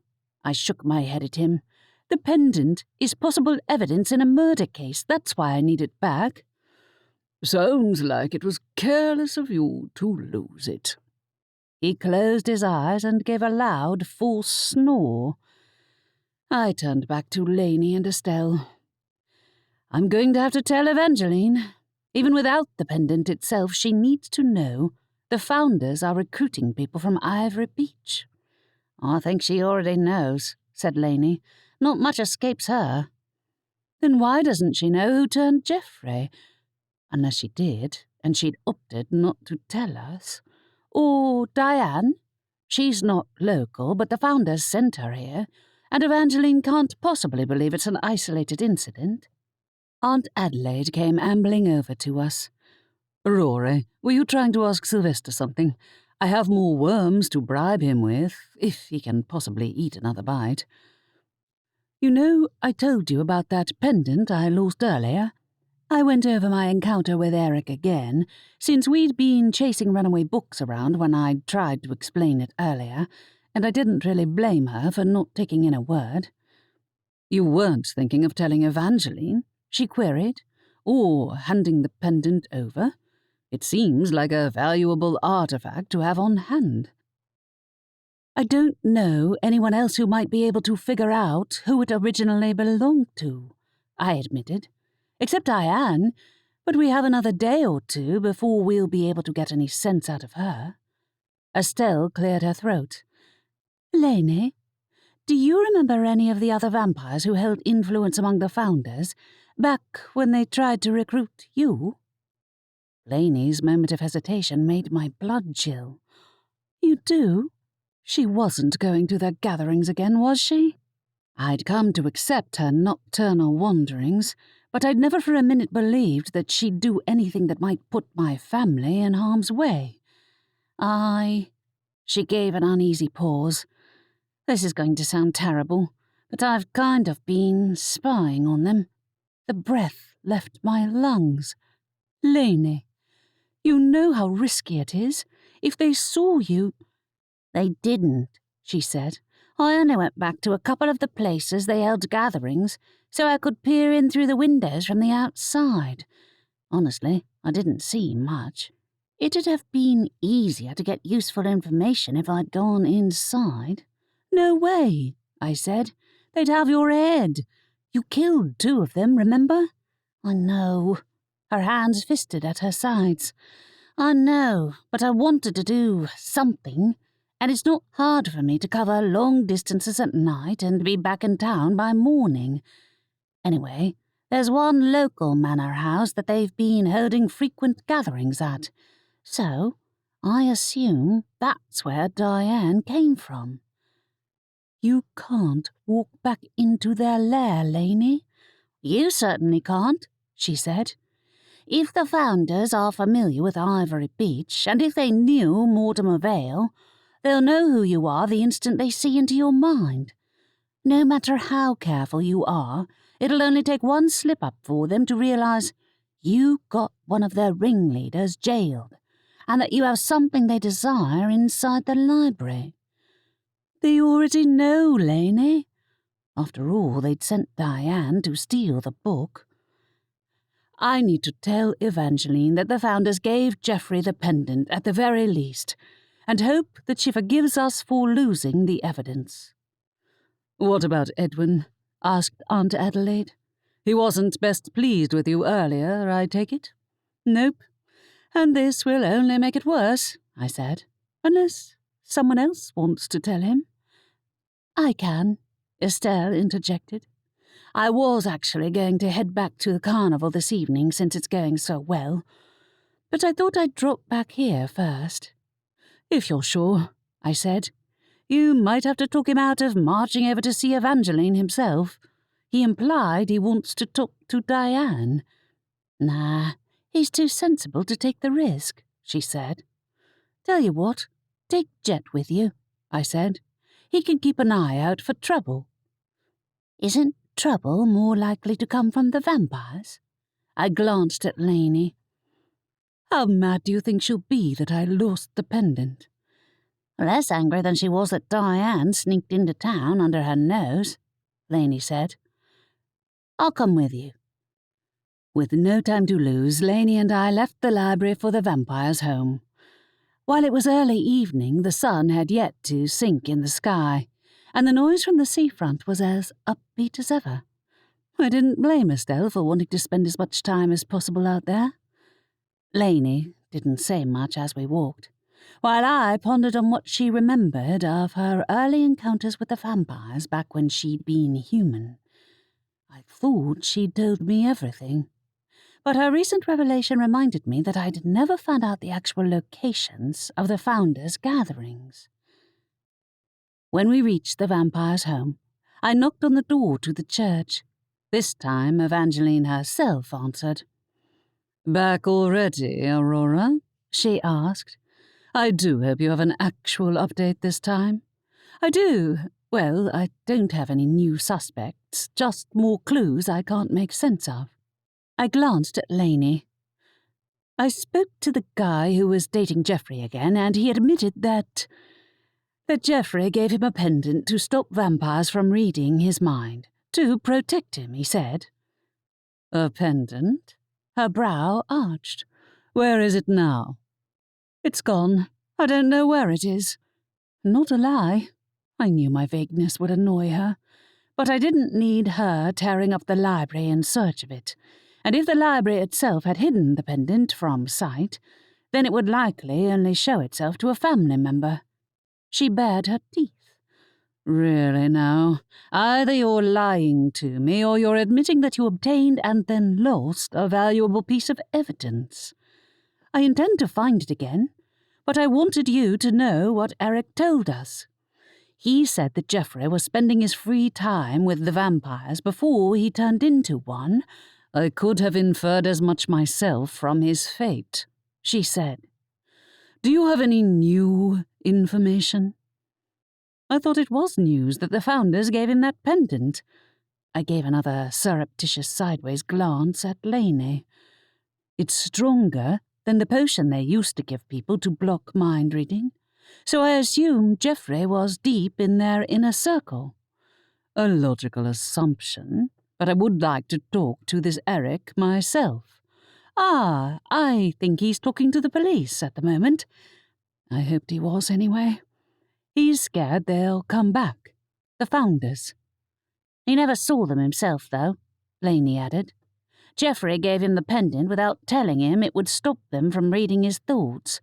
He doesn't know anything. Evangeline's expression remained unconvinced. Until I see the pendant for myself, it's impossible for me to verify its source. Who else could have given it to him? Another possibility hit me. Hang on, did Diane have one of those pendants too? Laney shifted. That's a good question. Did she? No answer came from Evangeline, whose lips pursed. Didn't you search her before you took her in? Admittedly, Diane had been in a coma at the time, so nobody would have had any reason to try reading her mind or to search her for weapons. Can we see her? Irritation tugged at Evangeline's otherwise flawless face. I'd advise you not to vex me, Aurora. The prisoner is lucky I didn't simply kill her on sight. I know, but I thought you wanted to keep her alive to question her later. This was going downhill fast. She's likely not a major player, but the founders sent her here, and I'm pretty sure the same people turned Geoffrey into a vampire too. Did you ask him anything about his past when you took him in? She glowered at me in answer, her teeth on display once again. I'd probably crossed a line by asking impertinent questions, but it seemed uncharacteristic of her to take in strays. She'd taken in Laney, true, but Mortimer Vale was in prison and therefore no threat to Evangeline. If, like Laney had suggested, Evangeline didn't know who'd turned Geoffrey, then it opened a new avenue of questions. And if I wanted to find out who was behind his murder and the recent incursion into our library, then I'd need to know all the details, even the ones the vampire's leader didn't want me to know. You understand nothing, Aurora, she said softly. The world is changing. At one time it was usual for a vampire to be tied to their sire, but not anymore. Good job, considering who'd turned Laney into a vampire. Mortimer Vale occupied enough space in my nightmares as it was, without adding the horrifying idea of him exerting control over Laney's fate. But Evangeline's manner suggested she'd caught a glimpse of my curious thoughts, and didn't appreciate them in the least. You're right, I don't know everything about the vampires, I said, in an attempt to placate her. But if it's possible to find out who turned Geoffrey, then that information should lead straight to the person responsible for his death. There's no way to track the sire of a dead vampire, she said. Then what about a living one? Like Diane? We were back to the prisoner again. Can't you check to see if she's carrying one of those pendants on her? You don't have to invite us in. Evangeline gave me a hard stare. If it stops you from hassling me with inane questions... She vanished mid-sentence while Laney stirred at my side. I'm not sure she was being entirely honest. What makes you say that? I don't know. She rubbed her forehead. She's usually reluctant to answer questions, but this time felt different. I can't explain why. Evangeline reappeared before I could make sense of the idea that Laney seemed to have any level of sensitivity to the leading vampire's moods. No, she does not have a pendant of any sort. Then can I flinched back when she bared her fangs at me. Okay, never mind. Why not? Laney stepped in. Why don't you want Rory to see her? It won't do any harm. You, said Evangeline, ought to know better than to cross any more lines with me. Laney's jaw tensed. Where is she? Diane. I don't appreciate that tone of yours. Evangeline took a step closer, her eyes narrowing. Perhaps I've been too lenient with you. Wait a moment, I said hastily. I don't know what's happening here, but aren't the founders the real concern? They might be plotting their next attempt to infiltrate Ivory Beach while we argue among ourselves. Evangeline swiveled towards me. That isn't news to me, Aurora. As for you, Elaine, if you want to feign ignorance, then that's your prerogative. Laney blanched at Evangeline's use of her full name. Ignorance? Of what? Come and look for yourself. Despite her ominous words, Laney obeyed. I had zero clue if her invitation had included me, but I wasn't about to let her take my best friend out of my sight, so I tailed them both into the church. At once, my attention snapped over to a low wooden table on which lay the body of Diane, the prisoner. A stake protruded from her chest. She was dead, permanently this time. I stared in horror. Who did that? I thought your people didn't use stakes against each other, except perhaps for the killer. But how could they have broken into Evangeline's home? How was it possible? Evangeline spoke without turning around. Some of us, it seems, are less inclined to obey the rules than others. You think I did that? Laney choked in disbelief. I wanted her to stay alive to be questioned too. You've been keeping secrets from me. I know it. Evangeline's gaze cut to me, and my heart sank.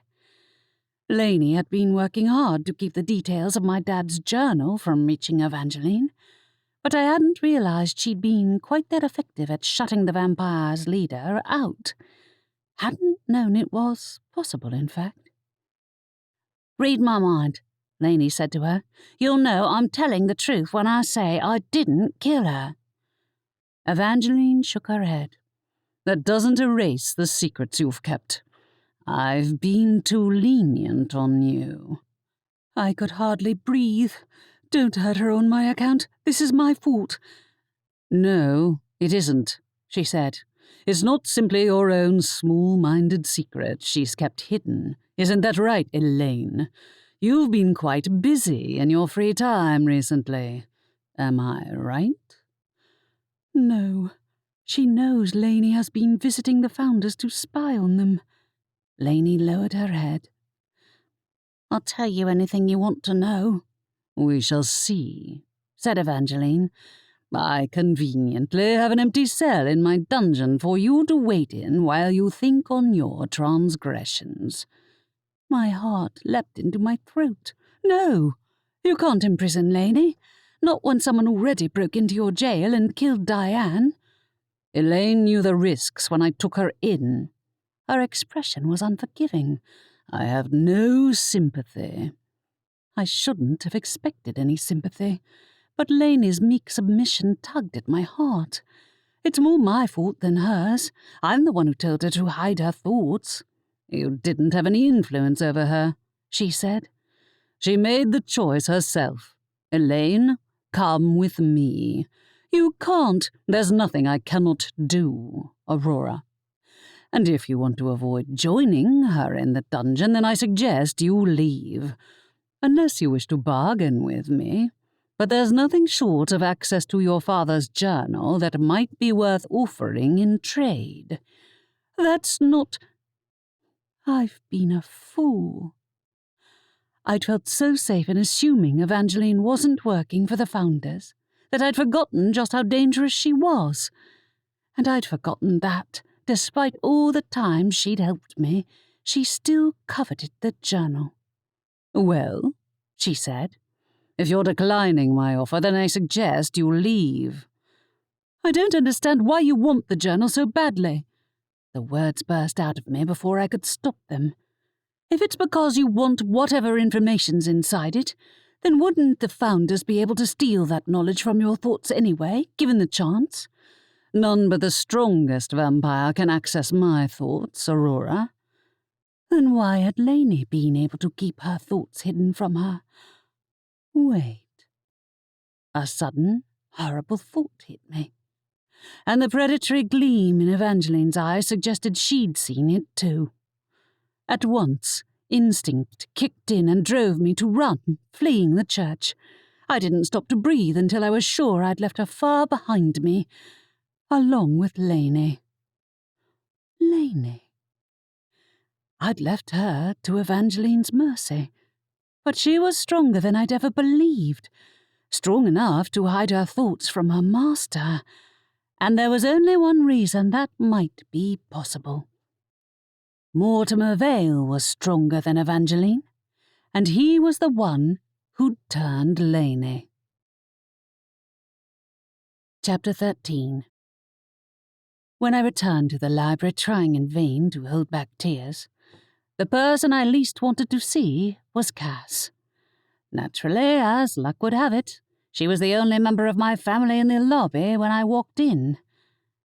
"What's up with you?" she asked. "Did your friend ditch you?" "Evangeline locked Laney in the dungeon," I said thickly, wiping my eyes on my sleeve, "for keeping secrets from her. She did it to protect us, including you, so I don't need to hear any smug comments, thanks." She blinked. "Evangeline locked her up? What do you mean by secrets?" "The journal's contents, among other things. That isn't important." I drew in a breath. "Diane is dead. Someone got into the dungeon and staked her in the heart, and Evangeline thinks it was Laney." "Wasn't it?" Cass queried. "I can't say I'm surprised that someone bumped off our intruder. Honestly, I should have staked her myself and saved her the bother." "Cass!" Why had I even expected any level of understanding from her? Laney didn't do it. But Evangeline has locked her in the dungeon while there might be a killer on the loose in the vampire's home. "What did your friend expect when she kept secrets from her vampire boss?" Cass asked. "If she went behind Evangeline's back, it's no surprise. I doubt the killer's looking for her anyway. They went for Diane because she was working with the enemy." With the founders. But if word got out that Laney had been spying on them in her free time, would they strike against her too? "Mortimer Vale turned her against her will, Cass," I said, my voice brittle. "She was left with the choice to trust Evangeline or die, and you can't say you wouldn't have tried to hide your thoughts from her if you had to spend every waking moment in her company either." "Your dad's journal isn't that important." "Sure, it's not like anyone's died for it or anything," I retaliated. "Never mind the journal. Where's your mum?" "I thought you'd dragged her to see Evangeline too." "I didn't. I scanned the lobby, but I didn't see any signs of the others, even Sylvester. Estelle went to talk to the police and she took Jet with her." "Why on earth did you go to the police?" "To tell Edwin that Geoffrey's ex visited the library. Didn't you know?" "What?" She narrowed her eyes. "Nobody told me that." "Probably because you were hiding up on the 3rd floor while the rest of us cleared out the day's worm infestation." I folded my arms across my chest. "I don't suppose you had anything to do with that." "Believe it or not, I didn't," she said. "I gave the worms I found up on the 3rd floor to Sylvester. Tell me what I missed, then." Eric, Geoffrey's ex-boyfriend, admitted that Geoffrey gave him a pendant to prevent vampires from reading his mind shortly before he was murdered, I said. I went to tell Evangeline, and that's when we found out our prisoner died too. Look, I have to find your mum. I'm going—" "No, you don't."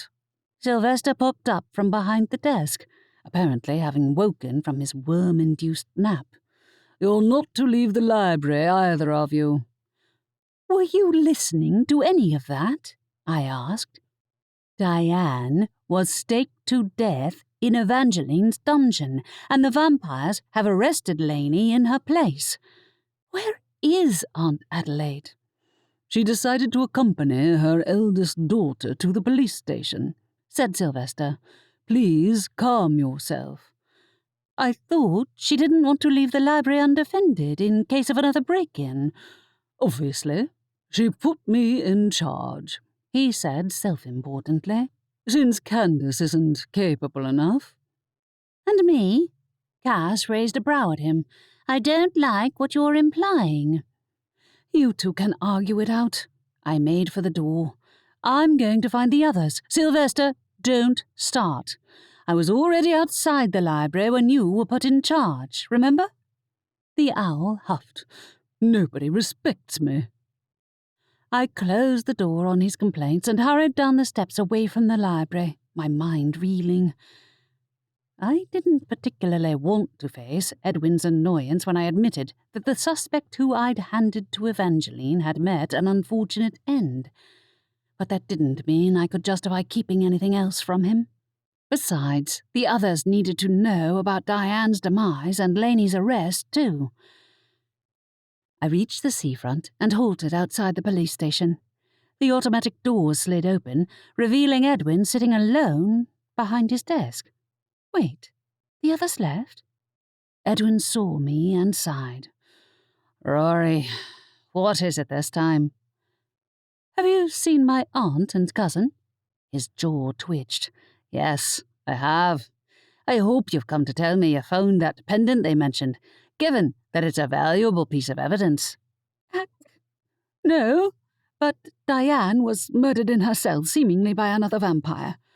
He raised a hand. "I don't want to hear it." "What?"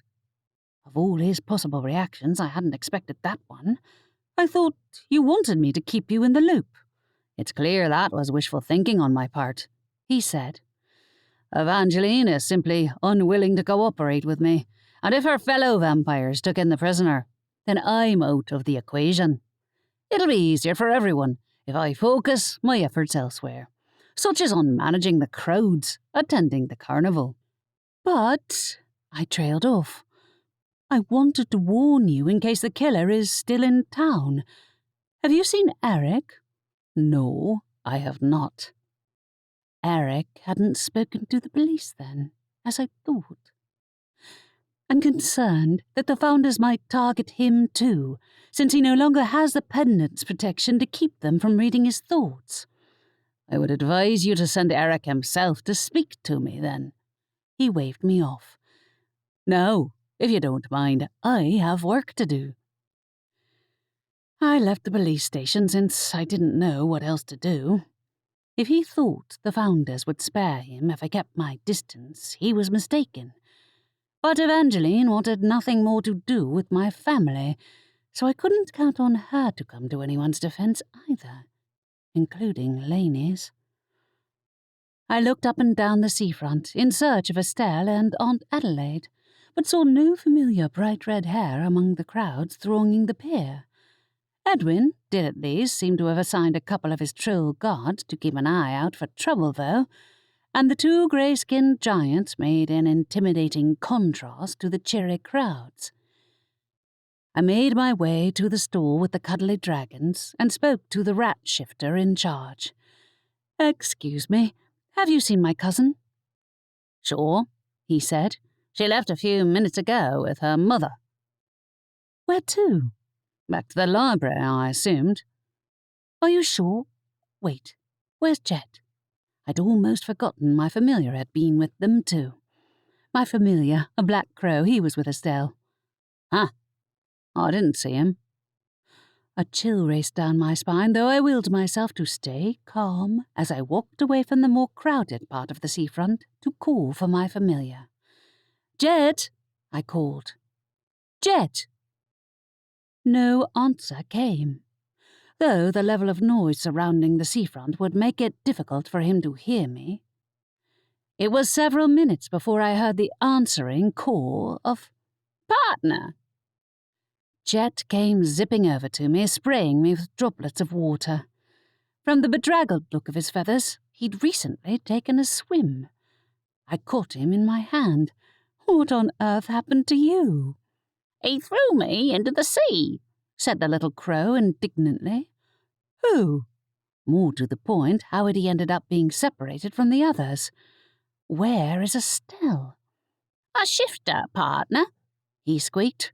"Patrick, I heard them call him." Him? I looked wildly around for the trouble-making shifter, but I saw no signs of him. Why would he attack you? "Your cousin sent me to follow him, partner." Estelle. She must have spotted the troublemaker and sent Jet to ensure he didn't try any more trickery. But where was she now? Where'd she go? "I don't know." He beat his wings, flicking salt water everywhere. "I followed him, but he caught me and threw me into the sea." He didn't want to be followed? I turned back to the police station. This sounds like something Edwin ought to know. I walked back to the police station and stopped in my tracks when one of Edwin's troll guards stuck out an arm and blocked my path. "Ah!" I took a step back. "Sorry, can I help you?" The troll peered down at me. "Didn't Edwin tell you to leave?" "Yeah, but my familiar was attacked." I held up the rumpled crow, who gave a pitiful squeak. The troll wouldn't be able to understand Jet's speech, so I did my best to explain. "This werewolf, Patrick, I think his name is, was making trouble at the carnival the other day. The police know who he is because he also got thrown out of the Black Dog pub, and I think he might have been doing something illegal today, too, because he threw Jet into the sea when he followed him." "Followed him?" The troll gave a confused blink, which I didn't entirely blame him for. "Where is he? The werewolf?" "I don't know." I looked down at Jet, who hid himself in the hood of my cloak. He left, probably went home.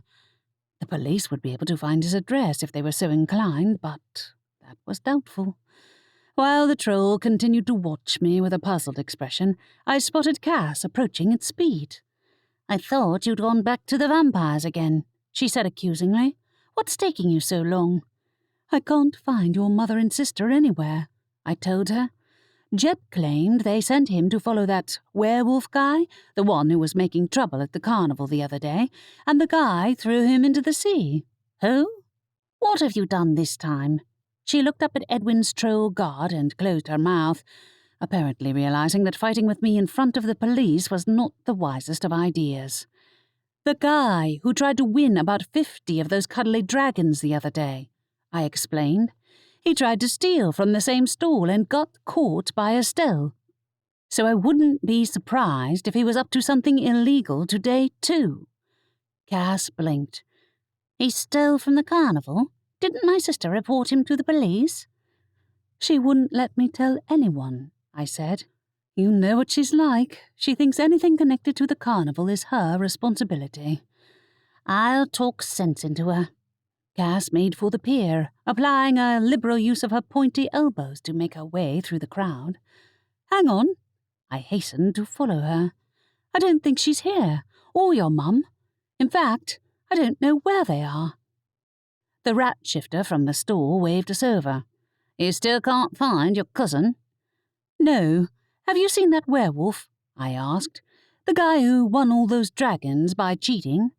He'd also been one of my suspects for Jeffrey's murder, but there was zero chance a shifter could possibly be connected to the founders. Right? He blanched.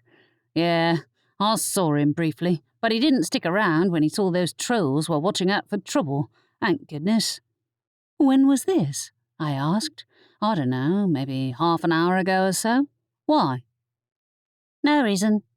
Cass grabbed my arm and pulled me away from him, using her other elbow to part the crowd. "Hey!" I yanked my arm free. He might have been able to figure out where your sister is." "No, he wouldn't have," she retaliated. "I'd say we find that shifter dude. He knows where they are, I guarantee it." "Even if he does, how are we supposed to find him?" I asked. "We don't have his address." "No," a shadow passed over her face, "but I know someone who might tell us." The pack chief. Cass's ex-boyfriend was one of the two sons of Chief Tarquin, leader of the local werewolf pack. While they were acquainted, that didn't mean it wouldn't be awkward if we showed up on their doorstep to ask for help. But if anyone knew exactly where that troublemaker lived, it was the leader of the werewolves. Whether he'd tell us was another matter entirely, but I was out of any better ideas. Cass and I left the seafront and headed for the other side of town, where the local werewolf pack made their home.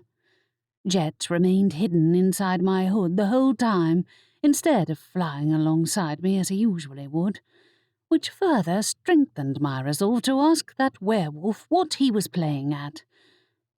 At least we didn't have to set foot near the vampires en route, though the question of Laney's fate lurked in the back of my mind. We could only deal with one crisis at a time, and it was a rarity for Cass to offer me a helping hand with anything. While we walked, I filled her in on the details of the werewolf and his antics at the carnival. "You thought that guy was the murderer?" she asked. "Staking a vampire in the back doesn't sound much like a werewolf's kind of thing." "I thought he might be a witness at the very least," I said. "He was near the seafront after the carnival closed for the night, since he got himself kicked out of the Black Dog. I know that was hours before the murder, but I find it suspicious that he keeps coming back to the crime scene." "No wonder." She led the way through one of the parks that covered the shifters' area of town until we emerged onto a familiar street. "Here we are." The werewolf pack leader lived in a whitewashed house, whose windows were bigger than the door, as if to let in as much sunlight as possible. I hesitated before knocking on the door. "Are you sure they'll be willing to help us out?" "Haven't a clue." Great. We had to at least try, if just for the sake of finding our missing family members. Besides, Patrick had to answer for throwing my familiar into the sea.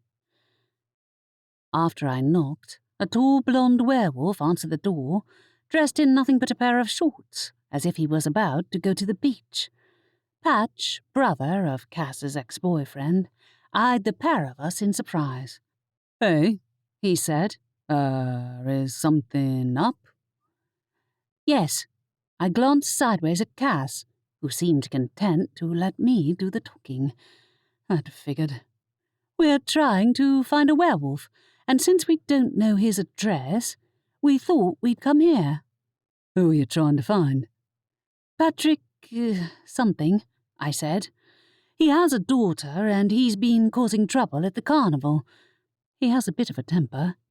"I know who you mean." His nose wrinkled with disgust. "He's been in trouble with my dad a few times, too. He has no respect." "Oh, good." My shoulders slumped with relief. I mean, it's not good, but I'm not surprised that he's been in trouble. He tried to steal from the carnival when it was closed, and he threw my familiar into the sea earlier. "Oh, your sister's running the carnival." He addressed Cass. "Right." "We need that guy's address," she said without answering, "preferably as quickly as possible." "Huh?" he said. "I don't know his address by heart.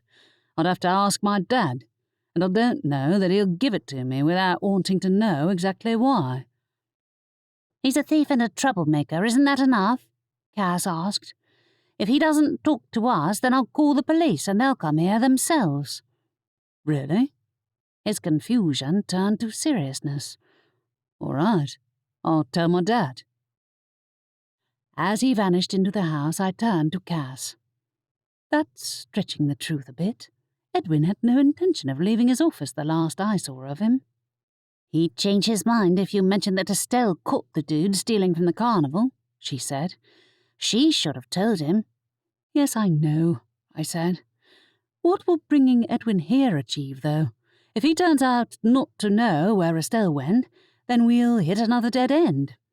You're the one who wanted to speak to him. She looked as if she wanted to say more, but she closed her mouth when Patch reappeared. My dad told me that Patrick lives over at Horsdale Street on the other side of the park, Patch said.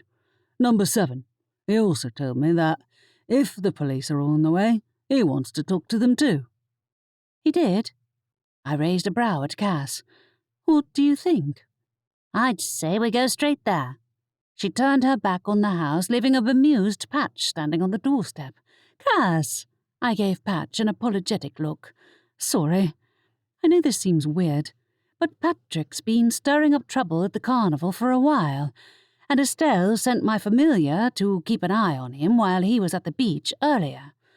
Patrick reacted by throwing my familiar into the sea, so I think there's a fair chance he was up to something illegal. Oh. He still looked bewildered. Why didn't you get the address from the police then? Well, the police aren't exactly falling over themselves to come looking for him. They're busy. I didn't need to confuse and alarm him by mentioning why Edwin had ceased to listen to me. With the carnival, Cass suggested coming here to ask you where to find him, or your brother. He blew out a breath. Lucky it was me who answered the door, not my brother, because I'm not sure he'd have been as willing to help her if the police weren't involved. I won't tell my dad that, don't worry. Thanks. I backed up a step to avoid letting Cass out of my sight. I'd better catch up to her. Wise idea. I'll see if I can convince my brother to back you up, in case it turns ugly. Wait! I hurried after Cass and caught her up at the park. Cass, slow down. Wouldn't you rather we had backup? You're my backup. Without slowing, she marched onward, leaving me in the dust. I fished a reluctant Jet out of my hood. Jet, can you fly back and tell Edwin where we are? This way you get to avoid Patrick. Jet shivered. Of course, partner. He took flight while I prepared to face the wolves. Or wolf, rather. The shifter had given me bad vibes from the start, but might he be worse than a petty thief? Might he know where my cousin was? Cass was already hammering on the door to one of the houses by the time I reached her. Several tense moments later, the door opened, revealing Patrick himself. He was dressed in a sloppy t-shirt and tracksuit bottoms, and his lip curled in a snarl when he saw me. I know you. You tried to drown my familiar, were the first words out of my mouth. Why? You sent that crow to follow me, didn't you? He growled. Thought I wouldn't notice. No, I didn't send him. My instinct screamed at me to run, but the need to find my missing family members kept me rooted to the spot. My cousin did. Where is she? What do you mean, where is she? The hairs rose on my arms as he moved into the doorway, his bulk filling the frame. Back at that carnival of hers, obviously.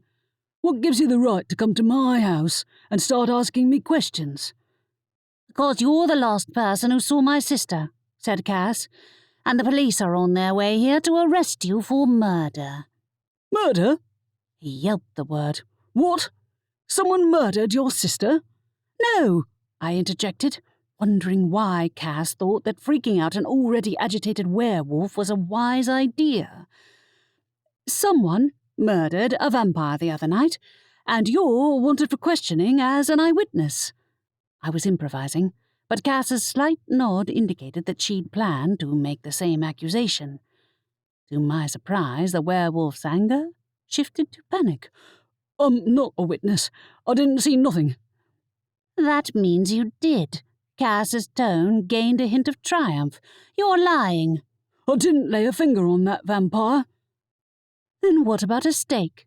My heart began to race. He was there. My hunch had been right all along. Did you stake that vampire in the back? No, he snarled. You'd better get away from my house. I'm innocent. Are you now? Patch walked up behind us, hardly out of breath, despite having presumably run here directly from his house. Sounds to me like you've been caught red-handed. I didn't kill nobody. His voice dropped to a growl that sounded more like a wolf than a human, and I dragged Cass away from the doorway in case he did turn into a wolf and attack us. Patch stepped into our place, facing him without any fear. Tell me the truth, or else my father will be the next to pay you a visit. I've no idea what those witches are talking about. Patrick glowered at us. They're lying. You're a thief and a liar yourself, Cass said, and possibly a murderer too. What really happened between you and that vampire the other night? We argued, he muttered. At the pub. He left before I did, and then I got kicked out, and... And what? Asked Cass. And someone killed him. Patrick took in a breath. His expression had lost some of its anger and instead showed a hint of fear. It happened too fast for me to see who it was. I was pretty drunk anyway, and they moved so quickly that they were gone before I could blink. And then that guy was lying dead on the beach. Another vampire killed him, I concluded. Are you being truthful? Of course I am, he growled. After I tried to get back into the pub, but they wouldn't let me, so I left. That's all. Then why did you throw my familiar into the sea? The crow? The anger returned to his voice. Because he was following me. Does there need to be a reason? Yes, because you're the last person who saw my sister. Cass snarled right back at him. Tell me where she is. I don't know. His face flushed bright red. I haven't seen her. That is the truth. I think he's being honest this time, I said to Cass in an undertone. He didn't even speak to Estelle, nor would he have a reason to take her. One more question, Cass said to Patrick. Ever heard of the Founders? The who? Never mind. She swept away from his house, leaving me in charge of apologizing to Patch. Again. Don't worry about it, he said. You go and find Estelle. You think she's in trouble, right? Yeah, I did send my familiar to fetch the police after all, so hopefully Edwin will be along soon. A growl sounded. He'd better not. In a flash of fur, Patrick shifted into a wolf. Patch was ready, though, and when he turned into a wolf of equal size, he blocked the doorway, barring the other wolf from running after us. Let's move, Cass muttered. I don't see that guy escaping from the pack leader. I hope Edwin is ready. I also hoped the other werewolves would be able to keep him restrained while we went in search of our missing relatives, because we wouldn't be able to come back and help. Not if Estelle and Aunt Adelaide were in as much trouble as I feared. Chapter 14. Cass and I walked at speed back to the beach. I knew we wouldn't find Aunt Adelaide or Estelle there, but the foremost of our dwindling options was to search the area where they'd last been and hope that someone had spotted them. How can they have just vanished without anyone seeing? I remarked aloud as we walked, especially right by the crowds on the pier. Those vampires move fast. My chest contracted at her casual acknowledgement of the fear I hadn't voiced aloud. Do they make a habit of kidnapping people in broad daylight? I wouldn't put anything past them. Meaning the Founders. I wouldn't either, and anyone who could stab another vampire in the back without being caught certainly had the skills necessary to capture 2 members of our family. Yet I had a hard time believing Estelle or Aunt Adelaide would have surrendered without a fight, which made it even less likely that nobody had seen. As we neared the seafront, I slowed my pace. Cass, wait. I know someone who might have seen them. Oh, Eric. Why hadn't I thought of him earlier? He lives just down here. We can ask him. Fine. She swiveled on her heel and waited impatiently, while I mentally retraced my steps to find the right house. I might be on the wrong track entirely, but it wasn't impossible that Estelle and Aunt Adelaide had decided to pay Eric a visit to ask more questions. Hardly anyone was in this part of town either, and the silence struck me as ominous, despite the distant, cheery sounds of the carnival carried on the breeze. When I knocked on the door to Eric's house, there was a long silence before the door nudged open a fraction. Eric's frightened face peered out. Rory, hi. Have you seen my aunt and cousin? He lowered his gaze. Yeah, I'm sorry. My skin chilled. Why? Where are they? They came here to talk to me. He whispered the words. And they were ambushed. It happened so quickly. Ambushed by whom? Dread choked my breath. The founders took them, didn't they? I don't know where they went. His voice trembled. I wish there was something I could have done. Save your snivelling, Cass said. Let's go, Rory. Stay hidden, I told Eric, my heart hammering against my chest. If I were you, I'd lie low. That was the plan, he exhaled. I'm sorry. There was nothing I could do. I don't even have the pendant. I know. That we'd taken it off him couldn't have helped, but it also wouldn't have been much use against the founders on its own. The mental image brought a rush of delayed panic as the extent of our dilemma hit me. If my aunt and cousin had been taken outside of Ivory Beach, then they might well be halfway across the country by now. How were we supposed to find them? Cass waved a hand in front of my face. Rory, get a grip. We're wasting our time by sticking around here when we could be finding them. Where? I queried. We don't even know where the founders are based. Laney might. But our chances of rescuing her from Evangeline's clutches were slim. Cass paced away from me, heading towards the beach. That Eric guy doesn't know either. The founders wouldn't have left him alone if he did. We should tell the police then. I walked fast to keep up with her. Granted, Edwin might already be on his way to the werewolves. Edwin isn't going to be of any use either, she said. He doesn't know the vampires like we do. We? I echoed.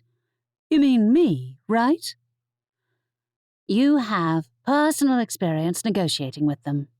You mean experience in getting kidnapped by the founders myself, I corrected. There was no negotiation involved. I thought you'd leap at the chance to break your friend out of Evangeline's dungeon. What? I said, disarmed. No, I'm not breaking in. Do you think Evangeline would let someone sneak into her home twice in a day? Assuming the person who'd killed Diane had come from outside, but Evangeline thought Laney herself had. What a mess. Cass grunted and fell silent, which I assumed meant she agreed. After a long pause, she turned to me. How did she manage to keep her thoughts hidden from Evangeline in the first place?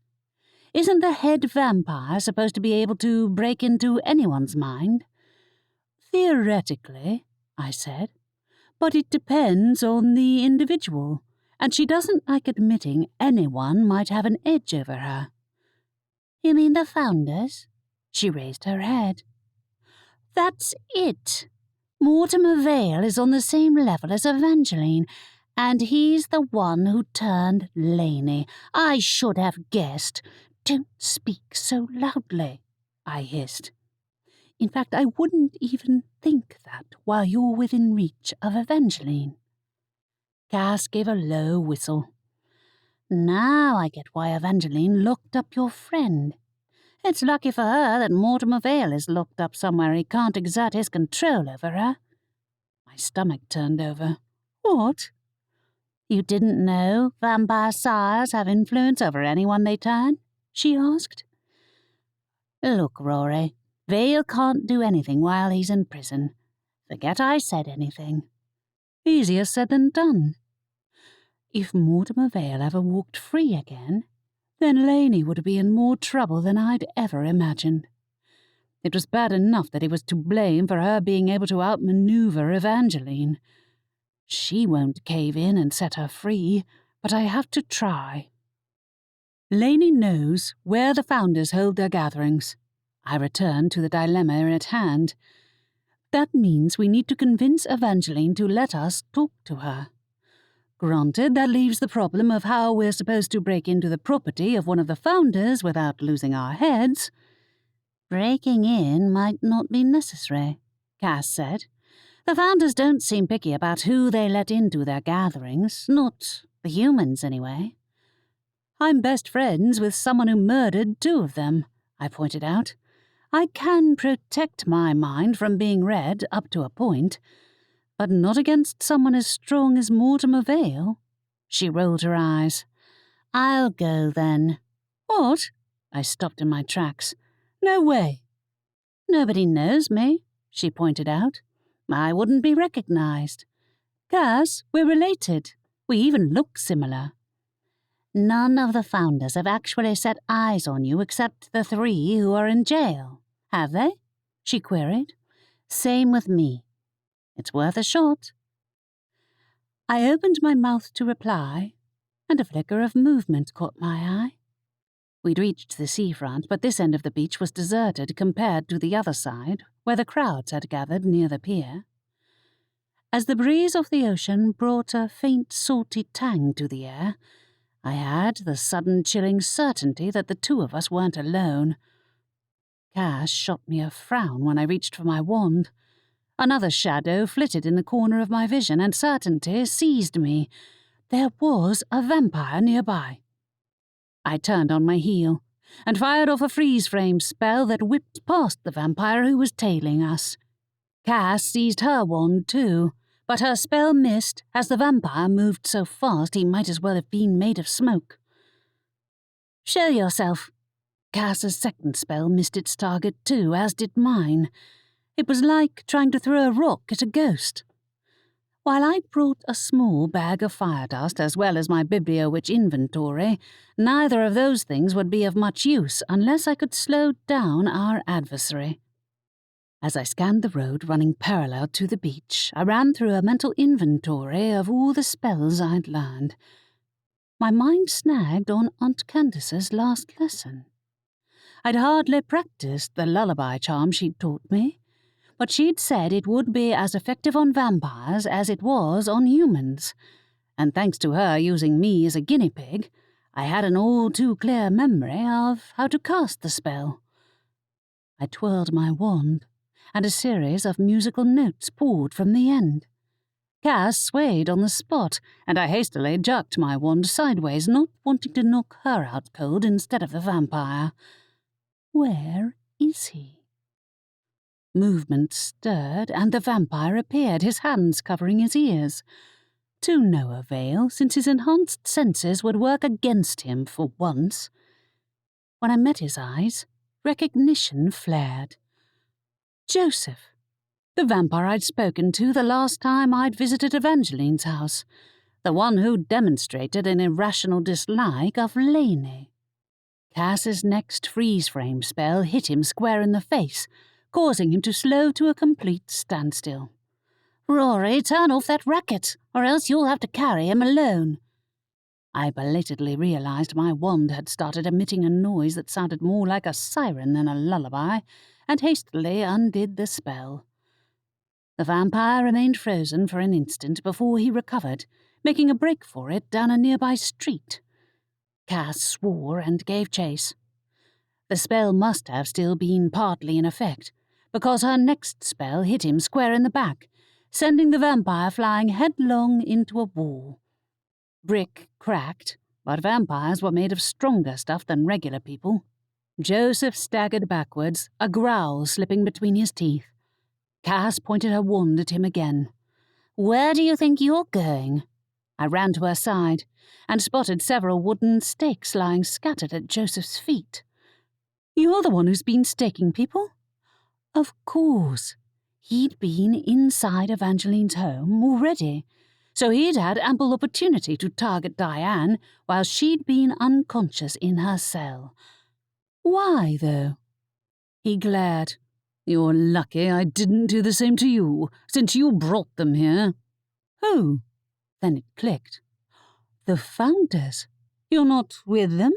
Of course I'm not with them, he growled. I'm trying to keep them from infiltrating this town like they've done to so many others, but your family is making that impossible. He'd killed Geoffrey and Diane, not because he was with the Founders himself, but because he wanted to keep them out. You were going after Eric. Cass's voice shook with anger. Weren't you? You were going to stake him too. Is that true? He'd even go so far as to murder a human who'd never even met the Founders? Wait. What did you do to my cousin and aunt? Nothing whatsoever. He made to run, but Cass flicked her wand and sent him flying head-first into the wall again. Use that lullaby spell, Rory, she ordered. Somewhat surprised that she'd ask me to help after I'd nearly knocked her out cold the last time, I waved my wand. My spell conjured a string of notes that was slightly more pleasant to the ears than my previous attempt, and Joseph swayed, falling unconscious against the wall. It worked. I took a step back, when Cass gave a flick of her wand and levitated Joseph's unconscious body into the air. Wait, where are you taking him? To the one person he might spill the truth to. In other words, Evangeline. That was our only option, really, but if he'd been lying, if he'd been the one who'd taken Estelle and Aunt Adelaide, why would she lift a finger to help us? Or maybe he'd been truthful. After all, why would he have targeted my aunt and cousin and not Laney or me? The pair of us had been more to blame for the Founders' presence in the town than any of my family members had. I'd have to wait until he woke up to ask him. So I walked on towards the seafront and hoped that the carnival was too much of a distraction for anyone to question why Cass and I were levitating an unconscious vampire through a public street. Strangely enough, nobody did flag us down. We did catch a few confused stares on our way across the town square and up the high street, but Cass's constant glare ensured nobody stopped to ask us any questions. We reached the church faster than I'd expected, and without being challenged either. I knocked, and this time an unfamiliar female vampire answered the door. I need to talk to Evangeline, I said. It's urgent. She'd heard me and say that, she said dismissively, and the answer's no. Tell her the Founders came to Ivory Beach and we have the murderer she's looking for. The vampire vanished in a flash and returned with Evangeline so rapidly I had to wonder if she'd been watching the door the whole time. Where are the Founders? Evangeline demanded. If you're lying to me again, Aurora, then you join your friend in the dungeon. I don't know where they are, but he might. I indicated Joseph's hovering form above Cass's head. This guy's been killing anyone connected with the Founders, including Geoffrey and Diane. He was on his way to kill Eric next when we caught him. Cass flicked her wand, and Joseph's body crashed to the ground in front of Evangeline. He groaned, stirring, while Evangeline leaned over him. Is it true? Did you kill my prisoner? He raised his head to glare at Cass and me and spoke in a slurred voice. This is her fault, not mine. He thought he was stopping the Founders, I explained. He was on his way to Eric's house when we caught him, but Estelle and Aunt Adelaide are missing, and he says he doesn't know where they are. She pursed her lips, looking down at him. He spoke true when he claimed not to know their location, but I cannot allow him to live. Joseph rolled upright, but Evangeline was ready. Her hand struck his face hard, and he collapsed into a heap once more. I flinched. Is he dead? No, she said. He might wish otherwise when he wakes up, since he forgot his place among us. and he will pay the price for it." I shivered. Vampire justice was merciless at best. "If Aunt Adelaide and Estelle aren't here, then the founders must have taken them elsewhere. Is there any chance we can talk to Laney?" "No," she answered. "She needs time to think on her transgressions, and I will not allow her to escape unpunished." I'd hoped Cass would back me up, but she remained silent. I wouldn't ask this of you if we had a choice in the matter, but we don't know the location of the founders' hideout." "If Elaine knows their location, then I can easily get that information from her," said Evangeline. "You can deal with the rest yourself." "The rest?" I echoed. "I don't understand what you mean." Her teeth showed as she gave one of her slightly terrifying smiles. "Why, Aurora, I think you do. If you ask any more of me, then we will have to make another arrangement." I gaped at her for a moment. By arrangement, I assumed she meant she'd only help me to find my family if I agreed to owe her another favor. Did she want me indebted to her forever? "The answer is no." Cass finally spoke. "No more deals." "I believe I was asking Aurora, not you." I tensed. "Evangeline, this isn't between the two of us anymore. The founders are a legitimate threat to all of us. Just the thought of them being in town was enough for one of your own people to turn against you. I'll gladly take on responsibility for rescuing Estelle and Aunt Adelaide, but we can't stop the founders single-handedly. And I also can't guarantee the ripple effects won't end up back here if we fail." For a heartbeat, I expected her to refuse to slam the door on us, but the truth in my words won out. Evangeline's jaw twitched. "You are both lucky that the founders are the ones most deserving of my wrath. I will go and speak to Elaine." She vanished from sight in a blink. Cass stirred. "Elaine? Really?" "Yes, why?" I wasn't surprised that Cass couldn't have cared less if Laney walked free or not, but we had another issue to consider. "Cass, I meant it when I said we're too recognizable to walk into one of the founders' gatherings through the front doors. So is Evangeline. So even if she does offer to help us, it won't exactly be a subtle way to stage a rescue mission. We're likely to be outnumbered, too." "I can think of someone who might be able to help." Her attention focused on a spot somewhere behind me. "Who?" I turned, saw who she meant. "Oh, no." "Oh, yes." Aunt Candace grinned. "My moment has come." Chapter 15. "How long have you been listening to us?" I asked Aunt Candace. To further my confusion, Jet perched on her shoulder. My familiar must have returned to the library after he'd sent Edwin after the werewolves. But how on earth had my aunt known we'd be at the vampire's home? "Long enough," she replied. "Did you expect me not to notice you levitating an unconscious vampire across the square?" "Yes," said Cass. "You're usually paying no attention to anything that isn't between the pages of a book." "The cheek of it," she said. "Tell me everything at once." "There's no time." I stepped away from the church, conscious of the closed door inches away from us, and the vampires who might be listening on the other side. "The founders took Aunt Adelaide and Estelle, and I'm pretty sure we're the only people who might be able to save them." "I imagine our illustrious leading vampire is willing to help," she said. "Not quite," I said. "Even if she is, I'm pretty sure directly getting involved in a fight with the founders would be more likely to end up with us dead. Though our only other option is to sneak in without being caught, which is about as likely as Sylvester developing a conscience." "Not if you allow me to create a distraction," she said. Go on, tell me everything while we wait for our prickly friend to return." I cast a wary look at the church door, but Evangeline didn't appear, and neither did anyone else.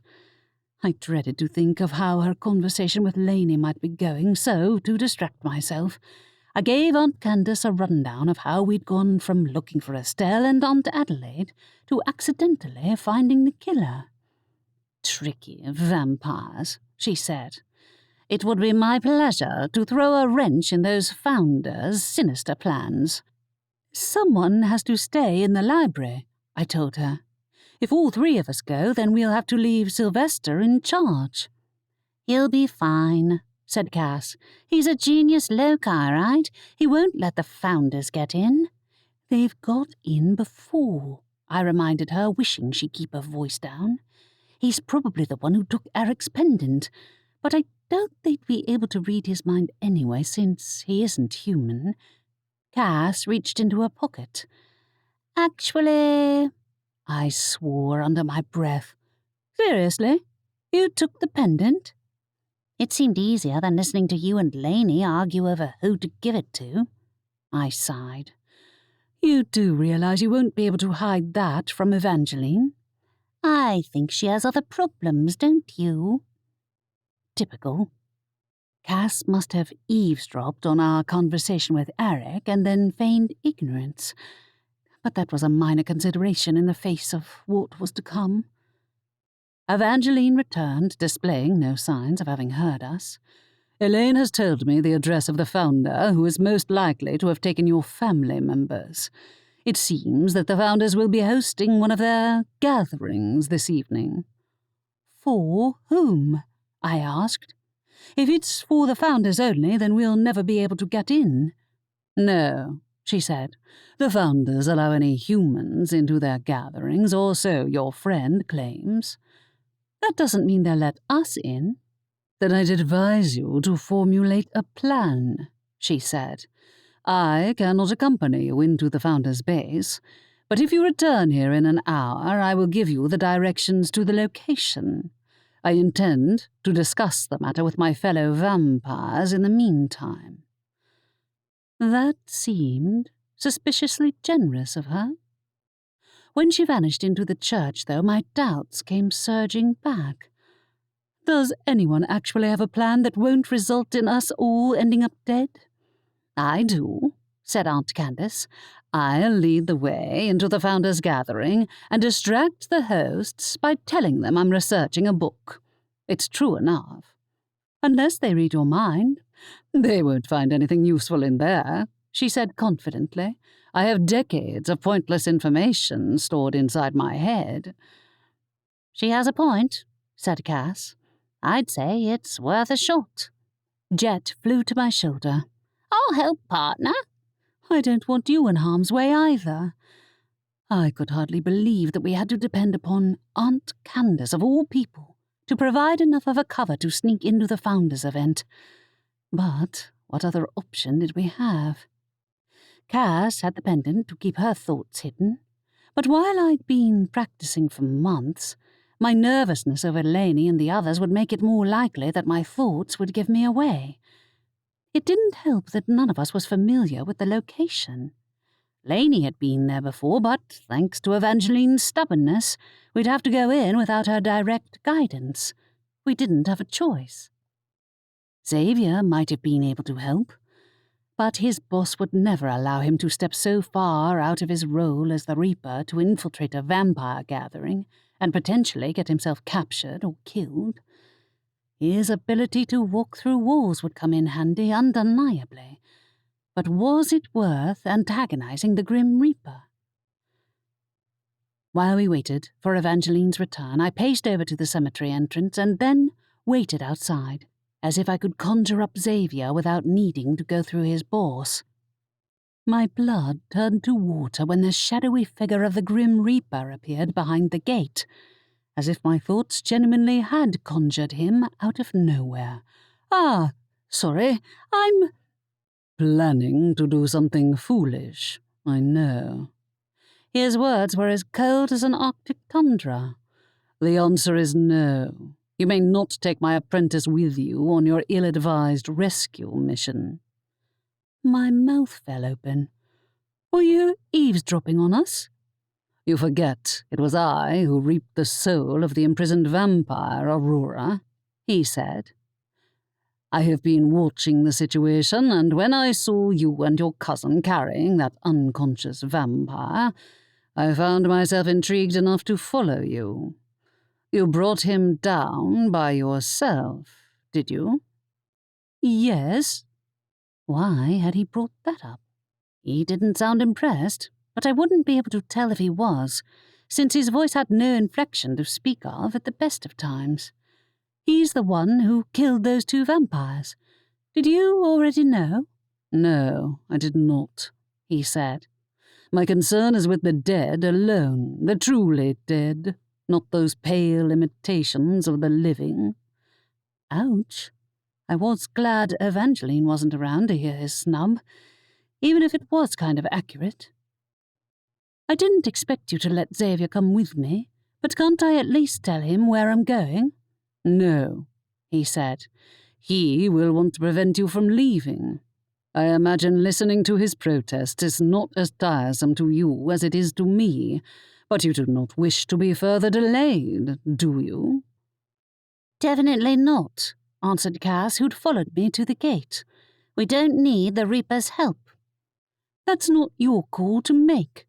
I turned to her, but she was looking at the Reaper without so much as a hint of fear in her expression. I wished I knew what was going on in her head. Or maybe I didn't want to know. "No, it's the Grim Reaper's call," she said. "He said no, and he's right. Do you want to spend all evening arguing over the pros and cons of storming the vampire's base?" "No, "But that wouldn't be an issue if Xavier was allowed to come with us," I said. "It doesn't contradict his role as a Reaper, does it?" "It does," said the Grim Reaper. "I will only allow him to leave my side if there is a vampire's soul in need of reaping. It's up to you, if you want to arrange that." "You're joking." Nope, he wasn't. "If I die out there, then I can guarantee he'll see to it that you regret keeping him from coming with me." "Then you'd better not die, Aurora." In a sweep of his cloak, he vanished into the shadows. I turned on Cass. "Thanks a bunch. You didn't need to encourage him to be even more of a stick in the mud than he already is." "I didn't need to try," she retaliated. "We already have more than enough people to stage a rescue mission. Any more would draw too much suspicion. Xavier can make himself unseen, in case you've forgotten. Instead, we'd have 3 humans against a dozen or more vampires." Cass made no reply, and despite her confident words, her manner grew terser as the hour drew nearer. Only Aunt Candace seemed mildly cheerful, as if she'd been waiting for such an opportunity. "None of you is dressed appropriately," she chided, looking me and Cass up and down. "This is a high-class event, isn't it?" "I'll handle it." Cass lifted her wand. "Keep still, both of you." Before anyone could raise an objection, she pointed her wand at me, and then Aunt Candace in turn. A breeze lifted my hair, and I looked down and saw my cloak had been replaced with a black dress, while a fancy shoulder bag took the place of my everyday one. Somehow, she'd even transported my Bibliowitch inventory into the shoulder bag, without even taking it out of my pocket, which was impressive. "I didn't know you knew spells like that," I remarked. "Of course I do." She applied another spell to her hair, which restyled itself into curls. "I don't usually spend my free time infiltrating vampire gatherings." "You don't say." Aunt Candace gave a twirl on the spot, admiring her own flowery dress. "Perfect." That was one problem taken care of, but how would we get to the gathering itself? Evangeline had promised to give us the address, but that didn't mean she had any intention of coming with us. She'd be wiser not to, as the founders would certainly know who she was. Aunt Candace volunteered Cass to go back to the library to tell Sylvester where we were going, correctly guessing that if she went herself, Then Cass and I might leave without her. Cass returned within a few minutes with the news that Sylvester intended to fortify the library in our absence. "We'll have a hell of a time getting back in," she said. "He's not taking any chances." "He isn't volunteering to help us out, though." Not that there was much the owl could do to help us outside of the library. His abilities were severely hindered without the library's magic, and even our own Bibliowitch magic wouldn't work as well as it usually did. I'd have to rely on my wand. Evangeline emerged from the church and gave the three of us an appraising look. "That'll do. You won't stand out now you're dressed like that." "Are you coming with us?" I hesitantly asked, noticing movement behind the door that suggested several other vampires were waiting in the wings. "I know you won't be able to come into the gathering itself, but if you want to catch the founders mid-plan, this might be the best chance you have." "I will give you half an hour," she said. "If you haven't rescued your family members in that time, then I cannot promise you will be safe from the consequences when my fellow vampires and myself storm the Founders' headquarters." My blood chilled. "Half an hour? It'll take longer than that just to get there." "I intend to walk, but I imagine you have a more practical method." Ah, she meant magic. But transportation spells were more liable to go wrong if used to travel to a location none of us had been to before. "What's the address?" Aunt Candace asked. "The house is simply called Ridgeway House." Evangeline smiled, exposing her teeth. "I wish you the best of luck." "That's it?" I raised a brow at Cass, but Aunt Candace pulled out her Bibliowitch inventory. "I imagine that picturing Adelaide and Estelle in our mind's eye will get us to the right place." "We don't want to land in the middle of the Founder's house," I pointed out. "It's not exactly a stealthy approach, is it?" "I can guarantee the Founders will have put up defenses against people using spells to get into their gatherings." Cass pulled out her Bibliowitch inventory too. "In all likelihood, we'll land outside the gates." "I hope you're right. If not, then we'd lose the element of surprise and possibly our heads too. Though given that there was a fight ahead of us, no matter how we got in, a peaceful entry had always been a long shot." I opened my own Bibliowitch inventory and skimmed down the page in search of the right word. Travel. Pressing my fingertip to the word, I pictured my aunt and cousin in my mind's eye with all the focus I could muster. Here goes nothing. The church vanished, Ivory Beach itself vanished, and both were replaced with a deserted country lane. Jet cawed in surprise, while I looked up at an unruffled Cass and a triumphant Aunt Candace. The country lane was bordered by fields on either side, but a gravel path bisected two fields, leading up to a large house. "This is the place."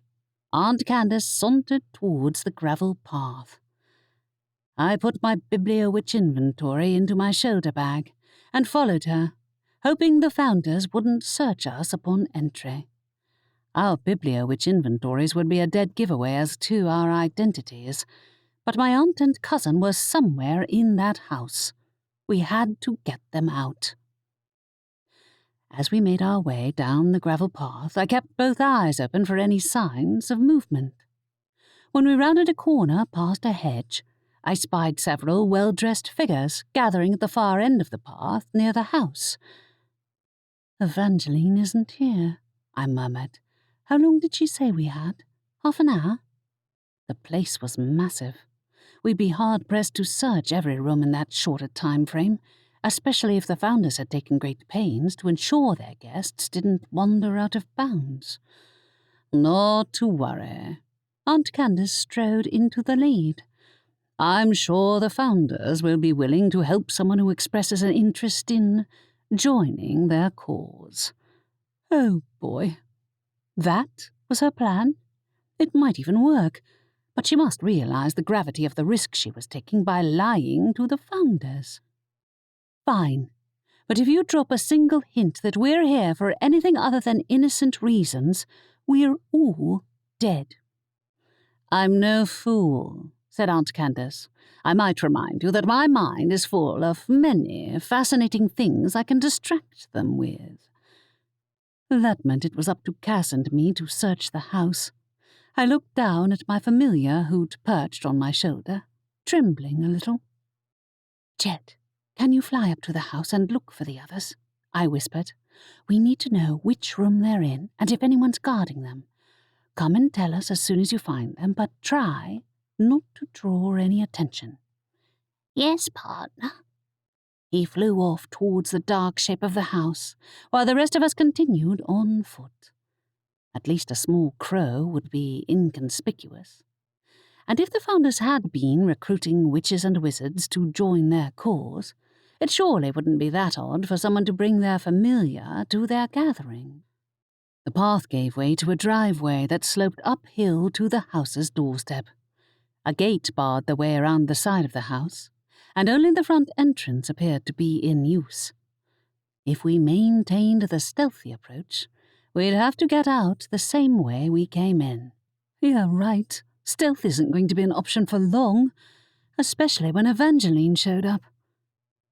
That didn't mean I could count on her to come to our rescue if we ended up in trouble. The figures I'd seen on the path must have gone into the house, because nobody else appeared to be outside and a lone man watched us from the doorstep. Thin and pale, he looked as if a stiff breeze would knock him over.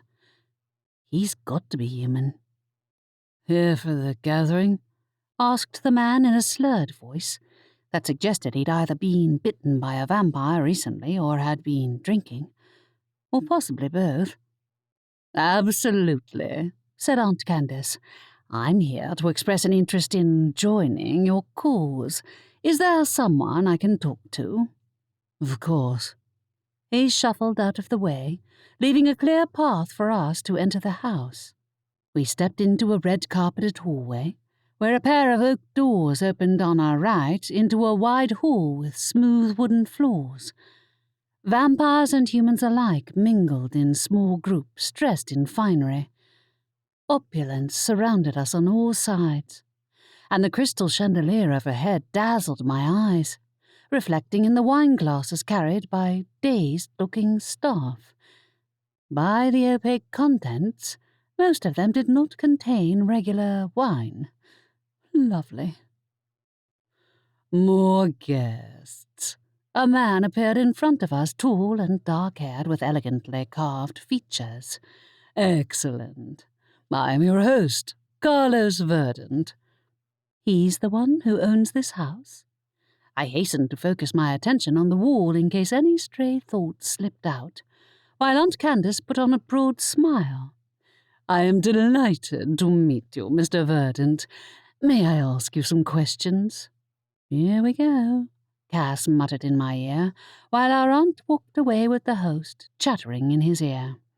"He knows where they are, I bet. Keep it down." I tensed when a petite Asian woman with a vampire's pointed fangs stepped in front of the pair of us, interest gleaming in her eyes. "Sisters, are you?" she asked. "No, cousins." I attempted to edge around her, but trying to dodge a vampire was like trying to walk across a piano without waking a toddler. In other words, impossible. "I don't recall seeing either of you before," she said. "I've been here once." To my alarm, Cass lifted the pendant from around her neck to show to the woman. "I've attended one of your gatherings before. It's where I got this." What was she thinking? If she was trying to bluff her way into the vampire's good graces, I wished she'd told me beforehand so I could play along more convincingly. As it was, I held both my breath and my tongue, while the vampire eyed the pendant with even more interest. "You must know Carlos personally, then," she said to Cass, "if he has you on his list for a promotion." Promotion. An interesting way to refer to being turned into a vampire. I suppressed a shudder, and to my alarm her attention turned to me. "And you?" I'm new to this," I said.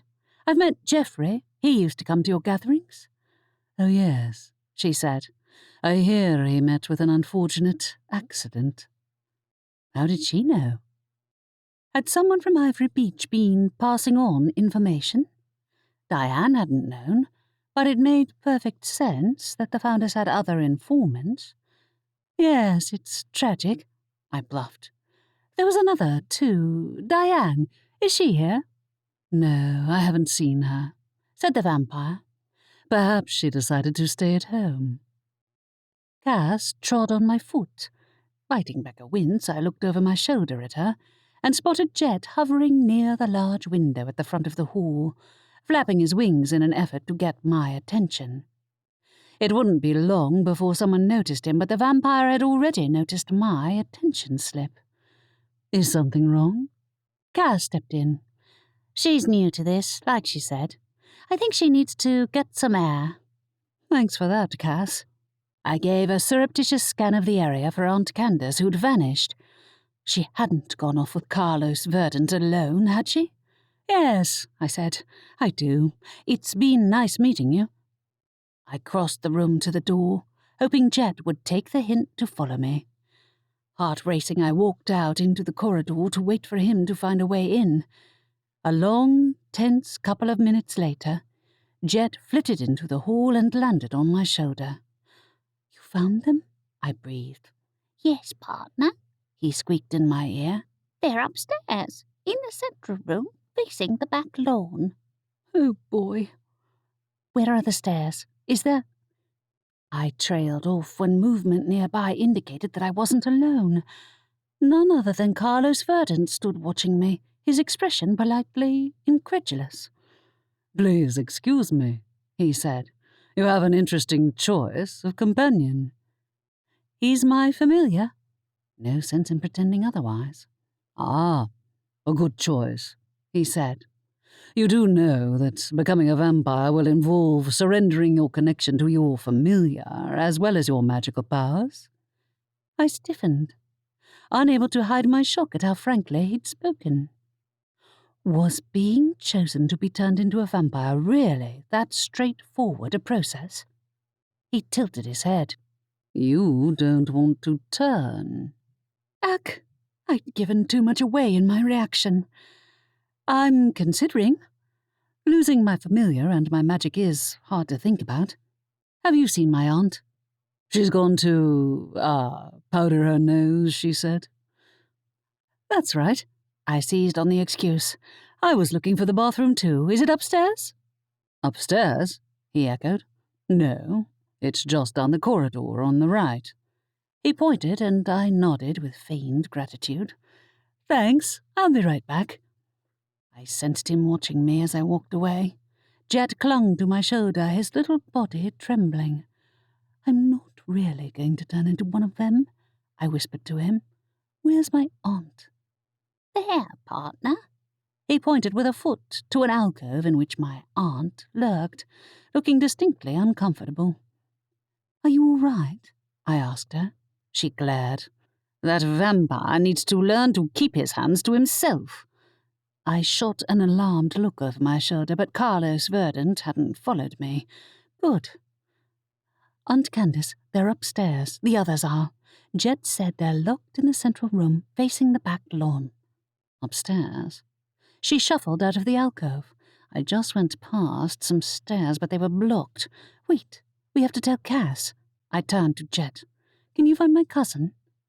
"Yes, partner." He swooped back down the corridor while I followed Aunt Candace around a corner. Soon we came to a wide, carpeted staircase that had been cordoned off with a rope. "Wait a moment." I reached out to stop her as she moved towards the rope. "There might be defensive spells. Aunt Candace!" My aunt ignored me, lifting the rope and ducking underneath. When she strode up the staircase as if she lived here, I groaned inwardly. Did she expect me to distract anyone who might come past? If Carlos Verdant had got handsy with her, I didn't exactly blame her for wanting to rescue the others sooner rather than later, but she couldn't possibly expect him not to notice her sneaking around upstairs. Jet returned seconds later. Cass went off alone, partner. Oh, no. Which way? Through another door, partner, he squeaked. I think she wants to go upstairs too. Right. Of course she did. I guess it's up to us to cause a diversion. An unfamiliar male voice came from the top of the stairs. You can't be up here. Who are you? Uh-oh. I threw caution to the wind and lifted the rope. After ducking underneath, I hurried up the stairs and came to a stop when I saw that Aunt Candace had run straight into a peeved-looking male vampire with a mohawk. Excuse me. She attempted to sidestep him. I need to powder my nose. We humans are more delicate than you vampires, you know. The vampire moved to block her path. The bathroom is downstairs. Right. She swung around, almost hitting the vampire in the face with her elbow in the process, while I grabbed my wand and cast an unseen spell on myself. The spell wouldn't work as effectively on a vampire's sharp senses, but I only needed to win myself a few seconds. While the vampire watched my aunt, I cast the lullaby charm on him. Musical notes swirled from the end of my wand and wrapped around the vampire, who swayed drowsily before slumping against the wall. I knew you could master that spell, said Aunt Candace. I'll have you know I had this handled. Sure you did, I replied. Help me move him into an empty room. It won't be long before the others notice he's missing. All I could do was hope the other vampire's sensitive hearing hadn't already picked up on the noise. There didn't appear to be anyone else upstairs, but one of these rooms contained my aunt and cousin, and I hadn't a clue which direction faced the back garden. After Aunt Candace and I had moved the vampire into an empty room, I spied Cass, who approached from the opposite side of the corridor. We weren't all supposed to come upstairs, she said. Speak for yourself, I said. Aunt Candace, can you create a diversion downstairs so nobody follows us? She closed the door on the unconscious vampire. Even I can't distract a dozen people at once, Aurora. And I can't put them all to sleep. To my alarm, voices drifted up from the direction we'd come from, and they sounded close to the stairs. Which room faces the back lawn? One of these. Cass nudged a door with her foot. Estelle, are you in there? Cass? Estelle's muffled voice drifted from farther down the corridor, and all three of us converged on the door. Aunt Candace already had her Bibliowitch inventory in hand and tapped the word unlock. The door sprang open, revealing a stunned Aunt Adelaide and Estelle. "Rory," Estelle gasped. "Aunt Candace? Cass? What are you doing here?" "Rescuing you," I told her. "We don't have much time." "No, we don't." Aunt Candace swerved for the stairs as her sister emerged from the room, a dazed expression on her face. "Rory, is Cass here as well?" "Yeah, she is."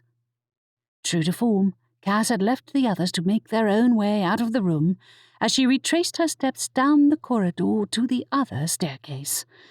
Unfortunately, I heard voices coming from that direction too. We were trapped on both sides. As I racked my mind for an escape route that didn't involve jumping out of a window, Jet nudged my shoulder. "I can find her, partner." "Evangeline," I shuddered. "Yeah, that might be our only option." We were far outnumbered. I was sure we must be close to the half-hour time limit Evangeline had given us, but did we have long enough to escape alive? Cass reached into a pocket, then cursed. "Damn it, I forgot to move my fire dust over from my cloak pocket." "Fire dust?" I reached into my own bag and then shook my head. "No, we can't use that in here. It's too dangerous." "Up to you." She tensed at the distinct sound of footsteps on the stairs. "Does everyone have their wands?" "No, they confiscated them," said Estelle. "I think they put them in one of the other rooms." Cass swore and began opening doors, while the others rushed over to help. I, meanwhile, dug into my shoulder bag and found the knotted fabric bag containing the fire dust I kept on hand for emergencies. If I'd been Cass, I might have thrown the fire dust directly at the vampires climbing the stairs, except that would have blocked our own escape route and might have hurt innocent people in the process. Instead, I checked the open doors and found an elegant bedroom that contained a huge four-poster bed with highly flammable curtains. That would have to do. Over my shoulder, I spoke to the others. "One of you, Cass, run and tell the vampires there's a fire. Did you find the others' wands?" "Yes," Estelle answered from behind me. "They're coming." The footsteps grew louder. With shaking hands, I pulled out a handful of dust and flung it straight at the fancy curtains. Flames sprang into being, while Cass raised her voice and shouted, "Fire!" An instant later, one of the vampires reached the top of the stairs and recoiled. "Fire!" The others took up the cry, while panic erupted on the stairs. We ran, seeing vampires and humans alike fleeing in all directions, and charged through the melee. As I'd hoped, the vampires appeared to be more concerned with avoiding the fire than noticing their prisoners' escape. That, or they hadn't known. Carlos Verdant himself was nowhere to be seen. When we reached the corridor to the front door, though, I spotted him in the doorway, gesturing for people to leave. Backtracking, I urged the others to stop their approach before he saw us. "There's got to be a back exit." "There is."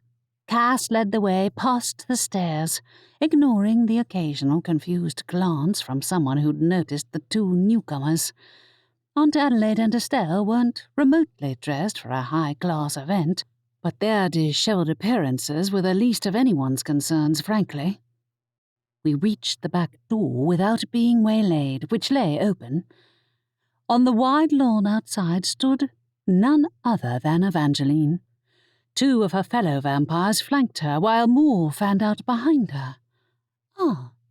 That's why none of the other vampires were running this way. A smile spread across Evangeline's face. "It looks as if I got here just in time, Aurora." I indicated the house. "Carlos Verdant is the one you want, but I think he's trying to escape through the front door." "Thank you for that information, Aurora." Her grin widened. "My people will hunt well tonight."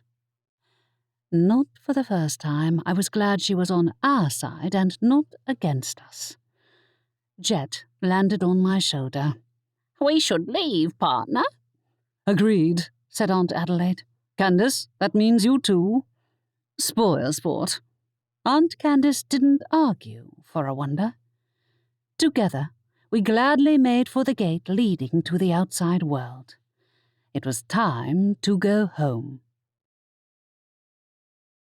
Chapter 16. My family and I arrived back in Ivory Beach as swiftly as we'd left.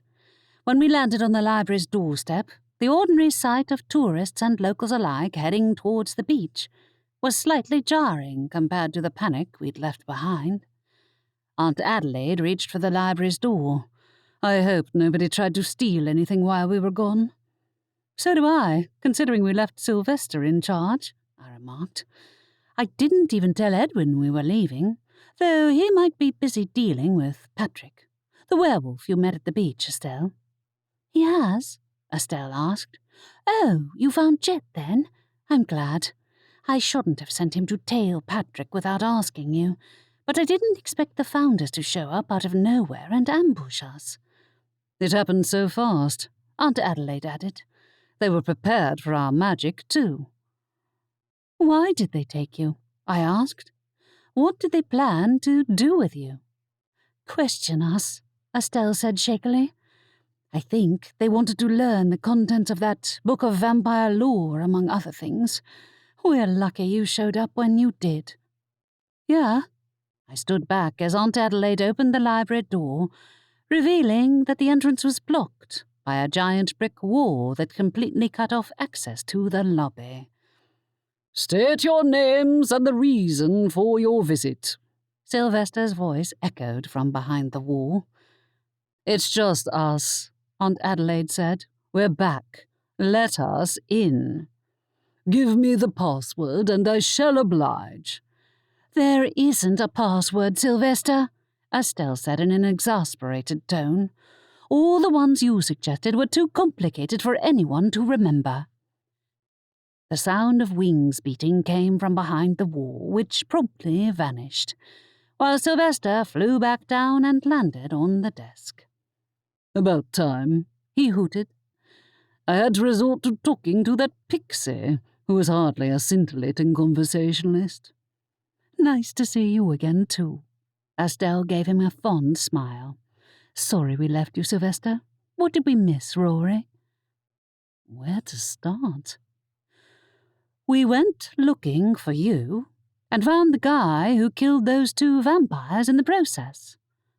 Aunt Candace and Cass helped me explain, which was a relief since I was thoroughly worn out after our madcap rescue mission. I did revive some of my energy when an alarmed Xavier showed up midway through my explanation and was met with Sylvester's resistance on the doorstep. "I can't believe my boss didn't tell me you were leaving." He wrapped me in a hug so tight I could hardly breathe. "He's going to answer for that." "He said you'd try to talk me out of going to rescue the others," I explained, "and he wouldn't entertain the possibility of you coming with me. I'm sorry." "I don't blame you, Rory," he said. "It's entirely his fault, and he'd likely have punished me if I'd gone behind his back." "I'd have used that stone to call you if I'd been backed into a corner." I referred to the magical stone he'd given me that I could use to call him to my side in an emergency. "But there were too many of us on the rescue mission already." "Hey," said Aunt Candace indignantly, "if not for me, you would have never got into that gathering." "Yeah, talk about ingratitude," said Cass. "I'm not ungrateful," I said. "Really, I'm glad you both came with me. I just think that bringing the Reaper as well might have been a bit much, especially when Evangeline came with an entire pack of her vampires to clean up the aftermath." "She did?" Xavier blinked at me. "I suppose that's better than her leaving you to handle it alone." "She left the rescue mission part to us," I said, "but she wanted to take out the founders herself. I hope she manages to round them up before they escape, especially that Carlos Verdant." "Yeah." Xavier glanced over at Sylvester, who sat smugly atop a bookshelf. "You might have told me that when I came here earlier to find out where everyone went." "You were too agitated to listen, you restless pestilent," was Sylvester's reply. "Sylvester." I shook my head at him. "Did he tell you he went to take out the founders single-handedly, Xavier?" "Pretty much," he said. "I already knew that vampire who broke into the library was killed in Evangeline's dungeon. Also, when I went to see Edwin, he said he arrested a werewolf. Was he the murderer?" "No, that was Joseph." I backtracked to explain how Cass and I had visited Eric and learned that Aunt Adelaide and Estelle had vanished, and that we'd been ambushed by Joseph on the way back. "He wanted to keep the founders out of town, but they got in regardless," Aunt Adelaide said. "I assume Evangeline will decide his fate herself." "Once she's done with those founders," I added. "I hope she catches Carlos Verdant." "Agreed." Aunt Candace scowled. "He deserves to have those pointed teeth of his removed one by one." "That man strikes me as difficult to pin down," Estelle said. "How did you get his address, anyway?" "Laney." Some of my relief faded. "Evangeline wouldn't let her out of her dungeon, even to help us find you." "We didn't need her help," said Cass. "If any of the people at the gathering knew her history, we'd have been kicked out on the spot." Regardless of whether she was right or not, I sincerely hoped that Evangeline would make freeing Laney from the dungeon a priority when she returned from routing the founders. It was only fair. The evening passed without an update from Evangeline, but I hadn't expected one. By the following morning we'd received the news that Patrick had been slammed with a fine and a short jail sentence for his thievery, while Edwin was all too happy to leave Joseph's punishment up to Evangeline. I had an inkling I'd wrecked any future chances I might have had of working hand in hand with the police, but there were some threats the vampires needed to deal with alone, especially the founders. As the day advanced without any sign of Evangeline, I told myself that I'd wait until sunset before paying her a visit. She might have had a late night yesterday rounding up all the escaped vampires, and we had enough to deal with at the library. While the bookworms hadn't made a return, we had to fend off constant questions from people who'd seen some part or other of yesterday's chaos. You'd think living in a magical town like this one would lead to fewer bizarre rumours. But apparently the sight of Cass and me publicly levitating an unconscious vampire through the town square had hit the rumour mill, and Estelle's mysterious disappearance at the height of the carnival had sprung up its own legion of tall tales. Typically, Cass remained hidden upstairs and had left the rest of us to explain, or rather, had left me to explain, since I was the only other person who'd been present during Joseph's ambush. Aunt Candace found this hilarious. "You're going to get a reputation, Rory," she said, having come downstairs and caught the tail end of my attempted explanation to a few awed students. "Everyone will think you brought down the vampire killer single-handedly." "I didn't," I protested. "Cass helped, and I only knocked him out temporarily. Evangeline will decide whether he lives or dies." "Still," she said, "I feel I ought to take credit for teaching you that lullaby spell." "Yes, by knocking me out with it." "It worked, didn't it?" I dropped the subject for now, though I knew she intended to fictionalize the previous night's events to put into a future book. I had zero intention of reading that one, but at least it'd be a temporary distraction from pressing me to give her more material from my dad's journal. It wasn't until my lunch break that I had time to take a leisurely stroll to the beach with Xavier. We amused ourselves trying out the various games around the pier, while a cheery Estelle watched. Patrick, she said, had been permanently banned from the carnival, and was currently sitting in a cell. He wouldn't be in there for long, but you couldn't have it all. When Xavier and I walked back to the library, my heart lifted at the very welcome sight of my best friend standing on the doorstep. "Laney!" I ran over and hugged her, and she hugged me back. "I'm so glad you're okay," she said. "When Evangeline told me you were going to break your family out of the founder's house, I thought I'd never see you again." "We got out in one piece," I said. "Are you okay? It can't have been fun to be stuck in Evangeline's dungeon." "I'm fine," she said. "Though I'm glad that Joseph wasn't in a cell anywhere near mine. I always thought he was a creep." "Did Evangeline tell you he was a killer then?" "She missed a lot of details, but your aunt has been filling me in on the rest," she said. "Cass helped you? Seriously?" "Believe it or not, she really came through for us," I said. "Aunt Candace, too." "Where's Evangeline?" "After she let me out of my cell, she called a meeting with some of her most trusted vampire advisors," she said. "If I didn't know better, I'd say they're about to declare war on the founders." My heart lurched. I should have known better than to think we'd get a reprieve for long. But with Laney free and my family back at my side, everything seemed brighter, despite the clouds on the horizon. When we returned to the library, Laney went for a well-deserved nap, while Xavier stayed to help me tidy the various books that had got knocked out of place during Sylvester's security-driven rearrangement of the downstairs floor the previous day. Aunt Candace and Cass seemed to have decided they'd done enough good deeds for 1 week, so Aunt Adelaide was glad for the extra help. As the library was closing for the night, I was in the middle of returning the last books to their shelves, when the sound of wings fluttering signalled my familiar's arrival. Jet flew across the library, clutching a piece of folded-up paper in his claws. "This was on the doorstep, partner." I frowned and took the letter from him. The words were written in an unfamiliar spiked handwriting, but they turned my blood to water. Aurora, am I correct in assuming that you were behind the recent events at Carlos Verdant's house? If so, that was terribly bold of you, and I'm intrigued to see what you do next. M.V. M.V. Mortimer Vale. Had to be.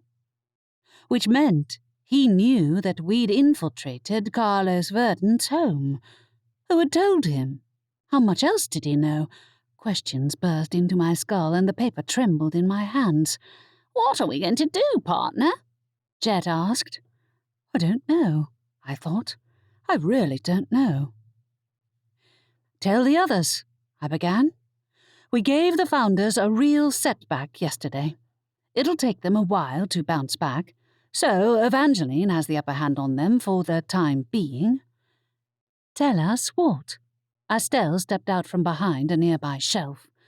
When I showed her the note, her face turned chalk white. How dare he? Who? Aunt Adelaide came over too, and I passed her the note. As she read it, her expression went completely still. He wants a fight, does he? He wants us to feel intimidated. I raised my head. He wants me to know he has someone bringing information in from the outside. He'll stay stuck in that cell of his as long as we have anything to do with it, said Aunt Adelaide. It's a bluff, Rory. He has no power over you. I drew in a breath and exhaled to relieve the tightness in my chest. Right. I'd drawn his attention, which wasn't a good thing, but I had to remember that I'd dealt the founders a serious blow in disrupting their gathering and sending one of their most prominent members on the run. Exactly, said Estelle. He picked the losing side, Rory. Yeah. New resolve filled my voice. My family and I would ensure that he and his allies would never win against the library. He and the other founders will regret making enemies of our family. This has been Vampires and Verses, a Library Witch Mystery, Book 10, written by L. Adams, narrated by Hollis McCarthy. Copyright 2022 by L. Adams. Production copyright 2022 by L. Adams. Edited by Sean Toole.